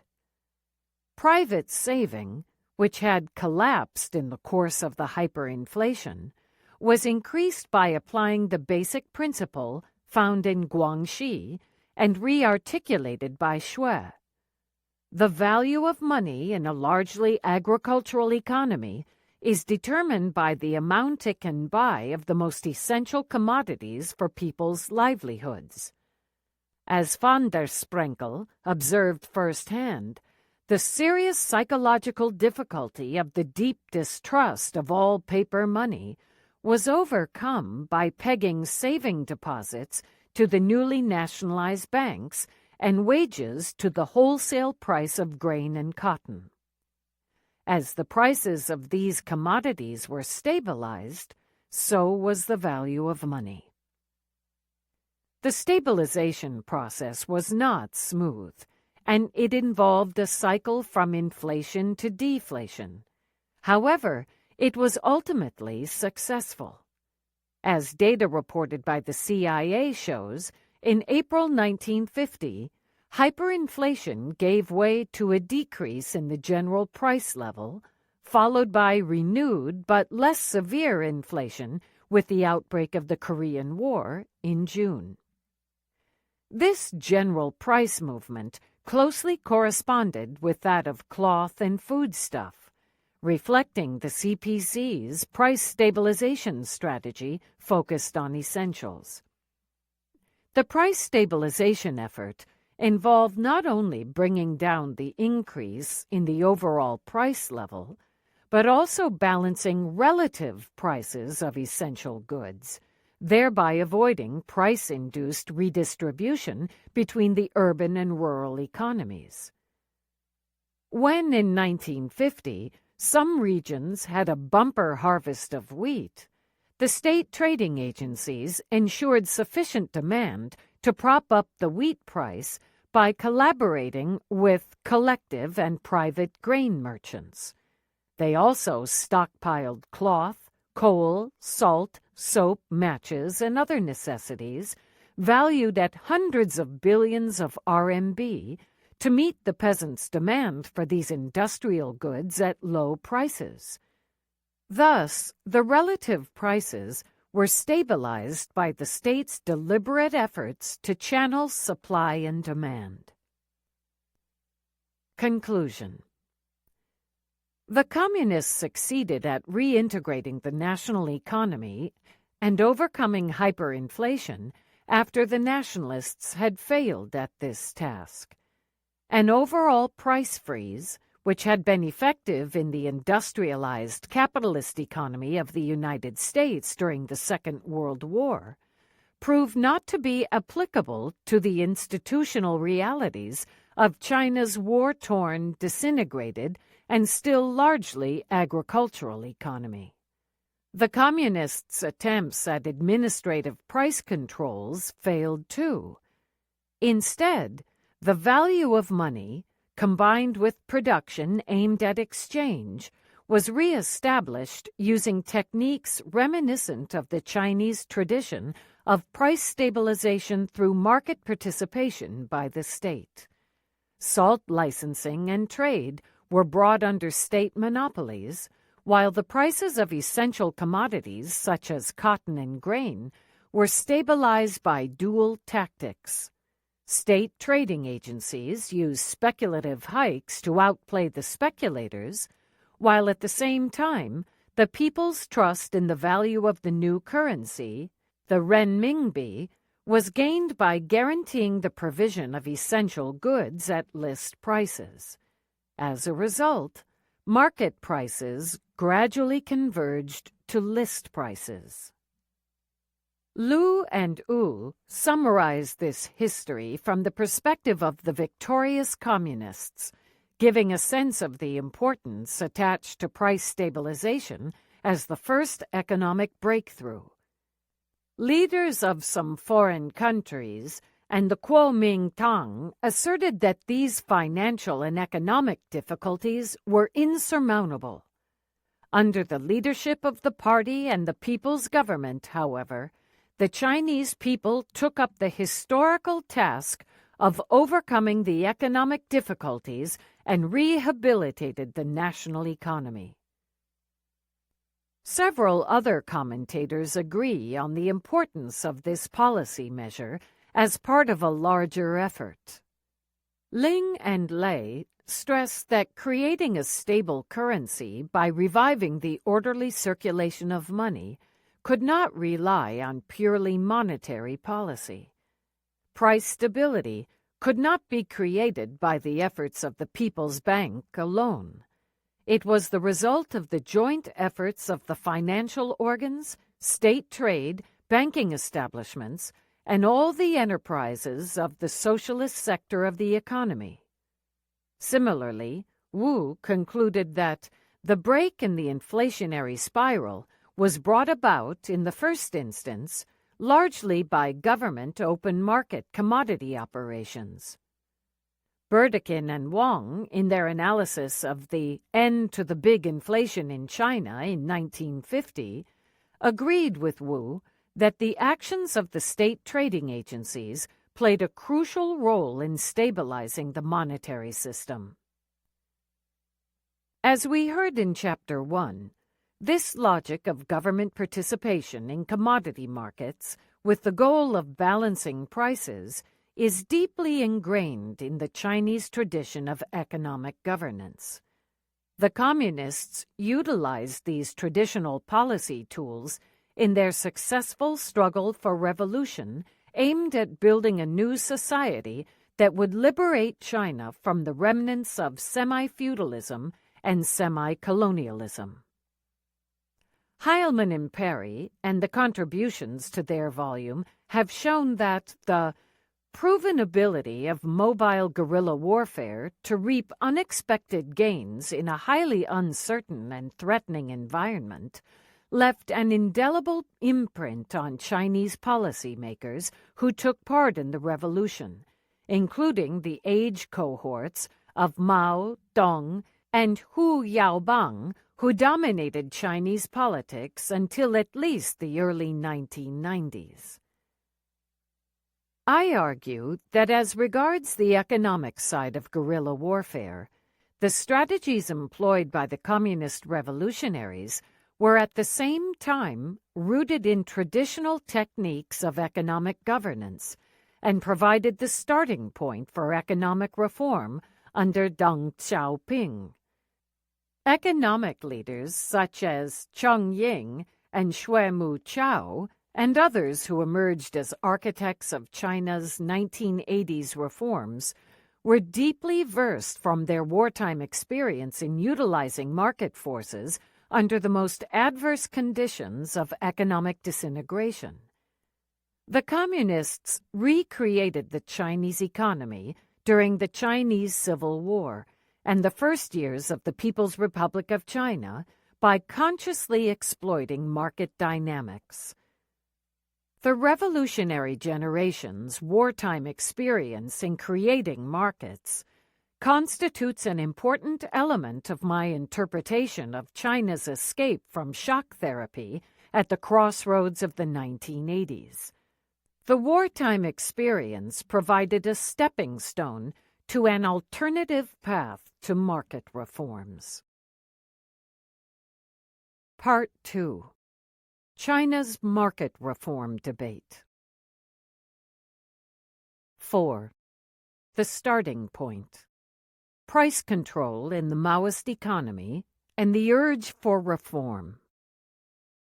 It has been almost 30 years since the founding of the People's Republic of China, but there are still beggars. How can this be the case? If this problem of having enough to eat is not solved, the peasants might rise in rebellion and be led to the cities by local party leaders demanding food. Cheng Ying to 1978 CCP Work Conference. In talking about his visit to foreign countries, Dong Liqing sighed with emotion that the Western countries were now prosperous, rich, civilized, and polite. There is no sign of revolution at all. Hua et al., 1993. Introduction. On the eve of the revolution, China was among the poorest countries in the world. In 1950, China's share in world GDP had fallen from about 1/3 in 1820 to below 5%. The Communist Revolution was in pursuit of political ambitions larger than economic development. It was about the creation of a new society freed from both feudalistic oppression and capitalist exploitation. Yet, for the revolutionaries, a first task had to be to lead China out of atrocious poverty.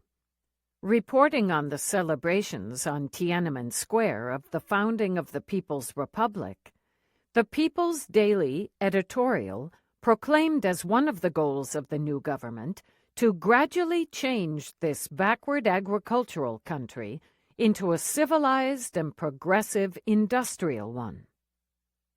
A far cry from the revolutionaries' ambition for material improvements for the masses, 10 years into the communist reign, the most appalling famine in the history of mankind took place.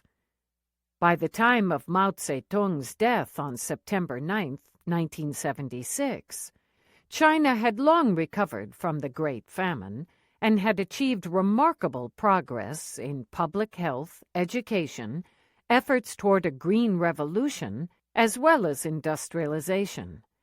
But China was still a very poor country. Estimates of China's average per capita growth rates from the 1950s to 1978 vary. Madison estimates a 2.33% growth in GDP per capita.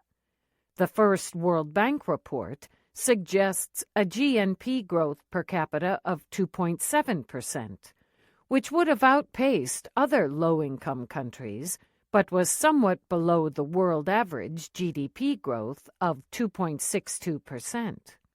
Johnson and Papagiorgio placed China among the 10 worst growth performers in the 1960s, with minus 0.32% per capita growth. Whatever the precise growth rate, it was too low to result in catching up. As a result, at the time of Mao's passing in 1976, China's share in world GDP had not increased by any considerable margin since the revolution. Economic growth had been mainly driven by high levels of urban industrial investment at the cost of consumption, rural consumption in particular.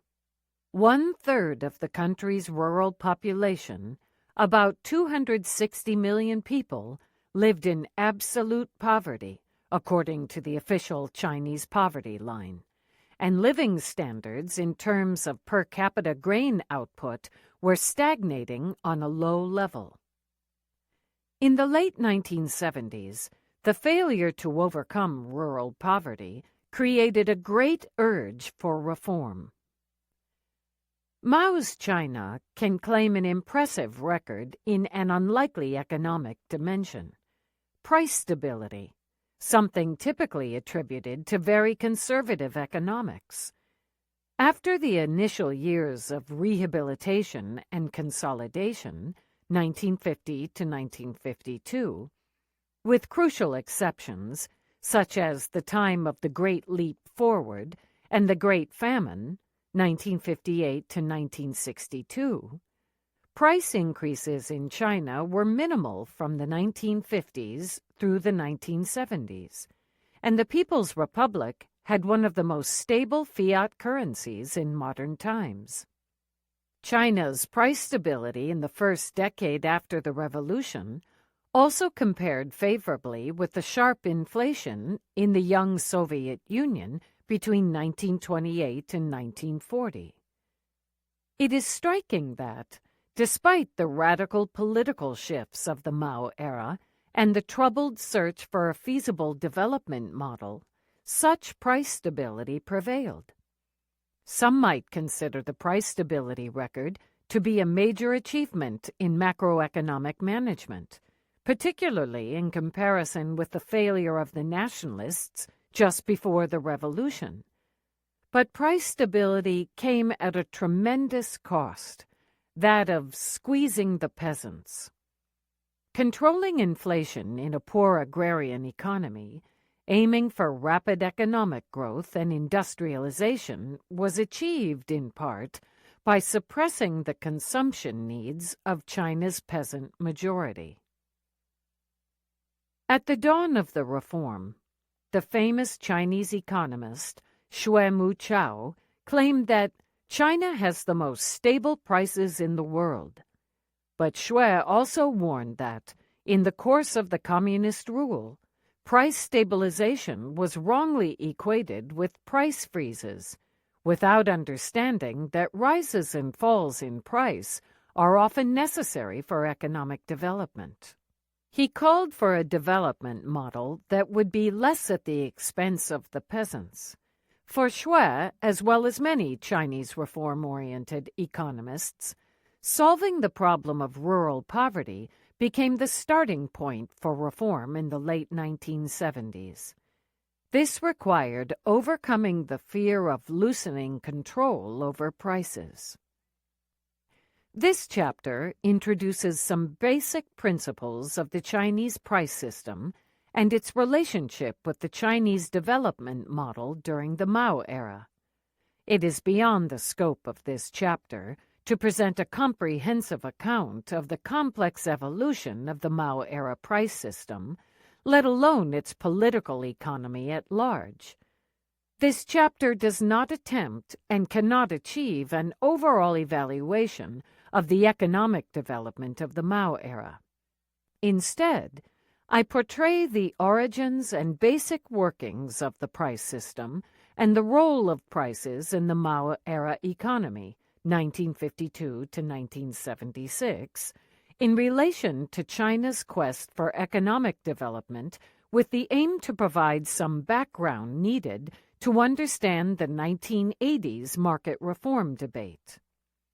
I do so mostly in a conceptual rather than a detailed historical fashion, but we have to keep in mind that Mao's China was not a monolith.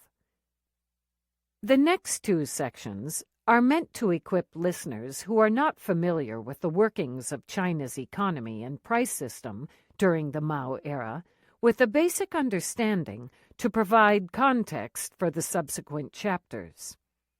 In the second part of the chapter, I move on to discuss, from the perspective of Chinese reformers, how the urge for economic reform in the late 1970s necessarily involved price reform. Industrialization, the urban-rural divide, and price stability. Industrialization presented a great challenge for the newly founded People's Republic of China, PRC, given its predominantly agricultural economy, its low levels of real income, and its aspiration for self-reliance. In the first years after the revolution, the communists could rely on reviving and controlling previously private industries. But in the long run, the accumulation funds were extracted from the peasants. China's initial industrialization approach was copied from the Soviet Union. It was focused on the development of heavy industry and essentially followed the Feldman-Preobrazhensky Stalinist paradigm. Despite the erratic shifts in policy paradigms throughout the Mao era, the commitment to industrialization and the reliance on the extraction of agricultural resources remained. Or, as Eiferth summarizes somewhat cynically, the Maoist ideal for the countryside was the self-reliant, insular collective that produced surplus grain and other inputs for cities, but required nothing from the urban sector. This meant, in practice, that the government secured control over large shares of agricultural output. A few years after the revolution, the communist government stopped employing state commerce on open markets. In 1953, China began to follow Stalin's example in combining collectivization with a government monopoly over procurement and distribution of essential agricultural goods in a unified system of purchase and sale. This system served to extract resources for industrialization from the countryside. In the 1950s, China looked back at a long history of government engagement in the purchase and sale of agricultural goods. Oy argues that the system of local reserves constituted a continuation of the imperial system. Yet, in the PRC, the unification and centralization reached a new scale and thereby changed its nature. The state monopolized the procurement and sale from the countryside to the cities, as well as across regions, and for export. The new system of grain purchase and sale was introduced in reaction to an agricultural procurement crisis in 1953. As a result of the rehabilitation of the economy after the war, grain output had drastically increased from 1949 to 1952.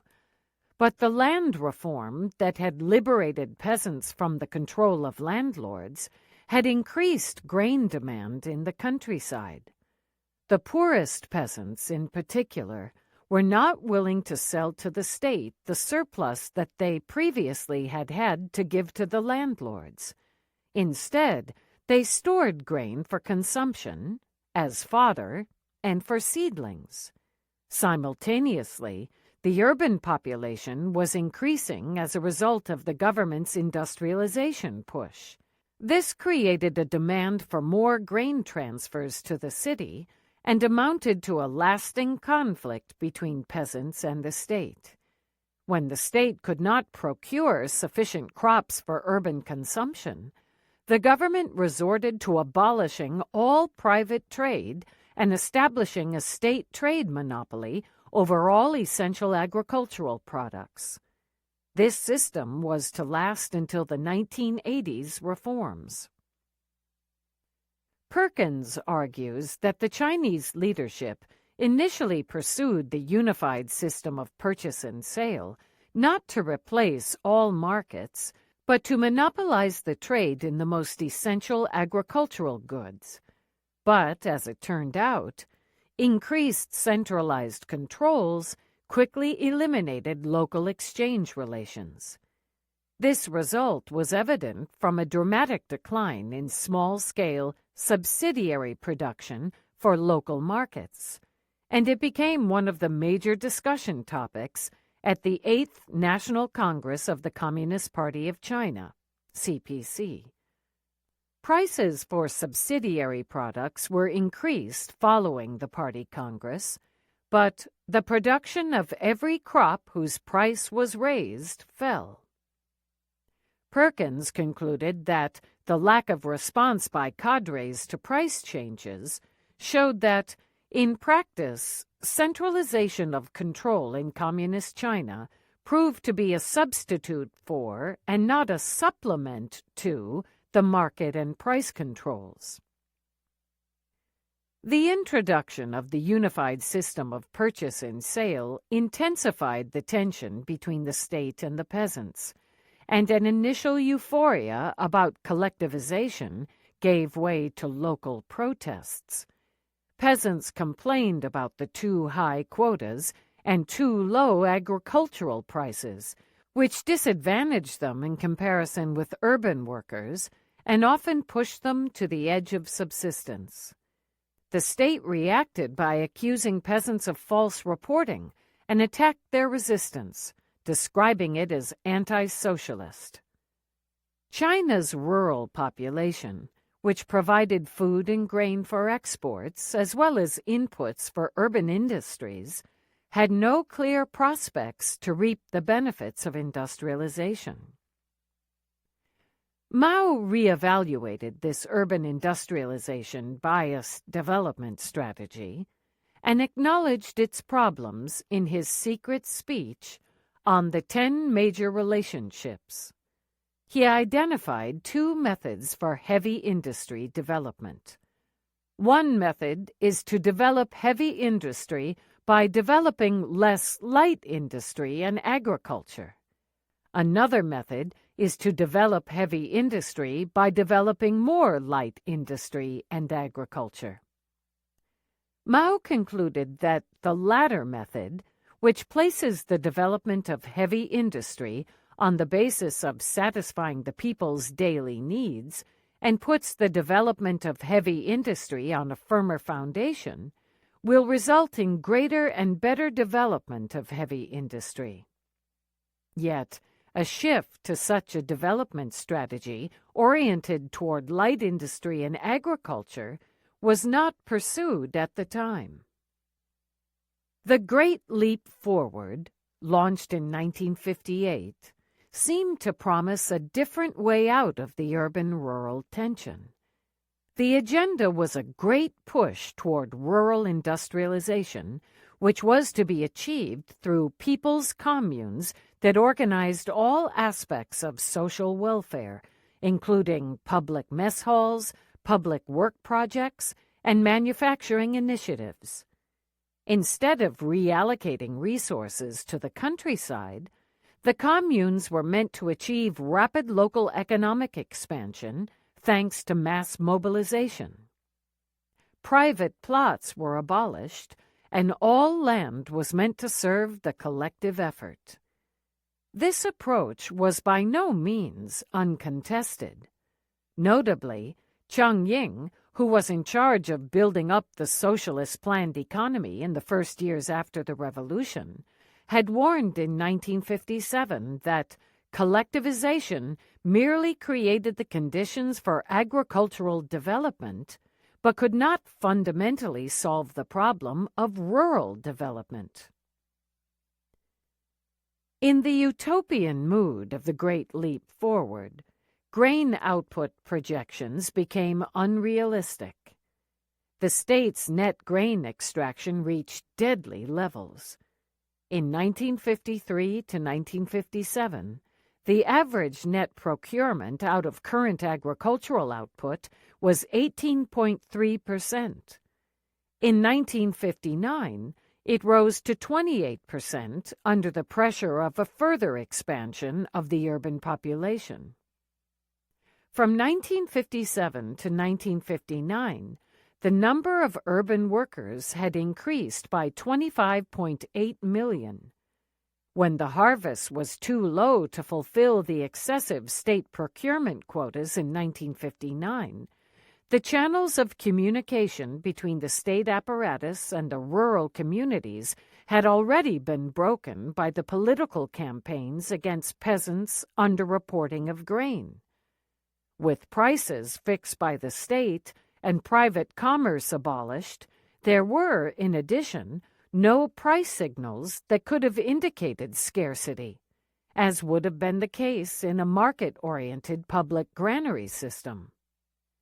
The state was unprepared to react, and it continued to export grain. The communes had exhausted their grain storage as a result of the state's overprocurement, and the peasant households had no significant private stocks.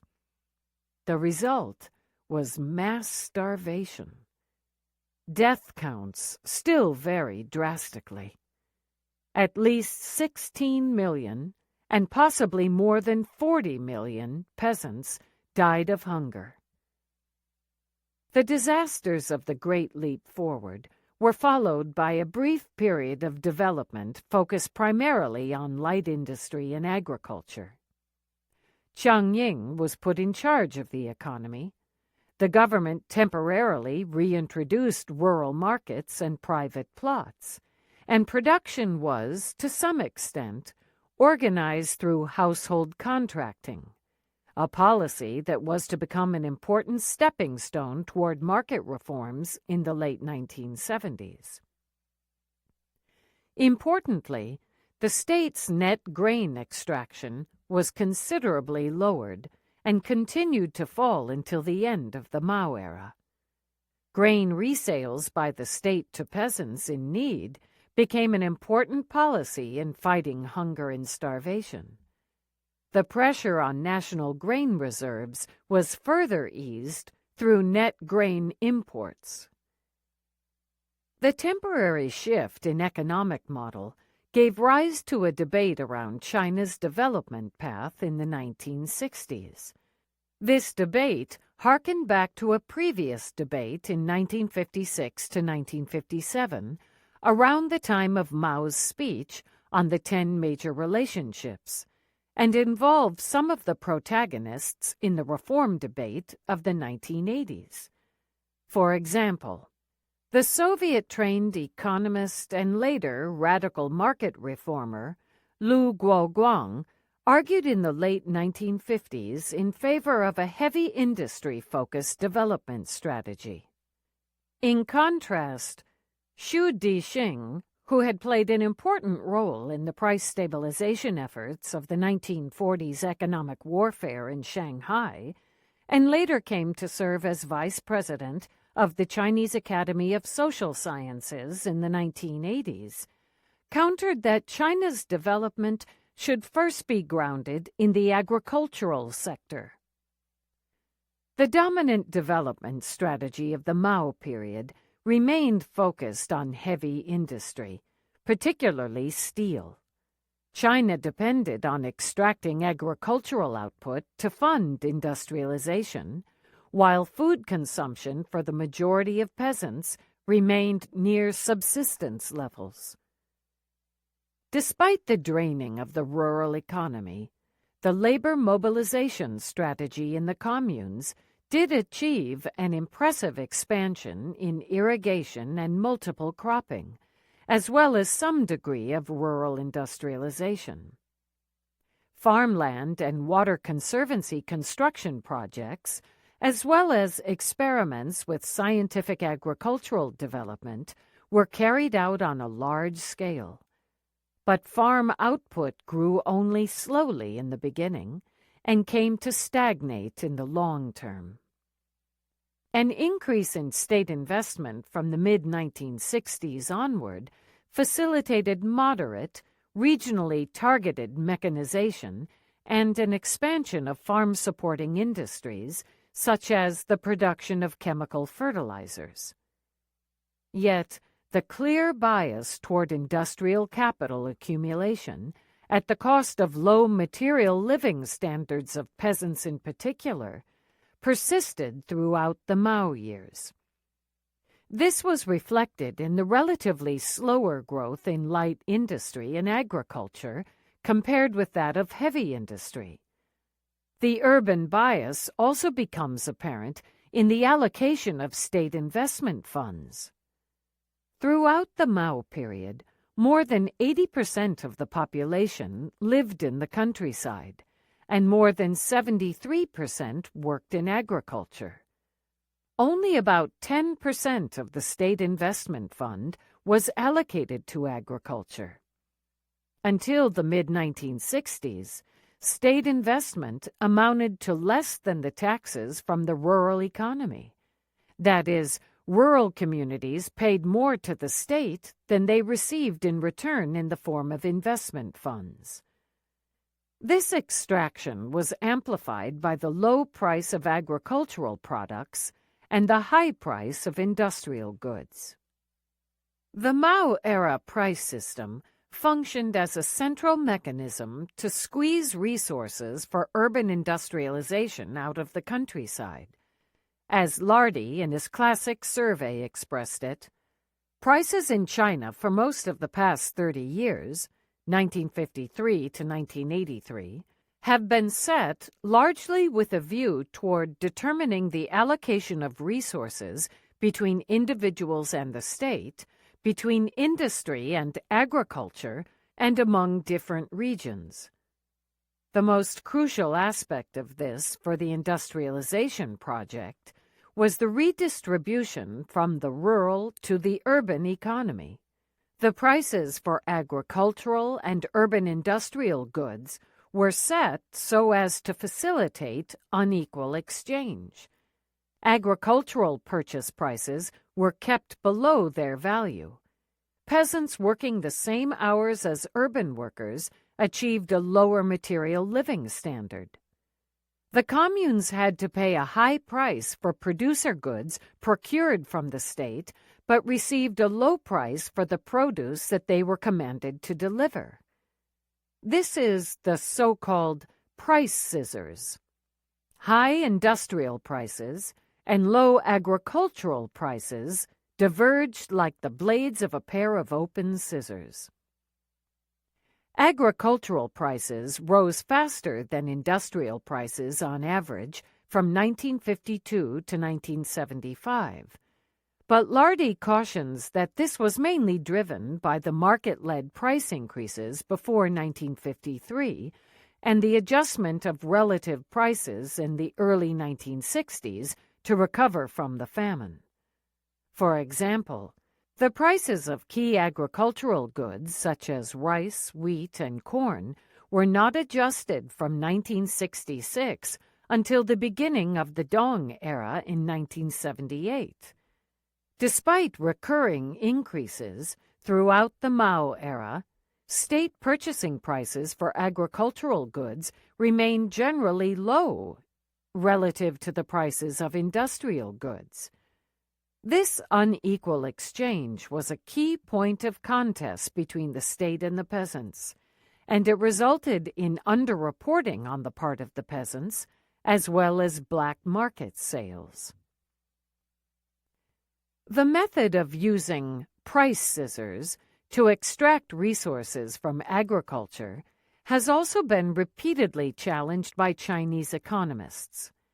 In the debate over China's economic model that followed the Great Famine, one of the most heated topics was the Marxian law of value. Chinese economists fiercely disagreed on whether the law was applicable to China's economy and whether it should be used in price determination. One crucial question was whether agricultural prices should approximate values, which were defined based on the labor theory of value, instead of being kept below value. If prices were set equal to values, the transfer of the agricultural surplus would have had to rely on a tax on peasants instead. Those who argued in defense of redistributive price setting in the 1960s explicitly referred to China's long history of price regulation as a fiscal policy tool. Specifically, they held that peasants would be even less inclined to accept direct taxation. After all, redistributive pricing had long been common practice in China. Adjusting prices to reflect values would result in frequent price changes, and, the skeptics warned, this would endanger price and social stability. Finally, relying on prices rather than taxes would allow the government to balance revenues and grain provision between years of bumper and poor harvests, as was the case under the system of the ever-normal granaries. In light of the high level of tension between the peasants and the state in the early 1960s, a more direct form of extraction of resources from the countryside was ultimately deemed infeasible.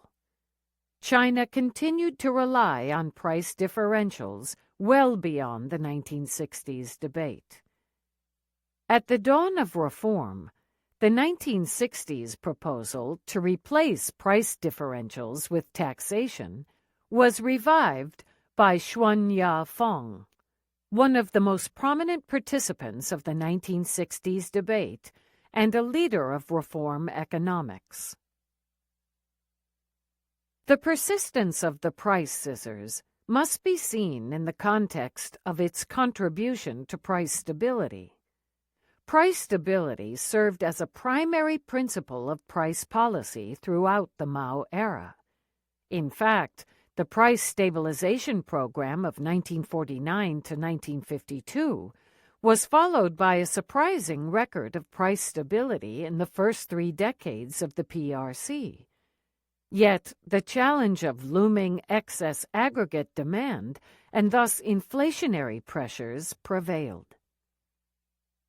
As discussed in Chapter 2, Keynes has shown that if, in wartime, people work to produce for the war effort rather than for consumption, aggregate demand tends to outgrow supply, causing prices to rise. The same also applies to a heavy industry-oriented development strategy in a closed economy. Many investments in industrialization yield fruits only after a long time. Consider, for example, the construction of a large steel plant. The workers who built the plant receive a wage, and need to be clothed, fed, and housed, while their labor does not immediately add to the production that serves those needs. As a result, the wage fund tends to outgrow the provision of consumption goods, and the demand for consumption goods tends to exceed their supply. In the Mao era, the strategy to cope with this tendency toward excess aggregate demand and inflation was to suppress peasants' cash incomes through low procurement prices for agricultural goods, often shifting the burden of producing basic goods, such as clothes, to female labor in peasant households. The portion of the population working for urban wages was small in relation to the rural population. Urban wages were higher than rural incomes, but were still kept on a low level. The low prices of rationed agricultural products, which constituted the largest share in urban consumption, together with low rents for assigned housing, made it possible to keep urban wage levels below increases in productivity. In addition, wages were insulated from upward pressure by the limited use of money. Many consumption items were allocated by coupon as rations or rewards, and could not simply be bought with cash. Another factor enabling low urban wages was that in China, unlike in the Soviet Union, workers were abundant. Enterprises did not compete for labor, and wages played a minimal role in labor allocation. Price stability in China was built on what has been described as a dual society. One part was the subsidized urban sphere, the other part, the rural sphere, provided a transfer to the urban economy and had to rely on its own resources for subsistence and development. To maintain this inequality, the masses of peasants were prevented from migrating permanently to the cities and were excluded from the urban wage bill by administrative means, such as the issuance of urban residence permits and local ration cards. The household registration system, instituted in 1955, categorized citizens as either rural or urban. It was key to sustaining this social stratification. Keeping rural incomes low and monopolizing trade also came at the cost of a widespread demonetization of the countryside. This had important implications for rural price stability. When private grain trade had been widespread, the grain purchases by state trading agencies helped to balance market prices across seasons and regions. But when the state became a monopolist purchaser under the unified purchase system, the state procurement caused a sudden injection of cash into the rural economy at harvest time. This induced speculation and black markets and destabilized prices. A basic problem of price stability in the rural economy was that, while the demand for consumption goods was spread over the year, cash was injected only after harvest time. To absorb the abrupt cash inflow after the harvest, credit cooperatives had been set up in the 1950s. They absorbed the excess cash into bank deposits and balanced the cash flow. Credit cooperatives also facilitated advance payments in spring for state procurement of grain. This further balanced the money flow to the rural economy. The price stabilizing effect of the credit cooperatives follows the same basic logic as the Imperial Green Sprout Loans program. But in contrast to this imperial institution, the credit cooperatives were not oriented toward extracting high interest rates from the peasants. Recent research shows that another common practice to address this problem of excess cash in the rural economy was huilong, to return to the cage. This term had a long tradition in China's monetary policy. Under imperial rule, paper money had at times been convertible into silver. The bank would withdraw excess paper notes from circulation by bringing them back into the bank's cage, or huilong. One method for the state to absorb excess cash in the Mao era was to supply non-essential goods at high prices. Chang Ying alluded to this as the pastry question in a speech in 1961, when inflation loomed after the Great Leap. Unrationed luxury goods, such as pastries, that traded on a free market had the critical function for the economy at large of absorbing excess liquidity and thus stabilizing prices. Although this promoted price stability, high prices for such unrationed goods further repressed rural living standards. The pastry question reveals a larger point about price stabilization in the Mao era. The redistributive price system was a balancing act. Designed to extract resources from the countryside for industrialization, the rate of transfer could not exceed a certain level, as the Great Famine had brutally demonstrated. High prices of non-essential goods served to balance cash flows, but if prices were set too high, demand would cease and the goal could not be achieved. The next section takes a closer look at some of the price-setting practices underpinning this balancing effort. Basic working of the Maoist price-setting system. After the revolution, the price system as a whole was not reset based on a specific price formula. Prices were instead adjusted on a case-by-case basis, guided by empirical observations and geared toward overall price stability.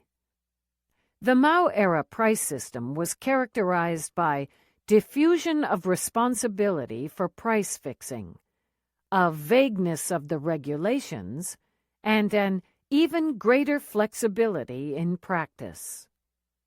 As Lardy put it, the general principles of price formation are well known, but sufficiently vague to serve poorly as a guide to central pricing decisions.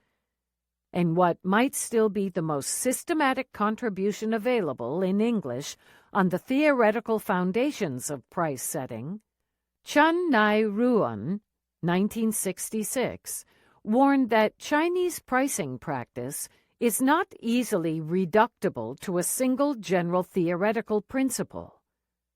This lack of axiomatic price-setting principles is an expression of price determination as a constant balancing act.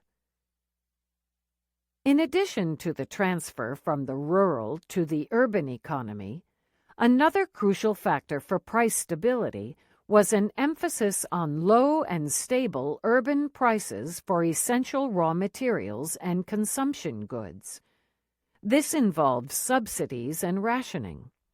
In contrast, prices for non-essentials were flexibly adapted and often artificially high to absorb cash flows. We can view this through the lens of the principle derived from the Guangxi in Chapter 1. To use the Guangxi's terms, the communist price policy was focused on what is heavy. The price stability of essential goods for urban consumption and production was the primary rule for price setting. These essential goods also served to measure the purchasing power of the RMB and thus pin down the value of money. For all other goods, price fixing was more situational than strictly rule-based. To be sure, in sharp contrast to the Guangxi and later imperial price regulation practices discussed in Chapter 1, the Mao-era economy relied heavily on commands rather than on state market participation. The great stability of prices also reflected the relatively small role prices played as an instrument of economic regulation when the Chinese economy was developing into a command economy. Beyond their crucial role as a tool for redistribution, prices played a secondary role in production decisions of enterprises, and consumption decisions were guided by rationing. Commodity classification and types of prices. Under the system of price determination of the Mao era, commodities were divided into 3 tiers according to their relative importance for people's livelihoods, for industrial and agricultural production, and for foreign trade. First category commodities were those most essential and most tightly controlled by the state compared with second and third category goods. The concrete classifications of specific commodities have varied over time, but the basic logic of the regulation of prices based on this 3-tier hierarchy of importance prevailed. Commodities in the first category originally included food grains, edible oils, raw cotton, cotton yarn, and cotton cloth, and later, sugar, salt, tobacco, petroleum, and the most important export goods, such as tea. These essential consumption goods and industrial inputs were under the unified system of purchase and sale. The State Council directly controlled purchases and supplies of these goods by means of delivery quotas and rationing. Second category commodities, under designated procurement, were controlled by specialized ministries. This category, comprising more than 100 commodities, included agricultural products such as ramie, hemp, silk cocoons, eggs, pork, animal hides, tea, and some items for export. For most of these commodities, prices were also set by the state. All remaining commodities were placed in the third category, which was generally administered by local authorities and sometimes under commodity-specific regulations. For the first and second category commodities, the state commercial entities had exclusive purchasing rights. In principle, no direct trading between producers or selling from producers to consumers was allowed. The prices of these essential goods were meant to be insulated from market forces. In contrast, some third-category commodities were at times traded in rural markets, often with state regulation of prices.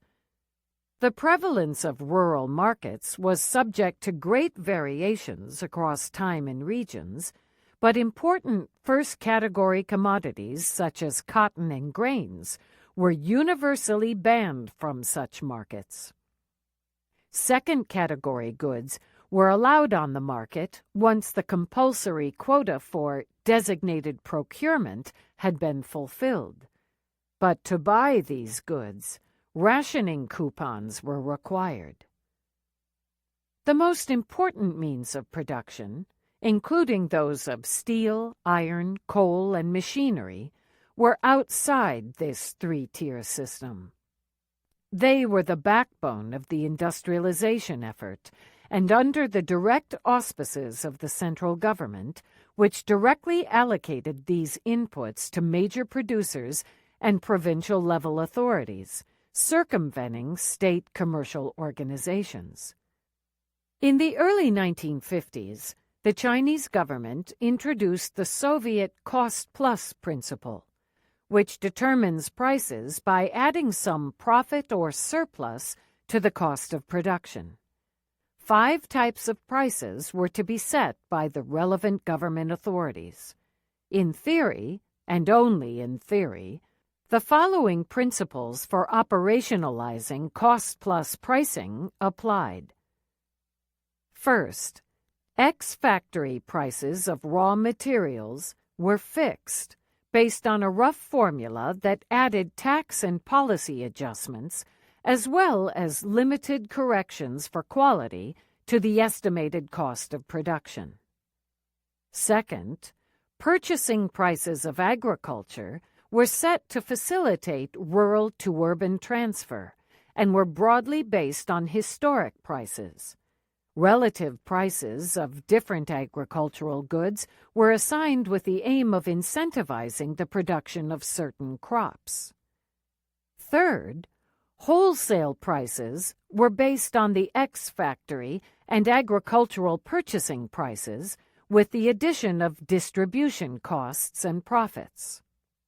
Fourth, prices paid by consumers to retailers were determined by adding retail costs, profits, and taxes to the wholesale price. Fifth, state-owned producing enterprises were charged an annually fixed allocation price for their rationed inputs, composed of the ex-factory or agricultural purchase price plus the costs of distribution. In some cases, producers under cooperative or commune ownership were allowed to buy at the allocation price, but they generally had to pay the typically higher wholesale price. A word of caution is needed here. This list of principles leaves the impression of rigidness and precision, but these general rules were in fact applied in a flexible manner and not based on any strict formulas. In practice, these varieties of cost-plus pricing were not applicable to a large number of cases. Many prices were determined instead by use of empirical information of past price formations or by investigation of sample cases. Pricing was based on translating pre-revolutionary practices of cost accounting into the Marxist categories of constant and variable capital, or by using past relative prices between agricultural goods as reference. In particular, historical data for the years 1930 to 1936, which was considered a period of relatively normal economic conditions, was sometimes used as guidance for relative prices. Another common empirical method of arriving at prices for specific commodities was to identify model firms that were assumed to produce under average conditions and to calculate costs based on their current production practices. Thereby, vast regional differences in technology and management, and hence in cost, were taken into account by identifying regionally specific model firms and allowing for inter-regional price variations. The question of how to determine the surplus value, which, in Marx's price accounting, has to be added to the constant and variable capital, was subject to another important debate in the early 1960s. The theoretical determination of the surplus value under socialism remained unresolved and was, in practice, handled flexibly to account for policy priorities such as the need to withdraw cash from some parts of the economy, hui long, and redistribution between regions, between the city and the countryside, and between the state and the people. The strictness with which general pricing principles were applied also depended on the importance of the respective goods for people's livelihoods or for industrialization. Except for the most important commodities, the central planners allowed the pricing authorities at lower levels a certain degree of flexibility within the defined principles and guidelines, accounting for seasonal conditions, variations in quality, and so on. The prices of essential goods were kept very stable, while those of non-essentials were adjusted more frequently, typically bit by bit. Retail prices for goods under the first category did not change much throughout the Mao period, when these goods were rationed for urban consumers. The Chinese state exerted particularly great efforts to keep the urban grain price stable. Cost-plus pricing was not easy to implement because of the shortcomings of the planning system in achieving balance across sectors. Notwithstanding the unresolved question over the right calculation method of the 1950s and 1960s debate, cost-plus pricing aimed for prices to be equal to values, but we can only expect this to be the case in equilibrium. Assuming that supply meets demand in a planned economy, cost-plus pricing was not set up to reflect scarcity relations. It was therefore ill-fit to accommodate recurring shortcomings in planning and mismatches between planned inputs and outputs. In contrast, the Chinese empirical method of price determination explicitly asks cadres to consider prevailing forces of supply and demand in their price setting. If a consumer good was in short supply, its price should not be lowered, but also not increased indiscriminately. If a good was oversupplied, its price should be lowered to prevent the building up of unnecessary stocks. Thus, local and product-specific forces of supply and demand were to be taken into account, but only in ways that would not result in price hikes. Price stability remained a paramount concern of the Chinese leadership, and adjustments of specific prices also served as a tool for huilong by absorbing excess cash. The debate over the law of value and price determination of the early 1960s that I mentioned aimed to rationalize the whole price system, ultimately had no practical consequences. The perceived danger to price stability prevented the leadership from readjusting all prices based on an axiomatic formula. State-owned enterprises, financial targets, and prices. The urban industrial system was broadly modeled on the Soviet example. State-owned enterprises had only very limited control over expansion or construction projects. They were production units that operated at a scale defined by the central planning authorities. State-owned enterprises received commands from the central planning authorities with targets for physical outputs and were allocated the raw materials and major equipment required as inputs into their production plants. In this system, the Planning Bureau had to balance all inputs and outputs across production units. The financial control system was built upon this system of material balancing. Financial targets served both to back up physical goals and to give broad indications for parameters that were not easily defined. For example, state-owned enterprises were set a limit on their overall wage bill rather than a specification of all positions and grades. Under this system of central command, state-owned enterprises did not control their overall funds. The scale of national investment was largely in the hands of the central planning authorities. Large portions of the revenues of state-owned enterprises from sales were channeled to the central treasury in the form of sales and profit taxes. It was up to the central planners to decide whether to reissue these funds to the state-owned enterprises. Only very small investments could be financed out of retained profits.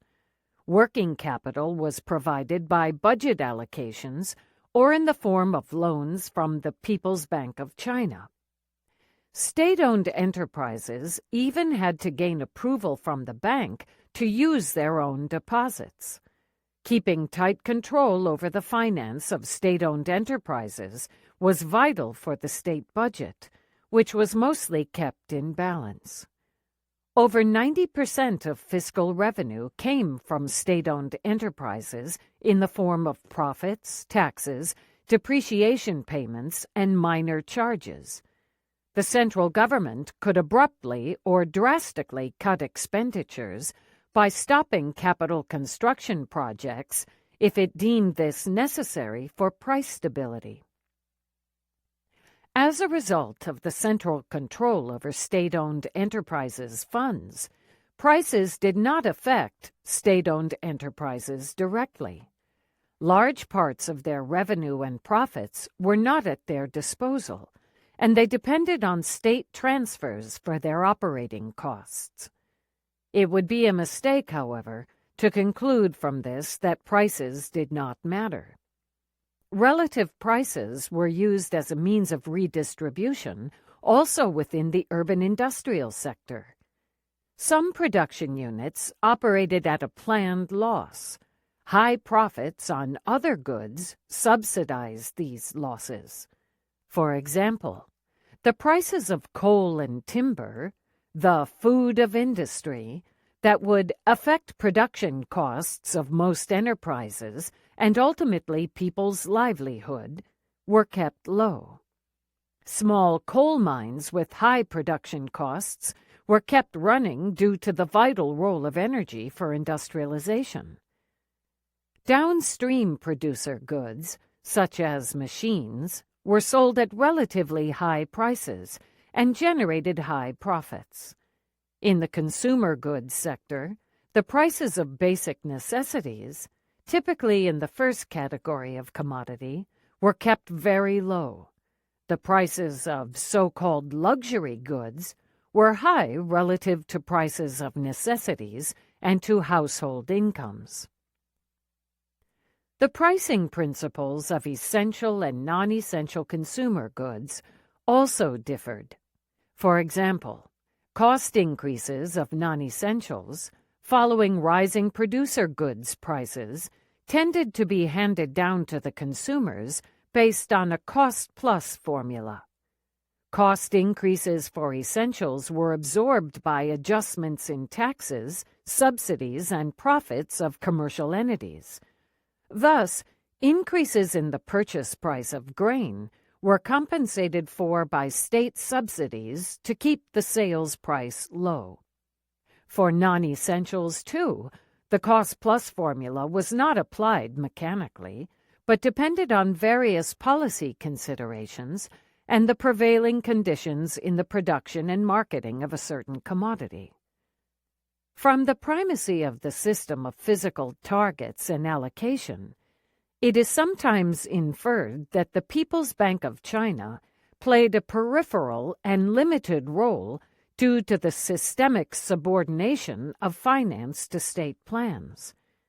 In contrast, Donathorne found that the bank, People's Bank of China, is the single most powerful and far-reaching economic organ in China. If central planning for the whole Chinese economy was an insurmountable challenge, it was at least as demanding to keep track of all activities of state-owned enterprises in physical terms. Control over financial transactions was the only way to do this, and as such, the People's Bank of China was essential for keeping a certain degree of central control, Donathorne argues. The problem was, however, as Perkins points out, financial regulations were among the least obeyed of centrally issued legislation.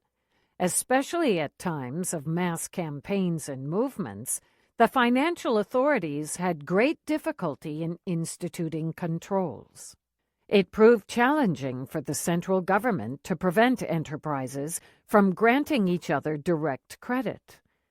This might at times have rescued plan fulfillment, but it undermined financial control.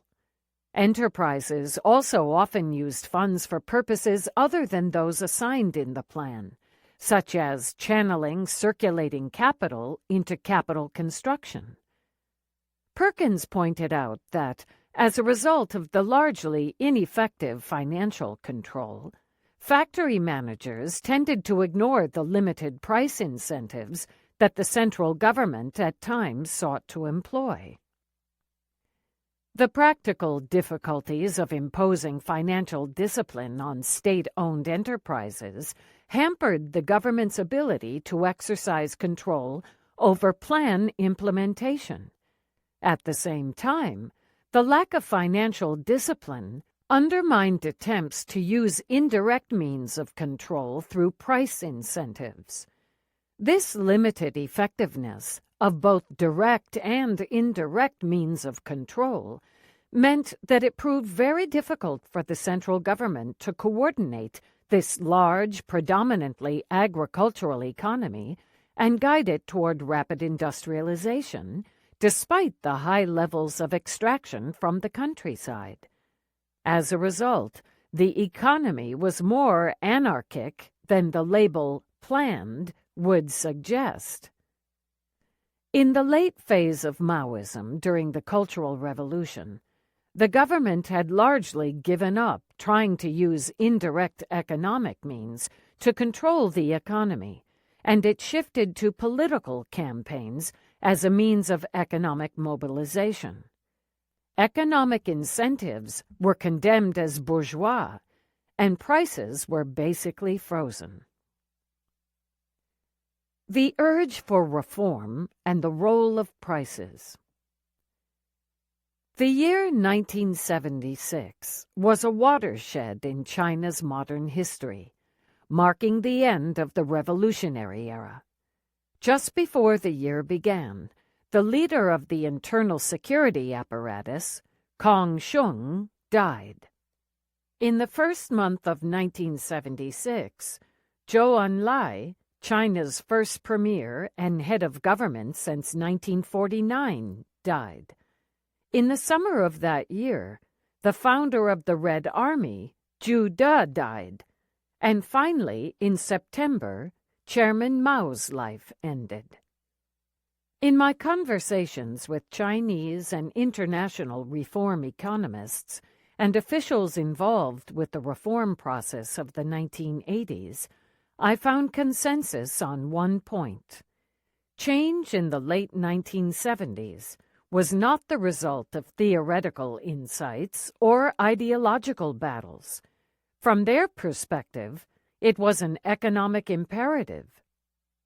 As the economist Zhao Renwei, 2016, put it, in the years 1978 and 1979, China could not have gone on without change. Not changing was not a possibility. We had to reform. But how to reform? This was not clear. The first World Bank report on China, 1983, which looked back to assess the development record of the Mao era, came to a positive judgment. Adrian Wood, the principal economist on the mission, recalled that the main message of the report was that the previous 30 to 40 years of Chinese development had been remarkably successful. Wood explained, China had combined rapid growth and industrialization, not rapid by Chinese post-1980s standards, but rapid by comparison with other developing countries. China had achieved the virtual elimination of the worst aspects of poverty. The other message of the report was that there is scope for improvement. The Chinese reformers' assessment was drastically more critical. An example is Hu Qiaomu's famous report to the State Council in July 1978, Act in accordance with economic laws. Hu, a member of Deng Xiaoping's Political Research Office, and later the first president of the Chinese Academy of Social Sciences, CASS, pointed out that the situation of the peasants remained grave. He estimated that in more than 20 years since 1955, all that had been achieved was that grain output had kept pace with the growth in population. In fact, the picture might have been even grimmer. Lardy's survey suggests that national consumption levels for essential goods, including grain, cotton cloth, and vegetable oil, all declined between 1957 and 1978. The burden was largely shouldered by the rural population. Wang Yongxi, 2016, was one of the 4 gentlemen of reform who were among the first young intellectuals to enter into a dialogue with the top leadership in the early years of reform.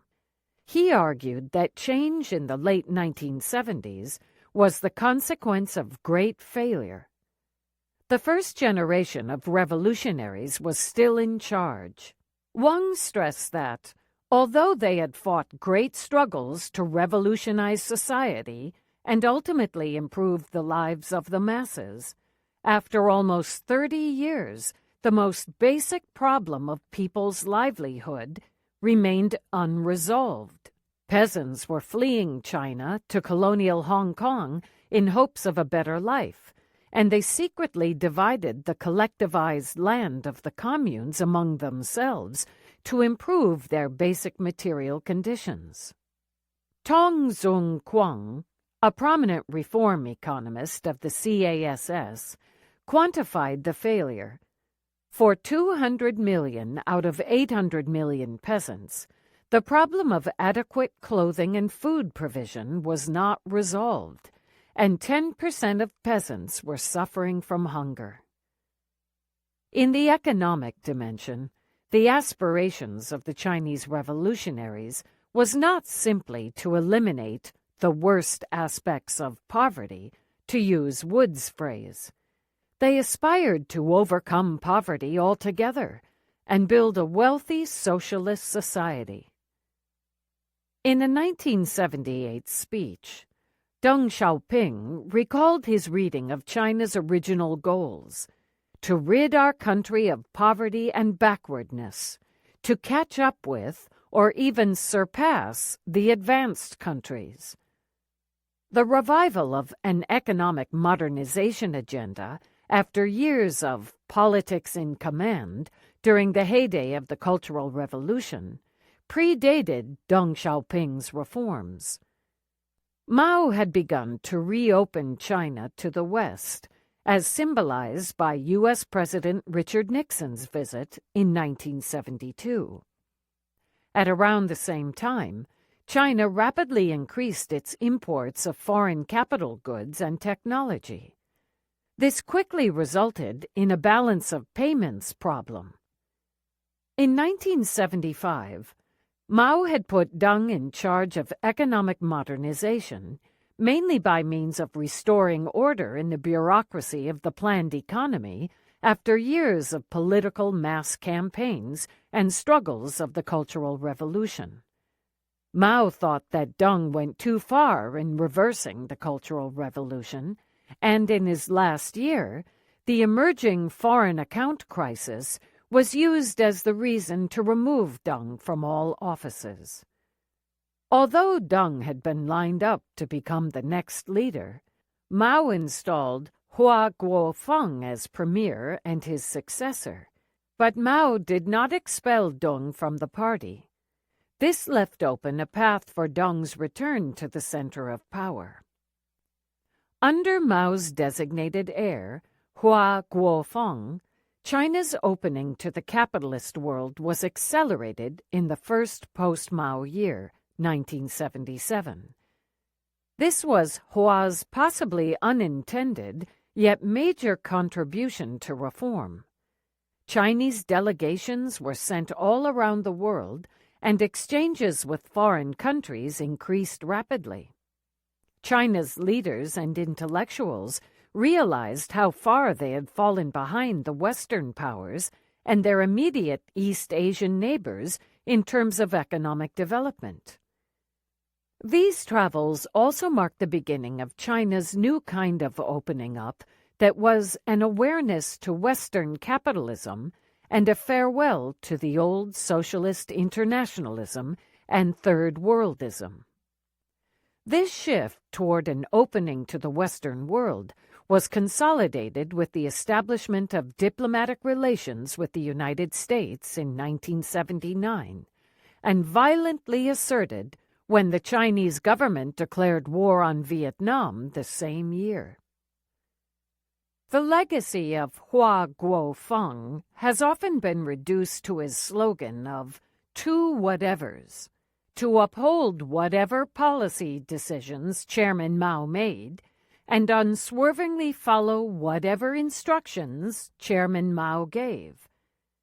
Recent research by Preface and Swan has convincingly challenged such a caricature. Several of my interviewees, too, stress the importance of Hua Guofeng in the transition from late Maoism to economic reform. Hua upheld the whatever slogan in the year after Mao's death, but so did Cheng Ying, who jointly with Deng Xiaoping superseded Hua. Paying tribute to Mao in the year after his passing was not unique to Hua. Hua Guofeng's leadership marked a critical break with the Cultural Revolution in terms of China's broad ideological orientation, development strategy, and international economic relations, while constituting a revival of Deng Xiaoping's 1975 efforts. Shortly after Mao's passing, Hua attacked the Cultural Revolution approach that rejected a focus on the development of the productive forces, and he advocated for continuous revolution instead of economism. Hua redefined revolution itself as liberation of productive forces and elevated national economic development to the highest priority. This was in complete agreement with Deng Xiaoping's insistence during his short tenure in the leadership in 1975 that the view that once revolution is grasped, production will increase naturally and without spending any effort is believed only by those who indulge in fairy tales. By elevating economic development to the highest revolutionary principle, Hua paved the way for the Deng-era reforms. It is remarkable that such drastic changes occurred under a leader who has frequently been described as a relatively unremarkable Mao loyalist. This speaks for the powerful structural forces pushing toward a change in the economic model. Hua combined Soviet-style big-push industrialization with an opening up to the capitalist world. Under Hua, the first special economic zone opened in China, and major efforts to attract foreign direct investment were launched.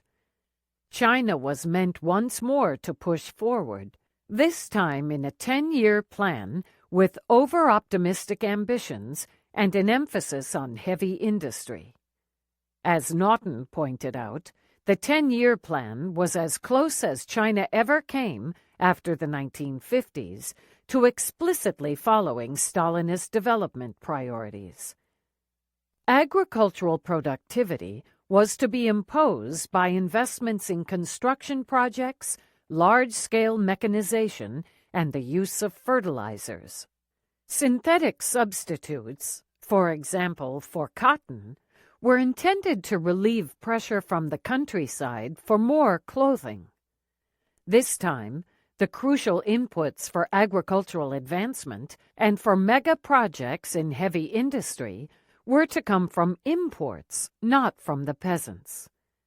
Those imports were hoped to be financed from petroleum exports. Petroleum was one of the few sectors that grew rapidly in the late Mao period. The petroleum group, around Wu Chou-li, who had made their careers in the petroleum sector, were put in charge of national planning under Hua.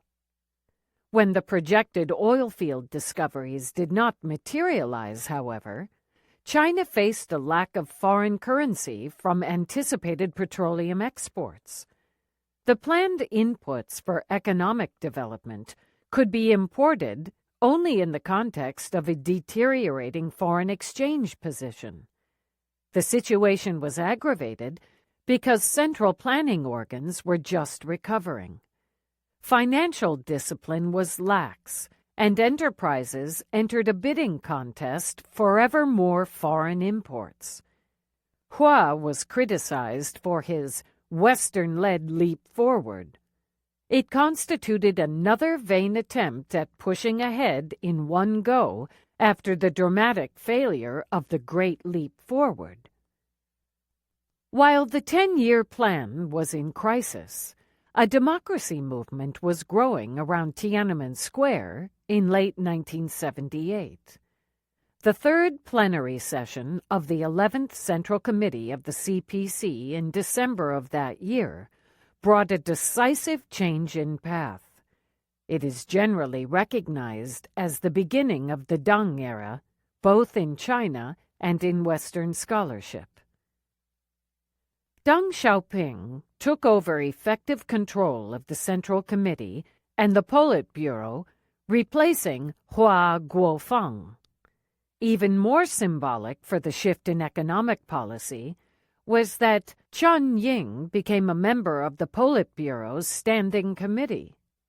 Deng Xiaoping had cooperated with the Petroleum Group during his short return to power in 1973.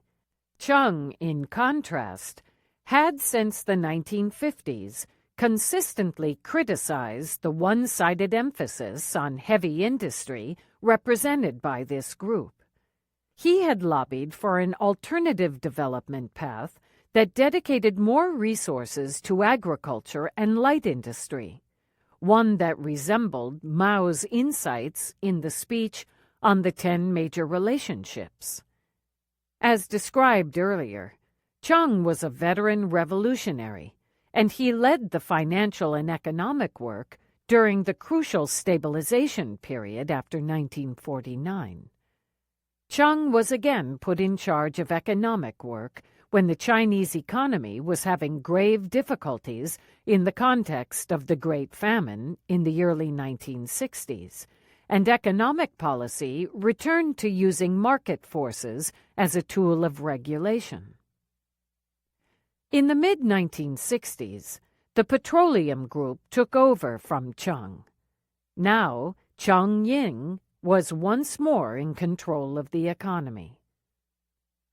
In their effort to reform the Chinese economy, the new leadership invoked the communist success of the very early years.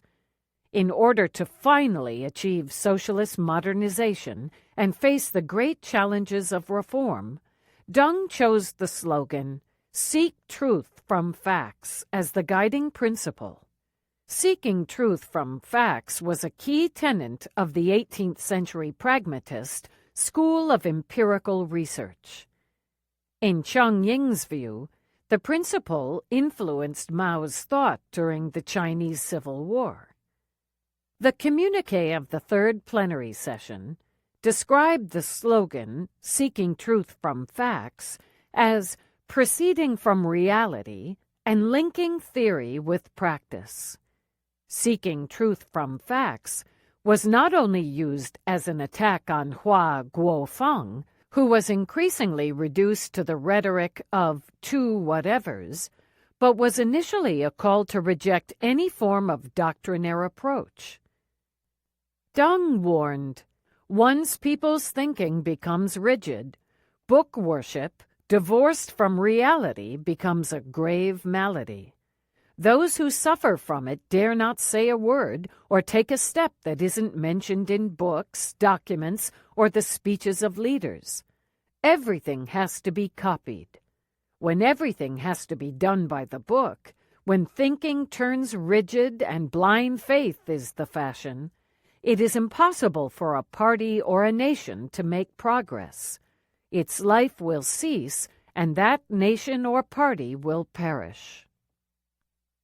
Deng called on the CPC to begin learning through practice, from books, and from the experience, both positive and negative, of others as well as our own.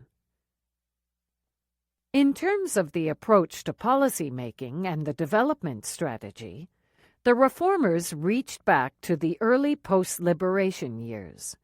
Reflecting Cheng Ying's priorities, the communiqué of the Third Plenary Session elevated Mao's On the 10 Major Relationships to serve as the basic guideline for economic policy-making. The speech had been reprinted according to Hua's instructions. The desired development approach was now to develop heavy industry by developing more light industry and agriculture. The communiqué particularly stressed the importance of advancing agriculture, the foundation of the national economy, which had been seriously damaged. Rather than relying on investment in collective mechanization, as the petroleum group had attempted, the advancement of agriculture would rely on price adjustments made effective by reviving economic incentives. Egalitarianism was to be replaced by the principle of to each according to his work, which required working out payment in accordance with the amount and quality of work done. In line with this shift of development strategy, the most important price adjustment was to overcome the scissors gap in order to reduce the disparity in prices between industrial and agricultural products. The plenary session suggests that the State Council make a decision to raise the grain purchase price by 20% starting in 1979. And the price for the amount purchased above the quota by an additional 50%, while the prices for manufactured goods for farm use will be cut by 10 to 15%. This indicated a crucial step away from the transfer of resources from the countryside to the city through unequal exchange. Peasants were to get more for their produce and pay less for their inputs. But the communiqué did not touch urban prices for agricultural goods. The old principle of keeping the retail price of grain low and stable for the urban population was maintained.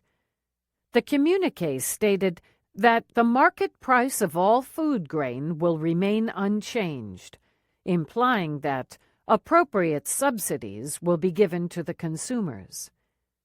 This meant the continuation of a trend that had already prevailed for a few years in 1978. The state sustained losses in grain trade, which is to say it paid considerable subsidies to urban consumers.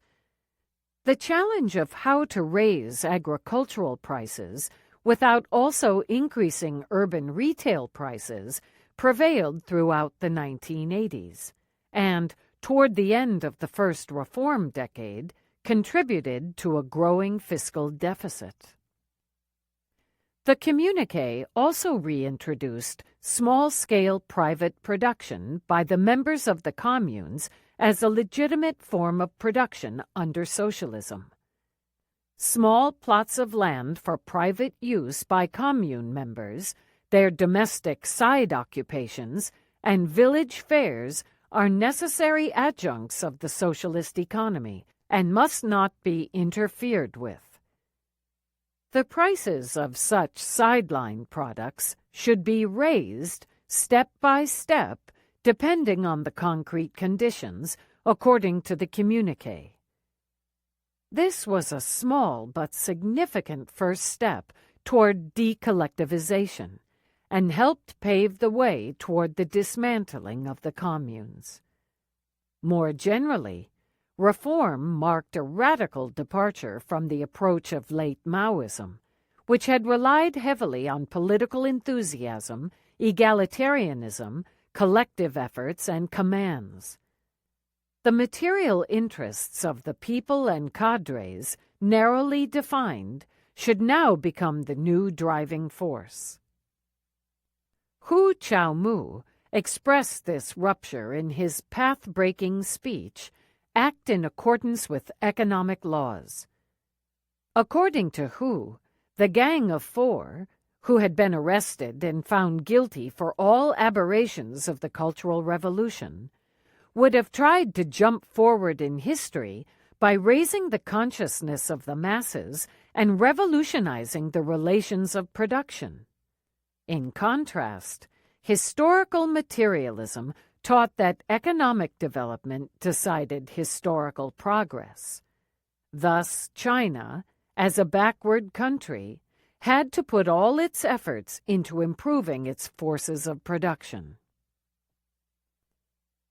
In preparing the third plenary session, Deng Xiaoping made clear what this shift in paradigm meant for the new criteria by which economic work would henceforth be judged. The quality of leadership in an economic unit should be judged mainly by the unit's adoption of advanced methods of management, by the progress of its technical innovation, and by the margins of increase of its productivity of labor, its profits, the personal income of its workers, and the collective benefits it provides. As Deng pointed out, to allow for such performance-based judgments, responsibilities would have to be defined clearly. In theory, there was collective responsibility. In fact, this meant that no one was responsible.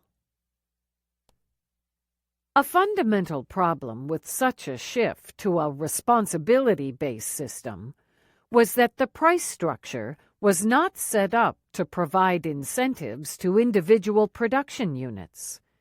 Instead, the system relied on conscious redistribution between and within sectors. As we have heard, some units were meant to make high profits, others to sustain losses. To overcome this challenge, prices were now to be brought in line with the law of value, meaning that they would somehow be determined based on the average number of hours required to produce a good. That is, the socially necessary labor time. However, basing prices on the law of value posed a great problem in itself. As we have discussed, the prevailing price structure was not based on a strict application of a cost-plus principle or any other formula. It was a tremendous, if not impossible, task to determine the socially necessary labor time for the manufacture of all products. It was also unclear how such an overall price adjustment could be achieved. After all, as mentioned, prices had never been set from scratch. Even if prices could be aligned with values, the dramatically diverging production conditions across the country suggested that the prospects for rewards in different production units would be extremely unfair. Deng Xiaoping promoted the idea that some regions and enterprises and some workers and peasants should earn more and enjoy more benefits sooner than others. This constituted a drastic departure from the Maoist ideal of egalitarianism. But those benefits should, in Deng's meritocratic vision, be in accordance with their hard work and greater contribution to society, and should not be the result of environmental conditions or historical privileges. Another problem that prevailed throughout the 1980s reforms also arose in these early days of reform. Price adjustments tended to conflict with the aim of keeping consumer and input prices stable. To prevent price increases from being passed on, adjustments to procurement prices incurred high subsidies, which placed pressure on the state budget. Xue Muqiao therefore argued that price adjustments were ultimately a matter of distribution across the economy. In his view, This could only be solved in the course of industrial and agricultural growth, and should be conducted in a way that promotes the latter. How exactly this would be achieved in practical terms was to become the subject of a great debate throughout the 1980s. Conclusion. Achieving price stability after prolonged hyperinflation was an important source of legitimacy for the revolutionary government, and was maintained, with few exceptions, throughout the Mao period. But this came at a high cost: the squeezing of the peasants. China's heavy industry-focused industrialization strategy of the Mao era faced a macroeconomic challenge similar to that of a war economy. Large investments in heavy industries did not generate an increase in consumption goods in the short to medium term. Yet, workers building these industries had to be fed, clothed, and housed. This burden was carried largely by China's peasant majority. Under the state monopoly of purchase and sale, the agricultural communes had to deliver considerable shares of their output under state quotas. Prices were set to the disadvantage of the rural economy, thus extracting the inputs, food, and funds needed for industrialization from the countryside. Prices were increasingly centrally dictated as production, both in industry and agriculture, was integrated into a command economy.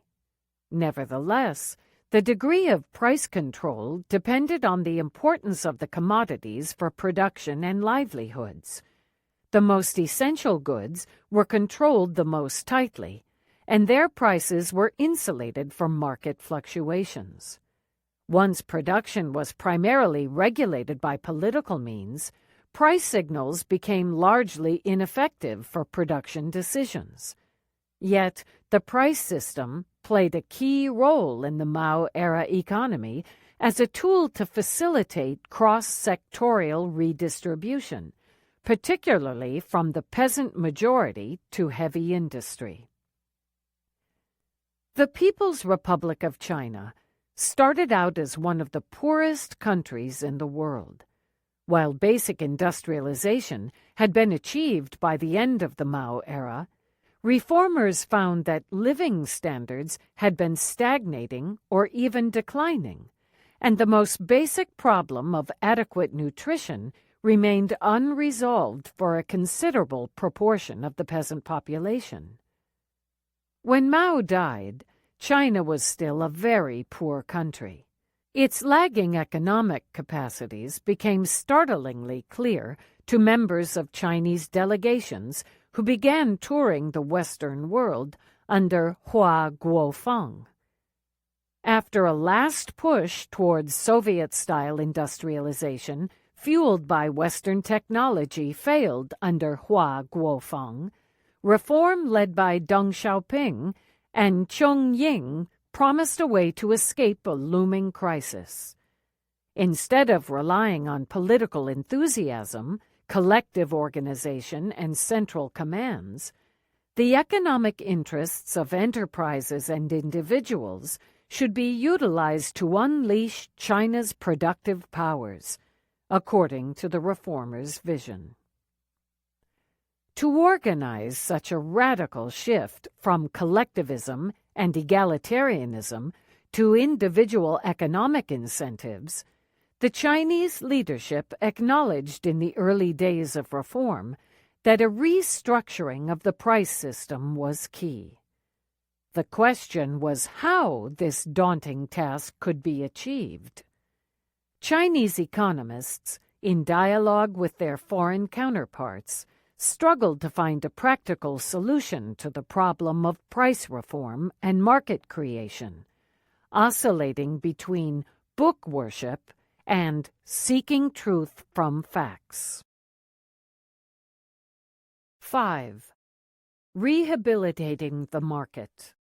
Chinese economists, the World Bank, and Eastern European émigrés. The reforms of the 1980s progressed because they were not relying on a theory. If reforms had needed to follow a theory, there would have been no progress. Chao Shi-yong was not academical. The old generation of communist cadres was not concerned with settling theoretical questions. Li Xionglu, Chao Shi-yong's personal secretary, 2016. Introduction.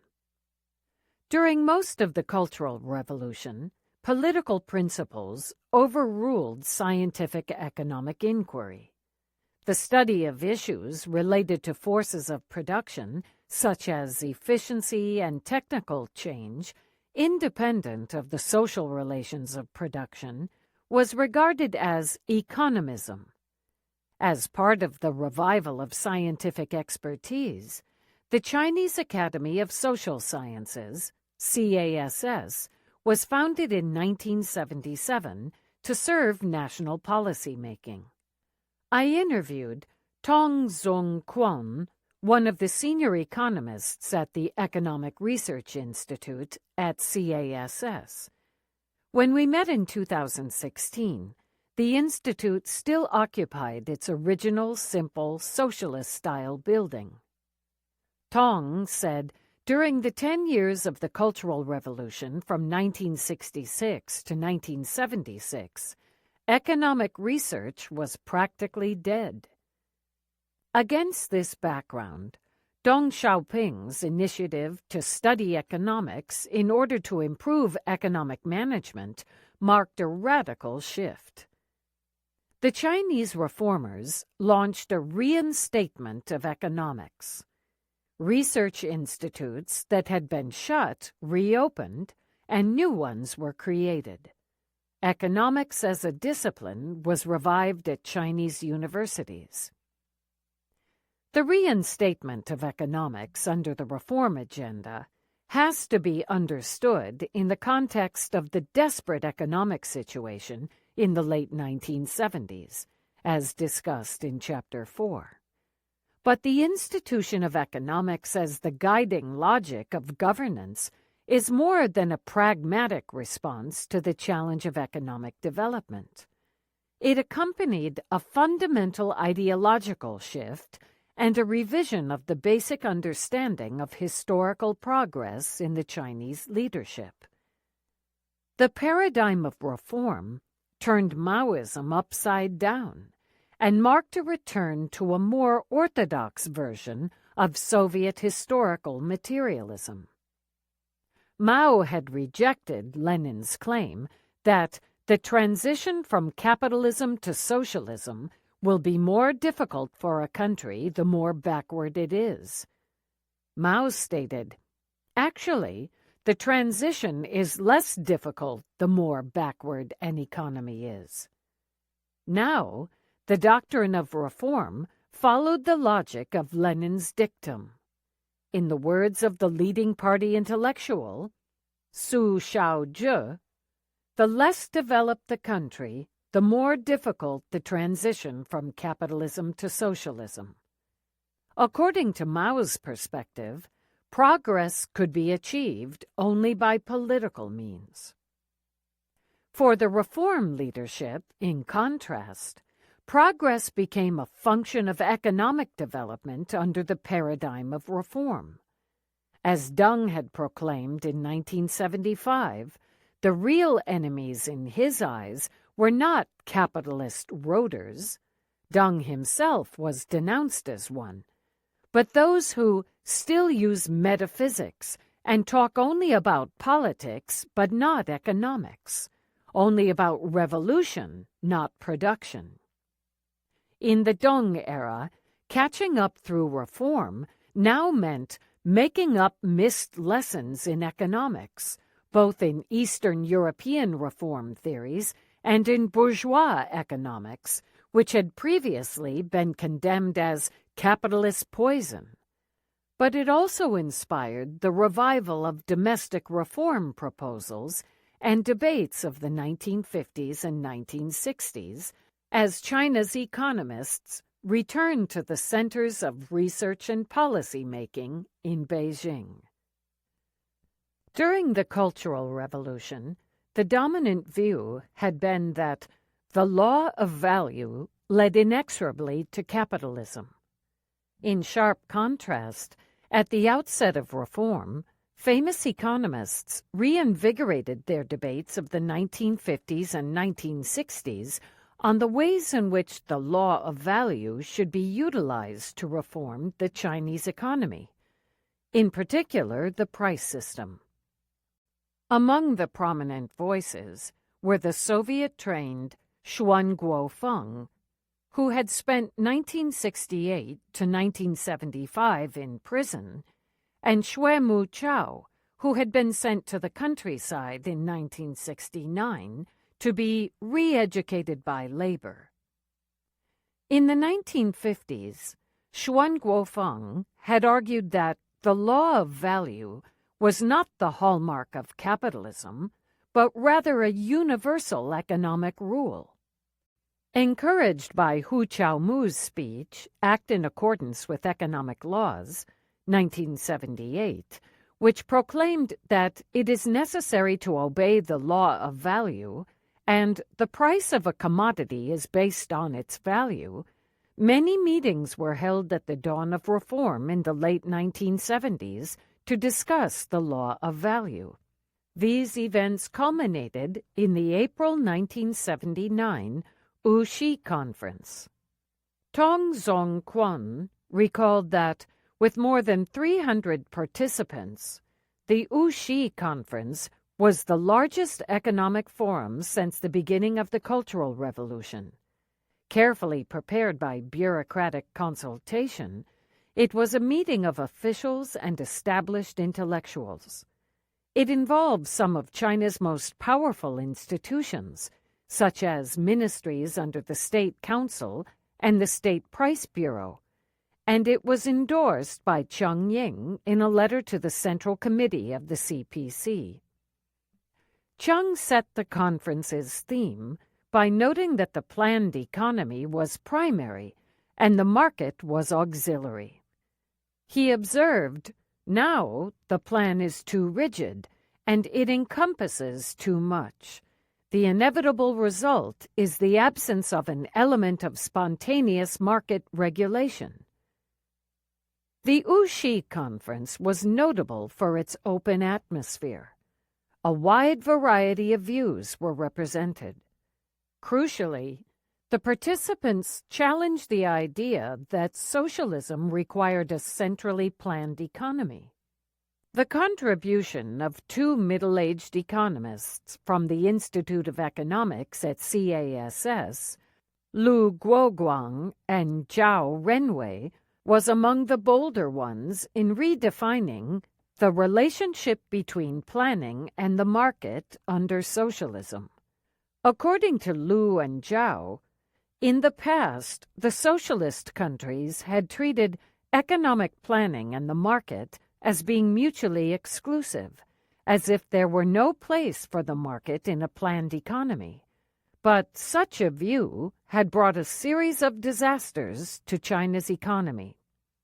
They suggested instead the promotion of free competition and the regulation of prices by supply and demand within a certain range, such that the market mechanism would become the main means in allocating manpower, materials, and funds. But at the same time, China should not let Adam Smith's invisible hand sway the socialist system. Guidance by planning would prevent the market from becoming anarchic. When we discussed the 1980s in his simple apartment in Beijing, Zhao Renwei was pleased to share that their article won the immediate praise of Hu Yaobong, who was at the time a member of the Central Committee and one of the political leaders of reform. Some months later, Deng Xiaoping sanctioned the theoretical breakthroughs of the Wuxi Conference, telling a foreign journalist, "It is wrong to maintain that a market economy exists only in capitalist society, and that there is only a capitalist market economy. Why can't we develop a market economy under socialism? Developing a market economy does not mean practicing capitalism. While maintaining a planned economy as the mainstay of our economic system, we are also introducing a market economy, but it is a socialist market economy. Theoretical debates, like the one at the celebrated Uxi Conference, were important in consolidating the radical ideological shift away from late Maoism and breaking open the economic debate. But a divide prevailed between the immediate needs of improving economic management and the concerns of theoretical work, as vividly expressed by Dong Liqing, then head of the Policy Research Office of the Central Secretariat and Vice President of CASS, in a speech to economists in June 1979. In the past, we were accustomed to going from concept to concept, from quotation to quotation. This must be changed. Before, relatively many belonged to the scholastic group and did annotations on the classics. Comrades who do practical work feel that it makes no difference whether we have this kind of research work or not, or even feel that when you do it, it is bothersome. Dong Liqing went as far with his criticism of the work of academic economists as to stress that the academics had more to learn from the bureaucrats than the other way around. If the responsible comrades from the bureaucracy don't personally take part, if only theoretical workers do investigation, one can investigate for a long time and the efficiency will still be low.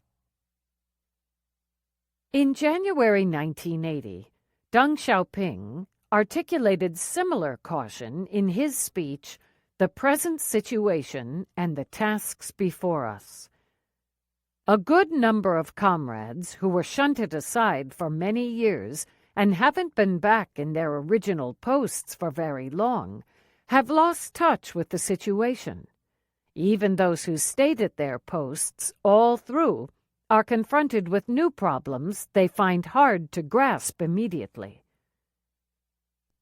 Reinstating and reinventing academic economics took time.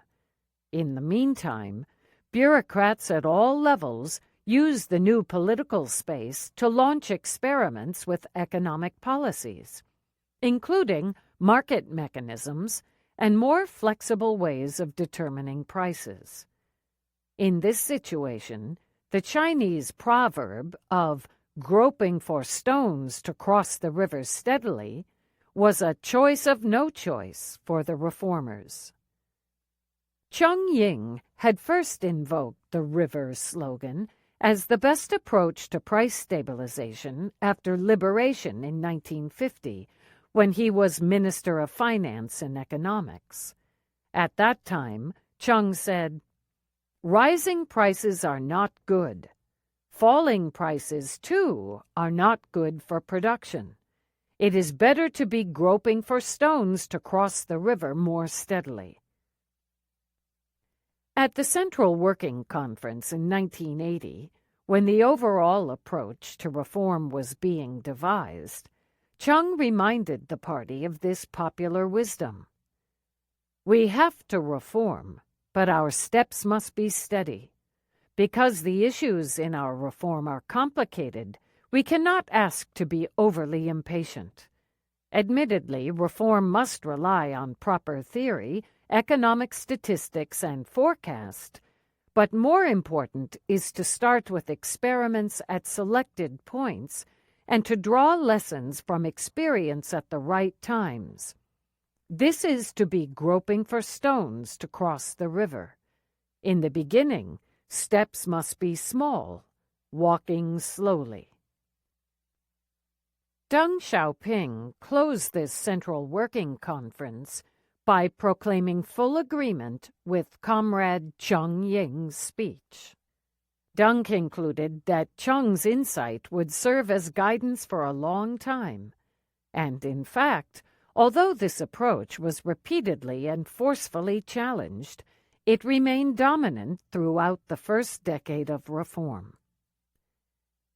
As I explained in Chapter 4, a reform of the price system was a key prerequisite of Deng Xiaoping's move from egalitarianism and collectivism to relying on individual economic incentives. The first part of this chapter investigates how, in the early reform years, 1978 to 1980, flexibility was introduced into the Maoist price system through practical experiments, while keeping the workings of the core of the economic system intact. Drawing on unique archival material, the second section of this chapter analyzes early attempts at solving the price problem theoretically. These attempts resulted from exchanges between Chinese established intellectuals and Eastern European émigré economists with support from the World Bank.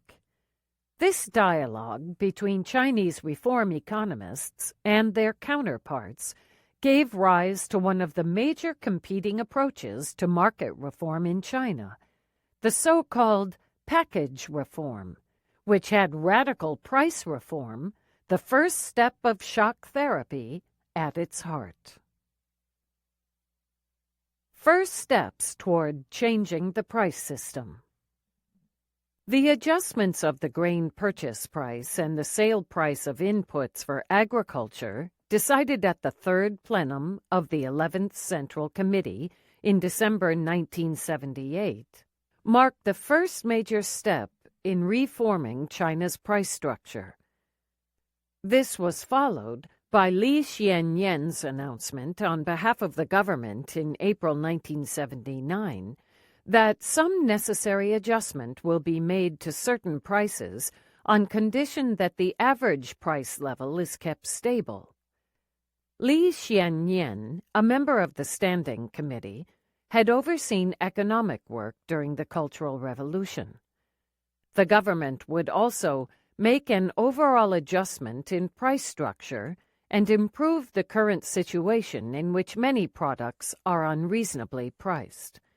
Such an overall adjustment in the price structure was subject to wide-ranging debates in the subsequent years, but adjustments to some prices were introduced more or less immediately by granting greater flexibility in price setting within the existing system, which gradually also adjusted the overall structure.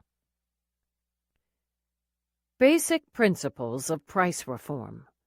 The law of value from a Guanxian perspective. Shua Mu-Chao's China's Socialist Economy, 1981, can be described as the most systematic and authoritative effort to articulate a theory of socialist economics to underpin the emerging Dengist reforms in the early years. The law of value states that the magnitude of value is determined by the amount of socially necessary labor time expended on a product, and commodities must be exchanged on their value. Shua pointed out that this definition is incomplete. According to Shua, because there is often an imbalance between supply and demand, the correspondence between price and value is relative and temporary, while the difference between them is absolute and frequent. Rather than perceiving the law of value as a static operation of adding up the socially necessary labor time, Shua countered that the law of value regulates prices spontaneously to achieve a relative balance between supply and demand. This relative balance is made possible by a constant destruction of balance or a constant fluctuation in balance. Shua's interpretation of this Marxian tenet as working through fluctuation leads him to describe the proper role for the state to regulate prices in ways reminiscent of the Guanxi's logic. the conscious harnessing of spontaneous market forces by the state. Under socialism, Schwa argued, the law of value was often used by the state in a conscious effort to regulate production. Through its price policy, the state utilizes the law of value to regulate the production and marketing of all products. In Schwa's view, the state should employ the law of value and at the same time restrict the spontaneous operation of the law of value in order to protect people from violent price fluctuations.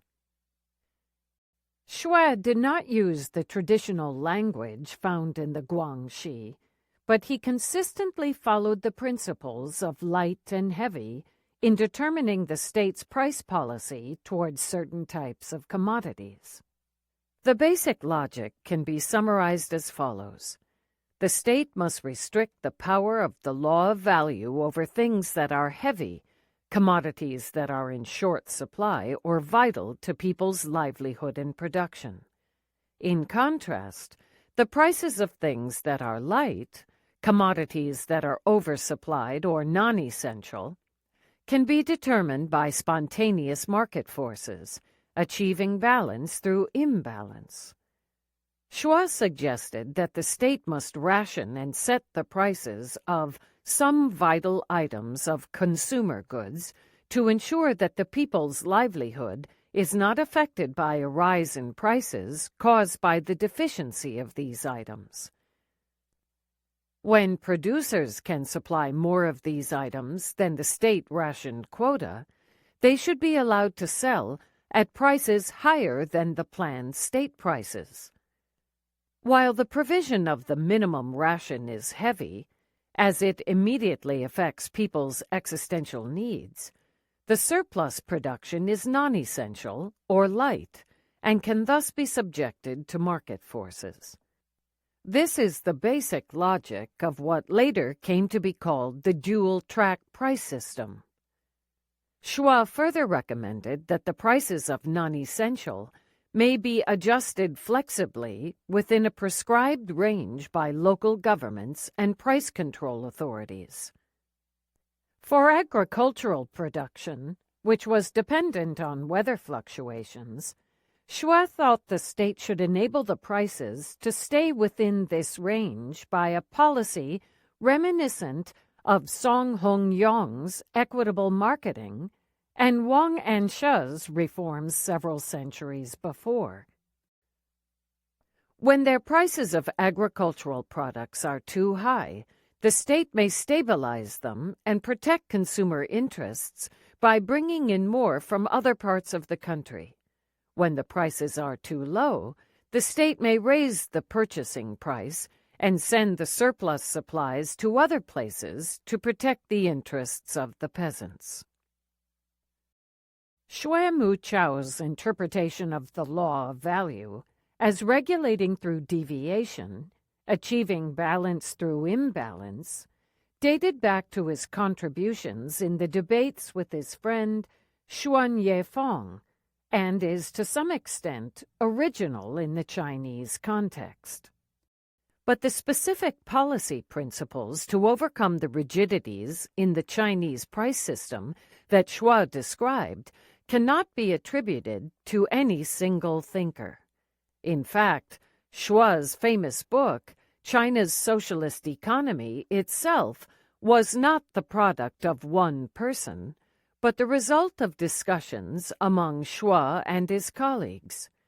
Moreover, these principles were at the heart of the Chinese bureaucratic practice of price regulation. As we have heard, they dated back to ancient times, were common in the imperial period, were used to stabilize prices after the liberation, and were an important part of the communists' economic policies before the Cultural Revolution. Chinese bureaucrats explain price reform to the World Bank. When the first World Bank mission arrived to investigate whether China was eligible for loans from the International Development Association, In October through November 1980, Chinese bureaucrats on the central and provincial levels presented the World Bank representatives with their views on the practice of price regulation and reform.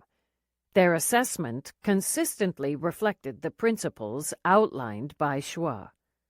The principal economist of the mission, Adrian Wood, spoke to me about the cooperation with the Chinese bureaucracy at the time. We met at his home, not far from the South Seacoast in England. Wood stressed, "The Chinese were very careful to distinguish between the views of the World Bank and their own views. They always kept a clear division. This is you and this is us. The World Bank-China relationship was a marriage made in heaven. These were two big, bureaucratic, highly professional, highly dedicated organizations, and they were perfectly suited to one another." The Chinese communists, despite being on a different ideological planet from the World Bank, knew exactly how to handle the relationship, which was very friendly, highly cooperative, but arm's length. Wood documented the meetings from the first mission in minuscule detail. They included meetings with the Central Price Bureau, the Guangzhou and Sichuan Price Bureaus, the Ministry of Finance, the State Planning Commission, the Commerce Department, and the State Material Supply Bureau. Wood distinguished carefully in his notes whether he was documenting the views of the Chinese counterparts or his own. An analysis of these notes in this section gives a glimpse of the stage of experimental price reform in 1980, before any wholesale price reform program had been attempted, and the way this reform was presented to foreign experts. It reveals the starting point for the dialogue on price reform between Chinese economists and foreign visitors. At the Research Department of the State Price Bureau, the World Bank mission learned the basic Chinese perspective on the evolution of their price policy and the challenges of market reform. They were told that the Chinese price system was inherited from the past, and that the communists never set all prices from scratch.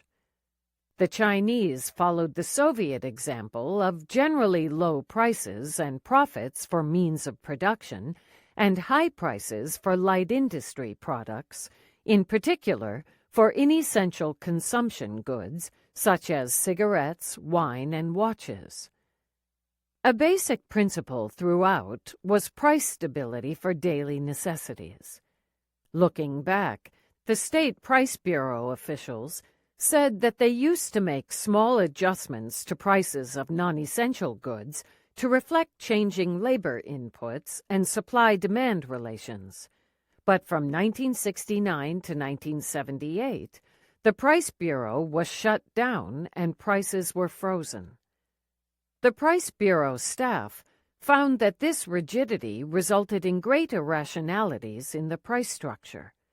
Adjustment was inevitable, but they also cautioned that problems accumulated in 30 years could not be solved overnight.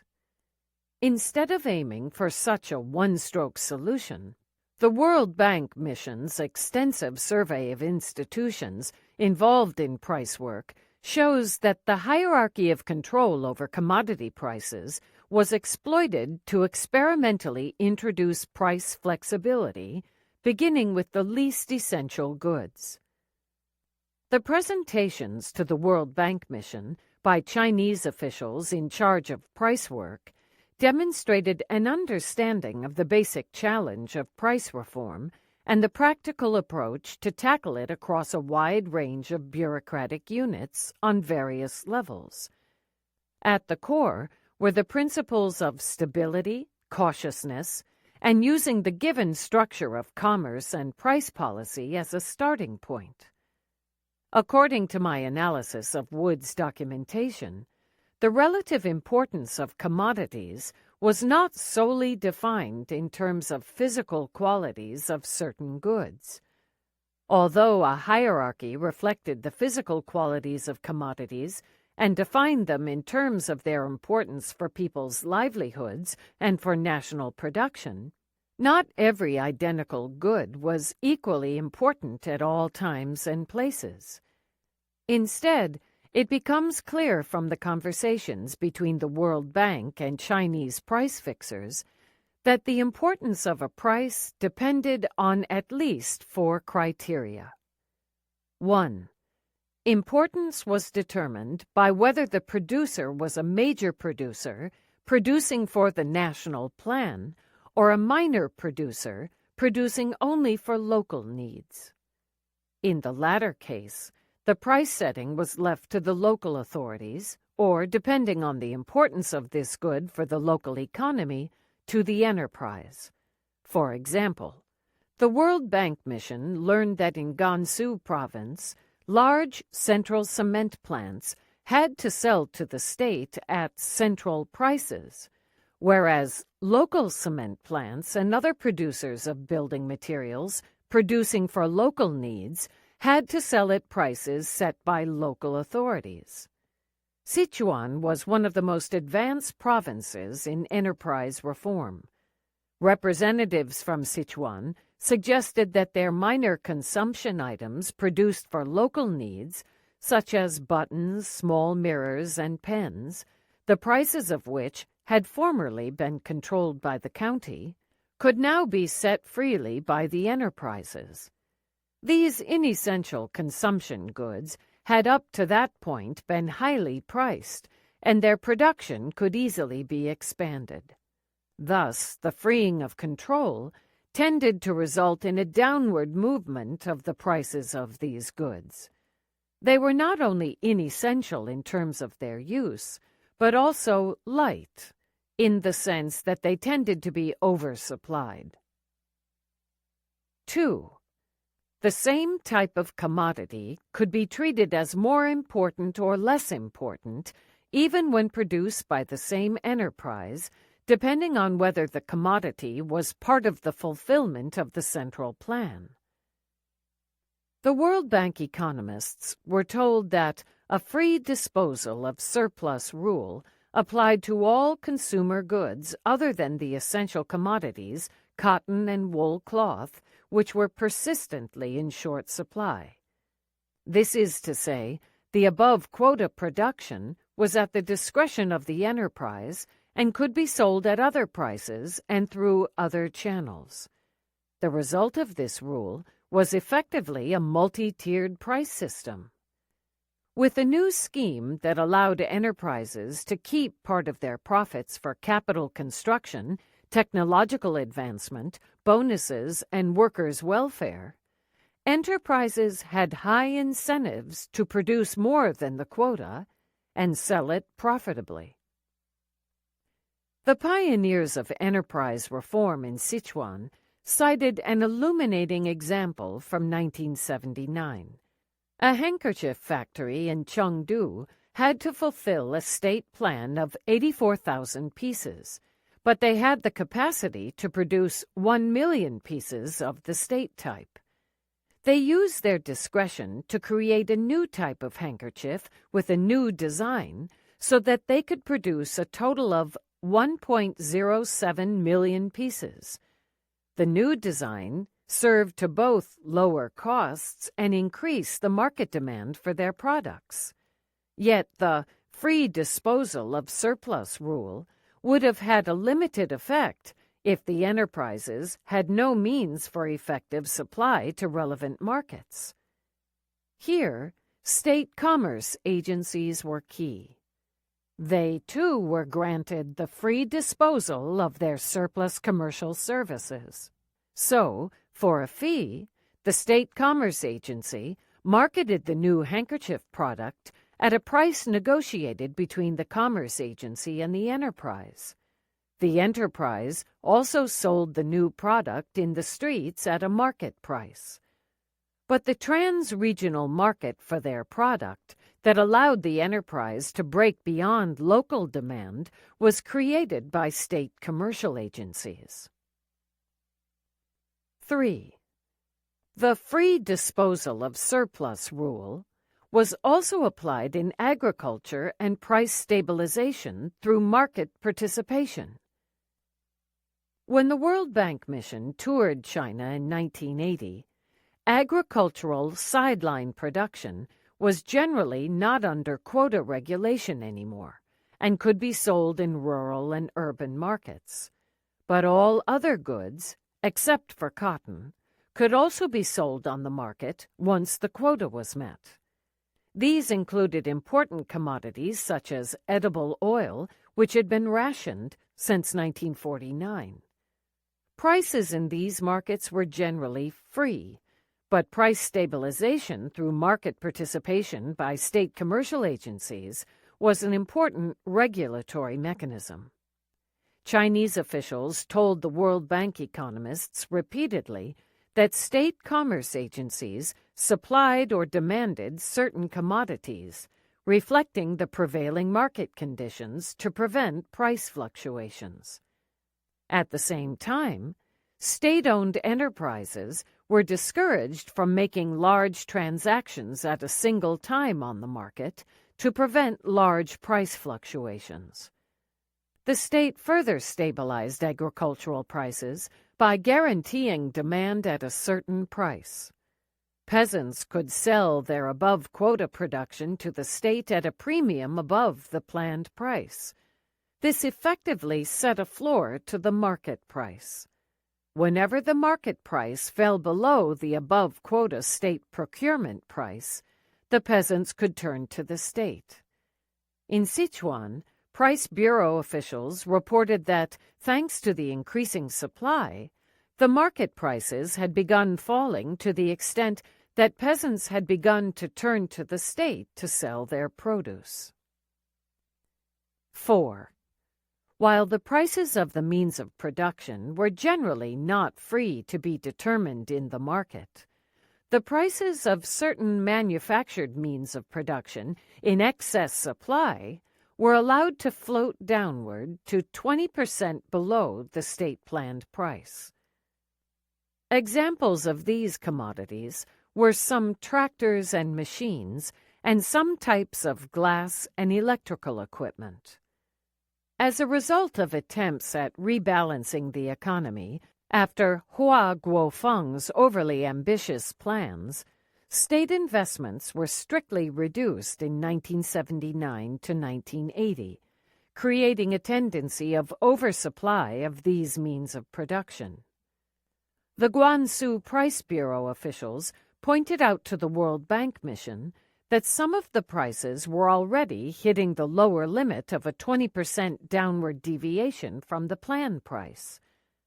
An official at the Sichuan Price Bureau explained to the World Bank visitors that as a next step of reform, upward floating of prices for means of production in short supply was now under study. Thus far, floating had only been allowed as a downward price movement to release excess supply. These principles of what is important or heavy and what is less important or light, and could thus be controlled more flexibly by giving the market a role in price determination, were not applied mechanically. Rather, they were applied in experiments, one commodity and one locality or enterprise at a time, taking specific situational pressures such as local excess supply into account. State commercial agencies played a critical role in creating markets and negotiating prices, as well as by stabilizing agricultural prices through market participation. In sum, 5 types of price determination mechanisms were applied, sometimes to the same goods. 1. Planned prices set by the state for the most important goods. 2. Floating prices for certain goods in excess supply. 3. Negotiated prices settled between enterprises, between enterprise and commercial departments, or between regions for above-quota production of goods with otherwise planned prices. 4. free market prices for minor goods, and 5. Market prices stabilized through state participation for surpluses of key agricultural products, such as grain. Against this background, the greatest challenge in price reform was how to deal with important goods in short supply, which were priced low under the pre-reform system and which were still largely supplied at those low planned prices. Examples included cotton, coal, and other raw materials. The case of coal illustrates this challenge. At the State Price Bureau, the World Bank officials learned that the price of coal had been adjusted upward in 1979, but was still too low, below production costs for too many mines and not reflecting the general energy scarcity. The State Price Bureau revealed that they were calculating a variety of theoretical prices based on different pricing schemes in order to adjust the prices of those raw materials. The Price Bureau officials pointed out the basic problem of price adjustment: a potential chain reaction resulting from an increase in the price of important means of production. On the surface, they argued, price increases would affect only profits, but in reality, ripple effects would spread price increases across the economy. The officials pointed out that it was not an option to raise the cost of living. Inflation would already be on the rise without such a price adjustment, and any further price increases affecting the cost of living had to be absorbed by government subsidies. However, the State Planning Commission reported a budget deficit of 17.6 billion RMB in 1979, despite cuts in capital accumulation. This deficit was due in substantial part to the subsidies required to compensate for the price increases decided in 1978, in particular on grain. In light of these fiscal pressures, the Chinese bureaucrats found the approach of compensating price increases with subsidies not feasible. Thus, the question of how to deal with the most important planned prices of essential goods remained unresolved. The fear of inflation in 1980 was not limited to the rank-and-file officials who presented the state of reform to the World Bank mission. Anxiety that price increases could endanger economic and political stability occupied China's top reform leaders, many of whom, like Qiang Ying, had played a key role in the price stabilization effort of the 1940s. The danger of inflation, which greatly added to the challenge of price reform, had been a looming threat since the beginning of reform. In December 1980, at the Central Work Conference, Qiang Ying pointed out that the current economic trends are as good as they have rarely been since liberation, but warned that the government had to pay attention to price rises. Except for those prices fixed by the state and not allowed to rise, many other prices have been rising. If we do not stop this, people will become very unhappy. Economic instability can lead to political instability. As we have heard, inflation was an important economic reason for the downfall of the nationalists. The political and social danger of rising prices was thus well known to the revolutionary generation of leaders. To overcome this challenge, Qiang stressed the need to reform through readjustment, overcoming imbalances between sectors, and curbing investment and household expenditure. Qiao Shiyang had pioneered agricultural and enterprise reforms as Sichuan's party secretary. He had been promoted to become a member of the Standing Committee, and he became the prime minister in 1980. Chow shared Chung's concern about inflation. For example, in a meeting with cadres from the Commerce Department and the State Price Bureau in November 1981, Chow admonished that the basic stability of prices must be preserved. He explained that, up to that time, price reform had been basically smooth, but it would have also caused some storms in the market, and in some places these storms were not small. In particular, the reactions to increases in the prices of cigarettes and alcohol had been underestimated. Furthermore, Chow exhorted, in response to changes in prices, people in some places would have become so worried as to rush and buy grain, cotton cloth, sugar, wool cloth, and matches for hoarding. Hence, the trust in the exchangeability of money had been undermined. Chow repeated Chung's warning. We must take these problems very seriously. People are very sensitive to prices. If we do not pay attention to this, we will have a problem. Price fluctuations can breed political problems. Exchanges with foreign economists. Introducing the Big Bang logic. In parallel with these ongoing changes in the price structure and gradual change in the system of price management, academic economists investigated what China could learn from international economic expertise. In particular, they were interested in the reform attempts and theories of Eastern European socialist countries. As Zhao Renwei recalled, the Eastern Europeans had started reforms in 1956. The language they used, the economics they studied, and their initial economic system were all very similar to ours. Thus, their experience was of great value to us. Yet, the exchanges of Chinese economists with foreign counterparts were by the late 1970s hardly limited to foreigners who used a socialist vocabulary.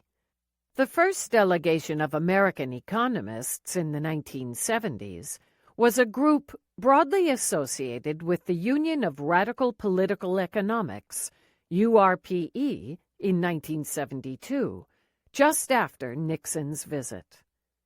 They were invited, at least in parts, due to their broadly sympathetic view of Mao's China at the time.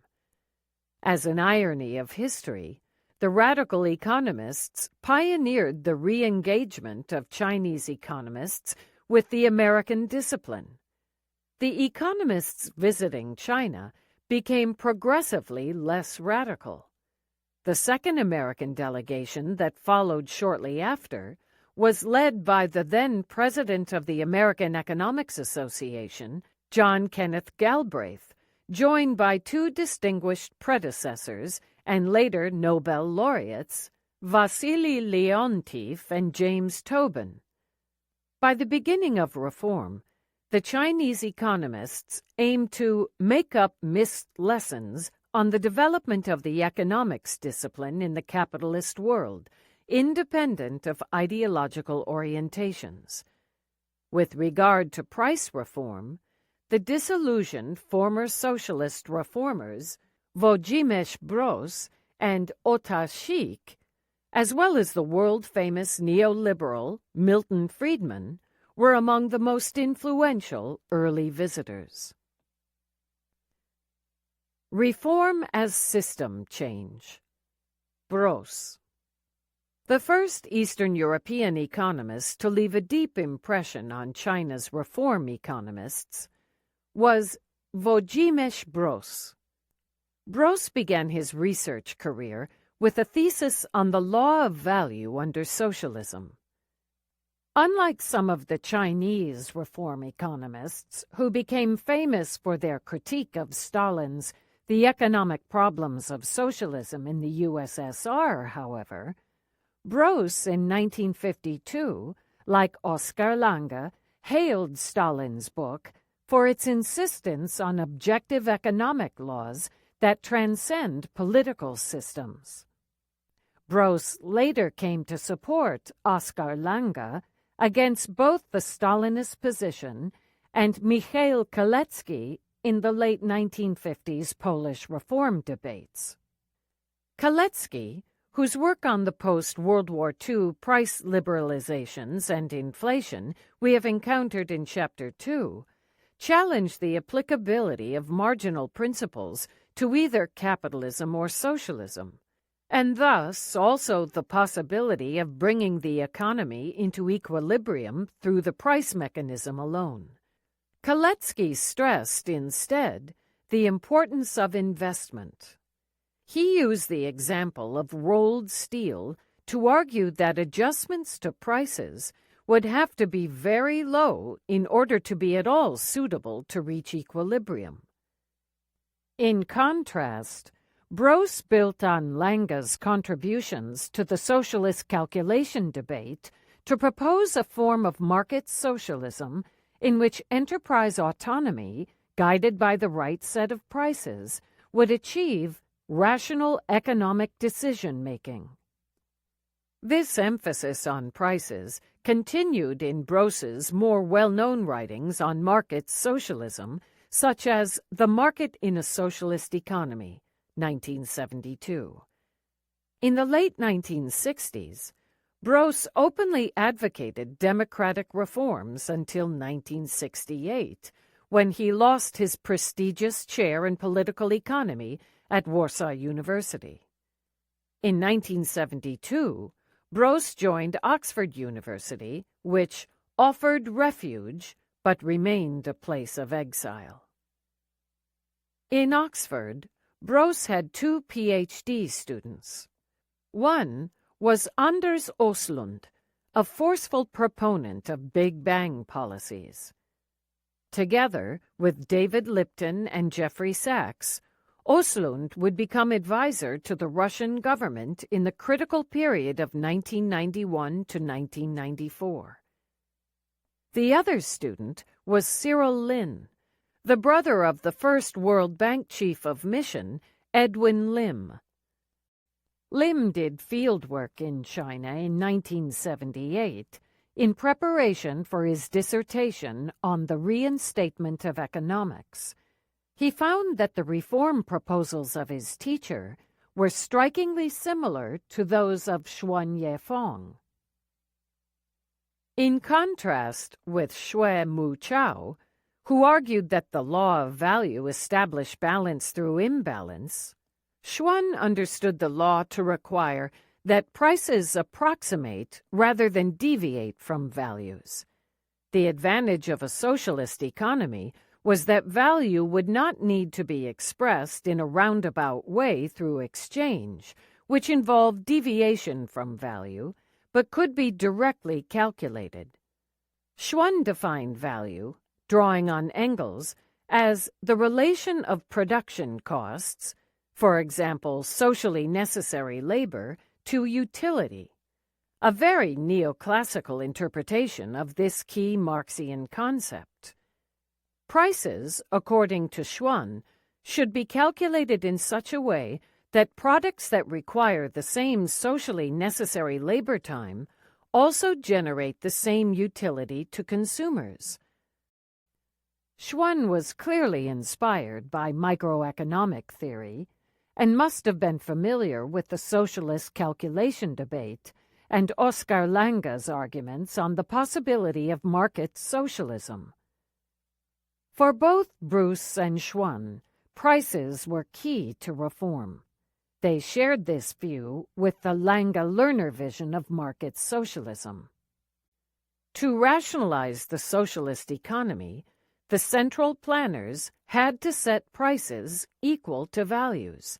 They had to let the publicly owned enterprises compete freely in pursuit of profits within the limits of simple reproduction and under the guidance of non-binding financial state targets. At the same time, the state would control investment decisions that went beyond the replacement of the given capital stock indirectly through the bank's control over investment funds. Hence, expanded reproduction would be regulated by financial means.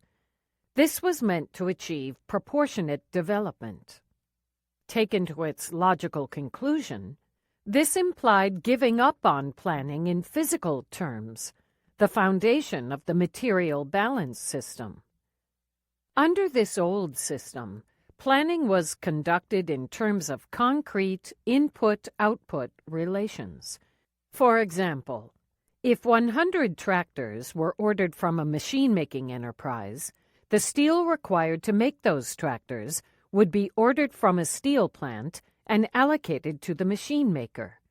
Plans were drawn up to coordinate the physical production process. Under the reform approach, by comparison, enterprises would no longer be allocated their inputs centrally, but would instead acquire them on the market from other enterprises. The machine maker would now buy steel under a contract drawn up directly with the steel plant instead of receiving this steel as plan allocation. This necessitated a radical readjustment of prices, a resetting of all prices from scratch, which had never been done in the People's Republic before. Dong Fu Rang, the deputy head of the CAS Institute of Economics, was a Soviet-trained economist who had supported Cheng Ying's attack against a heavy industry-oriented development strategy in the early 1960s. He had published an article arguing for radical ownership reform. During Dong's visit to Oxford in July 1979, he invited Bros to China. Bros took up the invitation in December 1979 to January 1980 and gave lectures to economists at CASS, evaluating the past reform experience in socialist countries and introducing his vision for reform. Bros told his Chinese audience that it would be crucial to first choose the target model of reform. He explained that his model would perform best in combining the market with central planning. Instead of tinkering around with separate policies, he asserted, the Chinese should realize that economic reform meant transitioning from the old to a new system. Thus, reform would have to be implemented in one package. A piecemeal approach was, in Bros's view, impossible. Hungary and Yugoslavia had successfully implemented their reforms in one go, whereas the Soviet Union and other Eastern European countries, which had adopted a piecemeal approach, had failed to reform. The key to success, Bros said, was to move quickly after careful preparations, which had to include macroeconomic stability and a buyer's market. The success or failure of economic reform would be decided by price reform, and if price reform got stuck, there would be no hope for system reform. Furthermore, according to Bros, Eastern European economists had reached agreement that only a change in the political system could ensure that reform was not reversed, thus preventing a return to the old system. Political change had to be part of the package. Bros, in his lectures in China, hinted at many of the key elements of what later came to be called shock therapy, but with one key difference. Bros, in line with Lange and Xuanye Fong, thought it possible for the state to set rational prices. Price reform was therefore mainly a rationalization of the price structure. Zhao Renwei wrote a summary report on Bros's lectures that was circulated across the highest state and party organs. Bros met with Vice Premier Bo Ibo to discuss economic reforms, but because of his status as dissident, he was not received by Premier Qiao Shiyong. Bros got to meet his Chinese intellectual counterpart, Xuanye Fong, who was hospitalized at the time because of his poor health.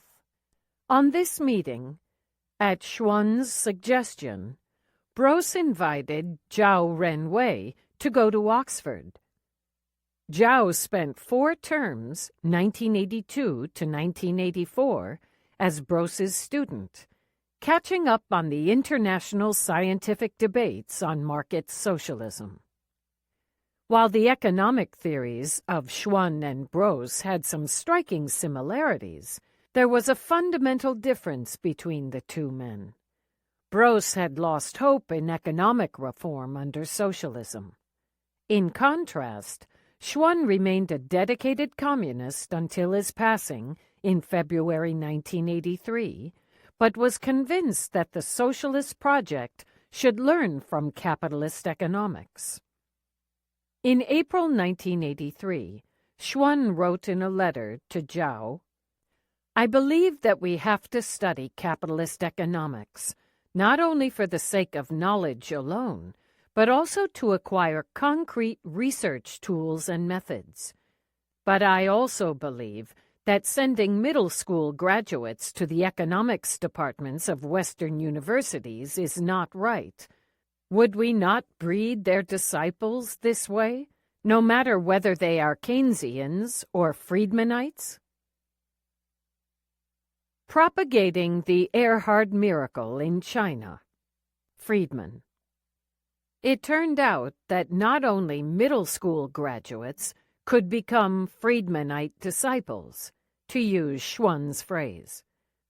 A colleague of Zhao Renwei at the Economic Research Institute, Wu Qinglian, remarked that while Milton Friedman's visit in September through October 1980 had little immediate impact on Chinese reform policies, Friedman had nevertheless shaped his own thinking on the role of prices. Wu Qinglian had a remarkable history of turnarounds.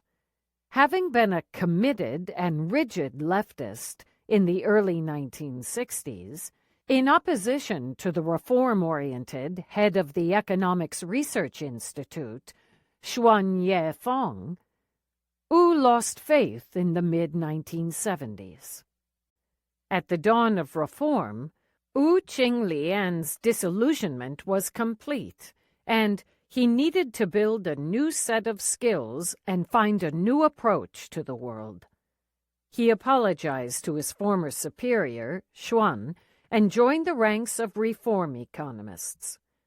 The foreign visitors provided Wu with the new worldview and tools he was looking for, and Wu was to become one of the foremost proponents of a Big Bang price liberalization in China in the mid-1980s. Listening to Friedman's lecture at CASS, Wu became acquainted with German post-Second World War price liberalization. Before Friedman, neoliberals of the German ordo-liberal variety, such as Armin Gutovsky and Wolfram Engels, had lectured on the West German post-war transition. Compared with Friedman's talks, these lectures had been more focused on the actual economic history of West German price and currency reform. In Friedman's interpretation, Erhard's policies became a sort of magic tool for the creation of a market economy. Friedman told his Chinese audience, "The so-called economic miracle produced by Ludwig Erhard in 1948 was a very simple thing. He abolished all price and wage controls and allowed the market to operate while at the same time keeping a strict limit on the total quantity of money issued." According to Friedman, the experiences of many countries showed that price controls only suppress the symptoms of inflation. Sooner or later, the bottled-up pressure has broken through, inflation has risen to even higher levels, and price and wage controls have had to be abandoned. Friedman ruled out the validity of cost-push inflation theories. For him, a relative change in the quantity of money was the only cause of inflation. If the quantity of money was controlled, An increase in the price of one commodity must always be compensated for by a relative decrease in other prices, and was, as such, negligible. Such a dismissive perspective on price controls could not have been convincing to most Chinese bureaucrats at the time.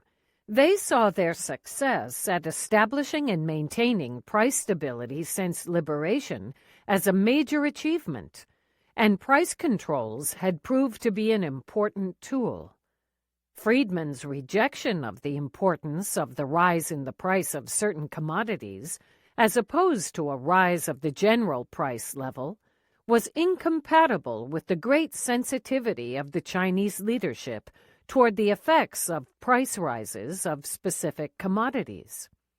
As we have discussed, even the prices of seemingly inessential goods, such as cigarettes, occupied the minds of China's top reform leader, Zhao Ziyong, due to the potential implications for economic and social stability.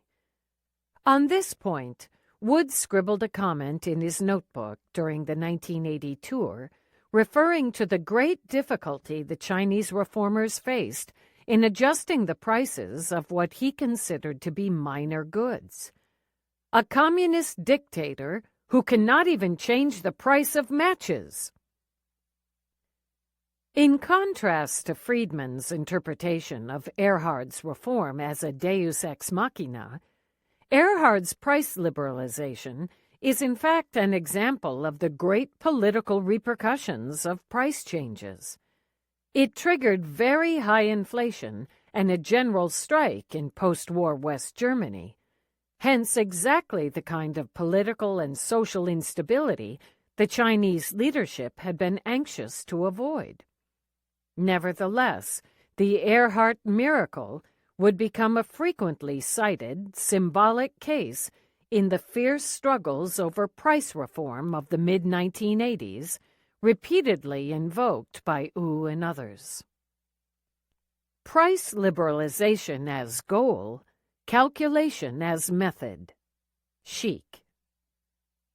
Ota Sheik visited China on the invitation of CASS in March through April 1981. This was Sheik's first visit to a socialist country since his emigration. The architect of the economic reforms of the Prague Spring hoped China would be inspired by his model of market socialism, which had been brutally terminated in Czechoslovakia in 1968. Unlike some of China's elder leaders of economic reform, such as Zheng Ying, who consistently criticized the Stalinist industrialization approach, Sheik, like Bros, was a proponent and theoretician of Stalinist economic orthodoxy until the late 1950s, even though Sheik at the same time supported democratic Czechoslovakian socialism. After his turn to economic reform theories, Sheik envisioned a reform implemented based on a comprehensive plan. Following Sheik's approach, the Czechoslovakian reform entailed changes concerning all important aspects of the system which were introduced simultaneously and overnight. These included the abolishment of the system of mandatory planning and far-reaching price liberalization. When the Warsaw Pact troops invaded Prague in August 1968, brutally ending the reform plans, Sheik happened to be on holiday in Yugoslavia. Fearing political persecution, Sheik never returned to Czechoslovakia. He found exile in Switzerland, where he became a professor of economics at the University of St. Gallen. Lu Guoguang, then deputy director of the CAS Institute of Economics, had been the first to suggest inviting Bros, and in 1981 he invited Sheik to come to China. In preparation of Sheik's visit, a review of Sheik's The Communist Power System, in the CAS journal, Soviet and Eastern European Issues, showed that Sheik's criticism of the prevailing socialist system reached far beyond that articulated by the Chinese reformers at the time. According to Sheik, the Soviet Union and the Eastern European countries were not socialist, but a system of party bureaucracy and state monopoly. Wu Qingliang had found in Bross's theories parts of the new worldview he was in search of. During our interview in his modern office in a Beijing business school, Wu explained that he was put in charge of taking care of Sheik during his 1981 visit. Wu traveled with Sheik to Shanghai, Suzhou, and other places. After each of Sheik's lectures, Wu drafted a report to Ma Hong, which Ma sent to the central government leaders. Ma was a senior economist and, at the time, founding director of the State Council's Research Center of Technology and the CASS Institute of Industrial Economics, as well as vice president of CASS. Sheik's approach to reform, as presented to his Chinese audience, is documented in a little booklet that was never published due to censorship. I nevertheless managed to get hold of a copy. Sheik's basic outlook in his China lectures was similar to that of Bross. Like Bross, Sheik perceived reform as a system change that required a new economic and political target model and a detailed plan for simultaneous measures to transition to a new system, impose strict macroeconomic controls, and implement the reform package rapidly. But the crucial difference between Bross and Sheik was that, while Bross suggested the state should use the price system as a planning tool, Sheik promoted complete price liberalization as the goal. Planning as the basic system must be replaced by the market, Sheik said, because central planners were able to neither solve the information problem nor resolve the contradiction between the interests of individual enterprises and society. For Sheik, there could be no socialism without the free market. In Sheik's target model, the state would guide autonomous enterprises only by macroeconomic means, while enterprises in key industries would stay under public ownership. All minor economic activities would be in private hands. The superiority of socialism over capitalism would be achieved by establishing perfect market competition. Under capitalism, monopolies would dominate certain industries and distort the market, which would result in an opposition of private and social interests. Under socialism, by contrast, the state could smash all monopolies and ensure perfect competition. Under such conditions, free market prices would be the best tool to ensure that the self-interested decisions of enterprises would be in the best interests of society. In Sheik's vision, investment decisions, which most proponents of market socialism suggest should be controlled centrally, would also be left to the enterprises. In Sheik's target model, profit-driven exits and entries between different sectors would balance supply and demand and adjust the production structure to social needs. According to Sheik, the old planning system would have to be replaced with a market system. Some people consider whether the market could be combined with the old directive planning system, Sheik told his audience, adding, "I believe the old planning system is incompatible with the market system. Therefore, it is impossible to maintain directive planning while adopting market regulation." This meant reform had to entail abolishing mandatory planning, breaking up monopolies, and liberalizing prices. Out of all the reforms, Sheik, like Bros, attached the greatest importance to prices. The first and foremost condition for the market mechanism to play its role is to change the old price structure. Sheik laid out a detailed plan for price reform based on the Czechoslovakian example, which was invoked in the attempt at a Big Bang in 1986. Sheik envisioned two major steps in price reform. First, using input-output techniques, prices for all products would be calculated so as to equalize profit rates for all products. Data would be collected for all goods to allow determination of the average profit rate and all prices. The second step would be a transition to free market prices. The first step promised, in Sheik's view, that the second step would be safe. Sheik cited the Yugoslavian case to illustrate this point. According to Sheik, Yugoslavia had committed a very big mistake when they had implemented price liberalization without previously adjusting prices by calculation. Under the prevailing conditions of monopolies and a seller's market, this had resulted in serious inflation. Sheik also hinted at the political danger involved when he said that Yugoslavia managed to maintain the socialist system despite the long-lasting economic difficulties caused by this mistake. As will be discussed in Chapter 7, it is, however, questionable how far Sheik's approach prevents the dangers he observed in Yugoslavia.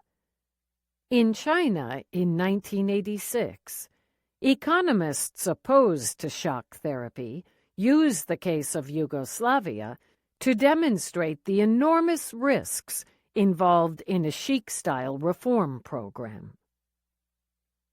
Sheik's general message was that calculation-based adjustments would eliminate the dangers of radical price liberalization.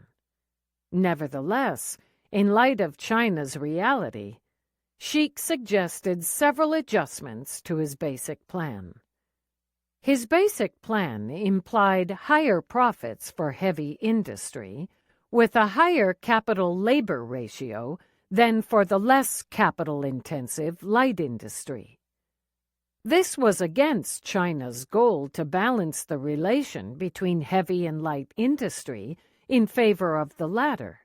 Sheik thus suggested that the profit rate on fixed capital should be somewhat lower than on circulating capital.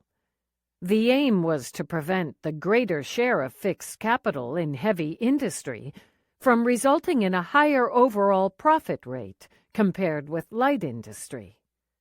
Sheik's suggestion of adjusting all prices to equalize profit rates to the average level might have left the impression of a certain logical consistency. However, Sheik entered into the terrain of rules of thumb with this amendment. He exposed his basic logical flaw of ignoring the capital-labor ratio, and he could offer only some arbitrary adjustments. There is no reason to believe that adjusting prices to the values calculated based on the arbitrarily determined profit rates would prevent the catastrophic scenario Sheik had just described for the case of Yugoslavia. Regarding the second step, the transition to market prices, Sheik's recommendations were much more cautious than one would expect, based on the logic of his overall plan. Rather than liberalizing all prices, Sheik proposed to divide all commodities into three categories of price determination. 1. State-planned prices. 2. Prices fluctuating between state-set limits. And 3. Free market prices. In the beginning, the prices of basic consumer goods would remain state-planned, since these prices would immediately impact the lives of the people. And if the prices were to rise, political instability would result. Basic producer goods in very short supply, such as energy and certain raw materials, would also be placed in the first category. Fluctuating prices would apply to goods subject to seasonal fluctuations. The only goods Sheikh explicitly recommended to be priced by the market were luxury consumption goods and certain kinds of industrial machines. Thus, after he had set out a complex program for demanding data collection and calculations, Sheikh's concrete measures fell back on rules of thumb. Moreover, Sheikh's recommendations on the classification of commodities were primarily based on physical characteristics of commodities. His plan was, as such, less capable of incorporating market dynamics into the state regulation of prices than was the prevalent Chinese practice at the time. In fact, since Sheikh admitted that a wholesale price liberalization would be too dangerous, even after the calculation-based adjustments, he was left without a consistent recommendation on how to transition from state control to market control for the commodities that he had placed in the first category.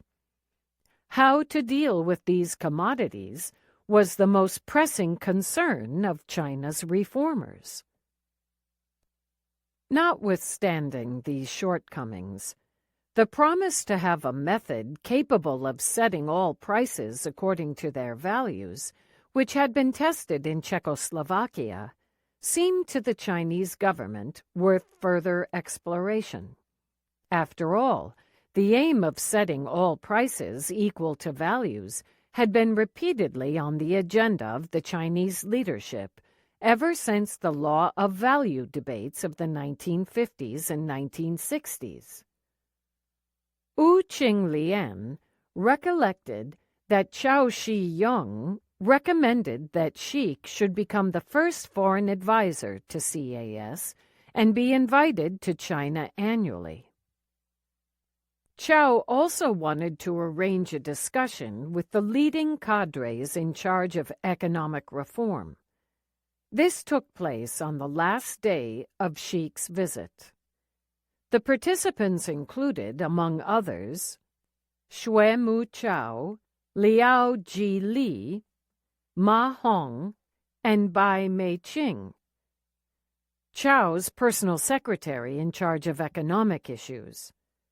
Sheikh presented his Czechoslovakian price reform program. Xue Mu Chao intervened in the discussion, raising the concern that it was very difficult to calculate prices. They would constantly influence each other and would mutually be one another's cause and effect. Sheikh responded that, although it was impossible to determine market prices precisely, the calculations could still approach market prices with the help of input-output techniques and modern computers. Respective adjustments would reduce the size of the shock when price liberalization was subsequently implemented. Using input-output techniques for planning prices was not new to Chinese researchers, and neither was the idea to apply this method to price reform.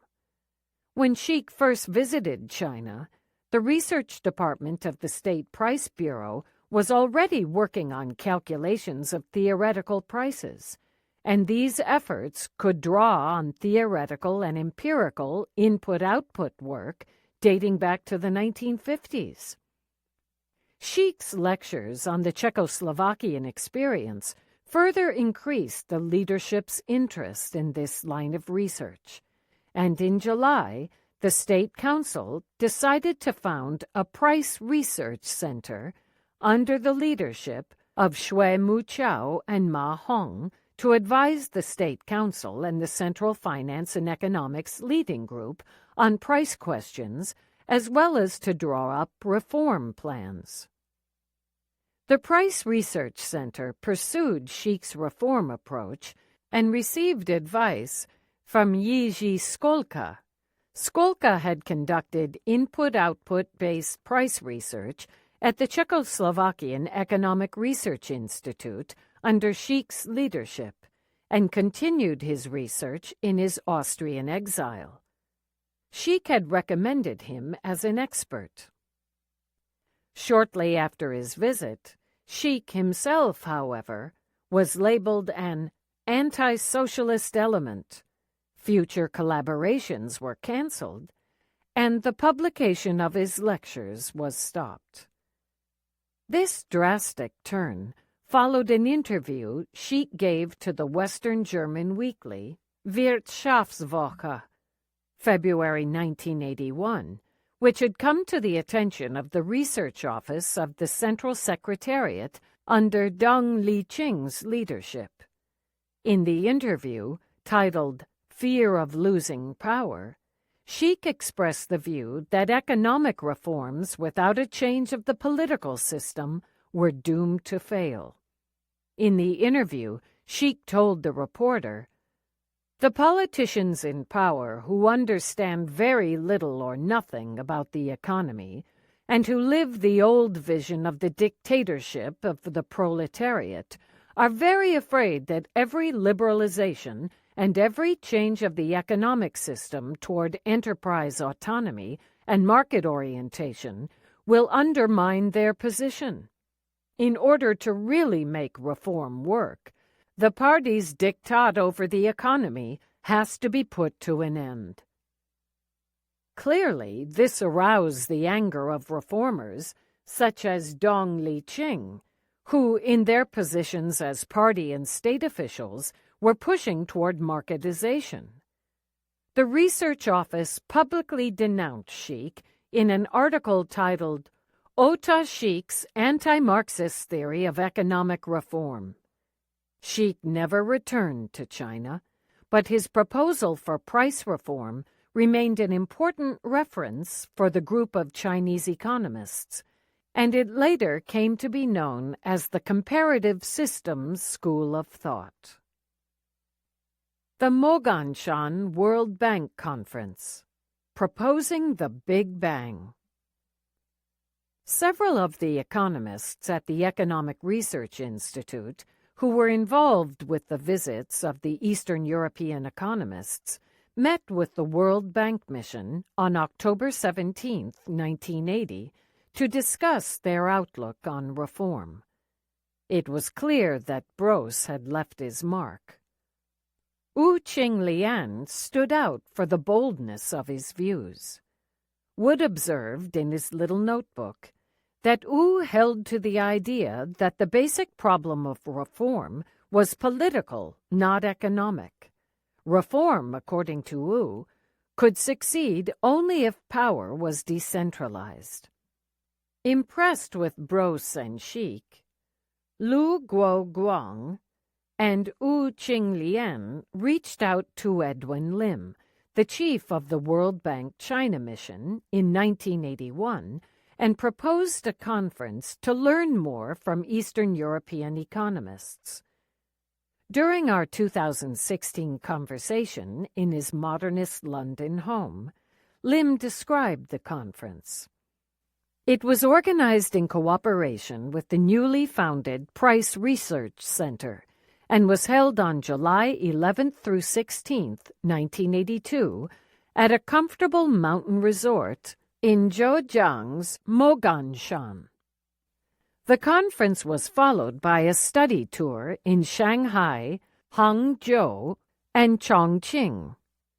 The terms of references that I found in Woods's extensive files stated, "We agree with suggestions of the World Bank staff that the discussion and investigation of the mission in China be focused on the problem of price reform." Wood explained that, reflecting a tense political atmosphere in late 1981, both sides committed to confidentiality and precluded any public reports on the meeting or the content of its discussion. Or, as Lim put it, the conference was held under the radar, although, of course, The Chinese side reported in detail to the central leadership and institutions in charge of economic reform. A delegation comprising mainly Eastern European émigré economists and World Bank officials convened with Chinese economists in charge of price reform, headed by the Price Research Center's leadership. Xue Muqiao, Lu Zhuofu, and Liao Jili. Lim had recruited Bros as a consultant soon after the World Bank's mission began in China in 1980, and put him in charge of assembling a delegation predominantly made up of exiled Eastern European reformers.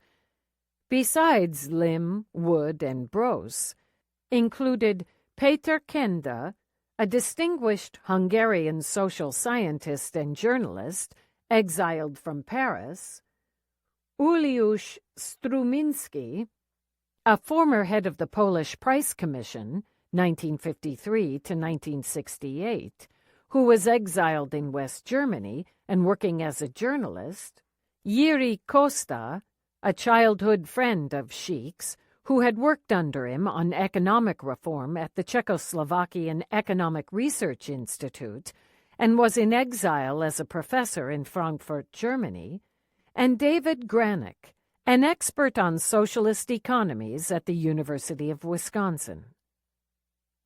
When I met with Peter Kenda in a cafe in Paris, he wore the same outfit he had worn in the group picture taken at the Moganshan conference. He said it had been hot in Moganshan and that the Eastern European Conference participants had been scared. All émigrés had been considered dissidents in their socialist home countries. Visiting the other side of the Iron Curtain was potentially a great personal risk. Looking back at his memorable journey to China, Kenda stressed that, being considered a political enemy in Hungary, he did not feel safe until he set foot back on French soil. In Wood's notes on the conference, I found a record of a private conversation with Strumiński. The Polish reformer alerted the World Bank economist that, notwithstanding their many differences in perspective, an important commonality among all but one of the invited experts was that they had lost faith in socialism. During the delegation's preparatory meeting in Oxford, Strumiński said, "Kenda is the only member of the group of Eastern Europeans who still believes that reform of the socialist system is possible." Strumiński added that he would regard the system as bankrupt, having squandered all its resources, natural and human. It is unformable. Wood noted that other members of the party, himself included, would have varying degrees of skepticism.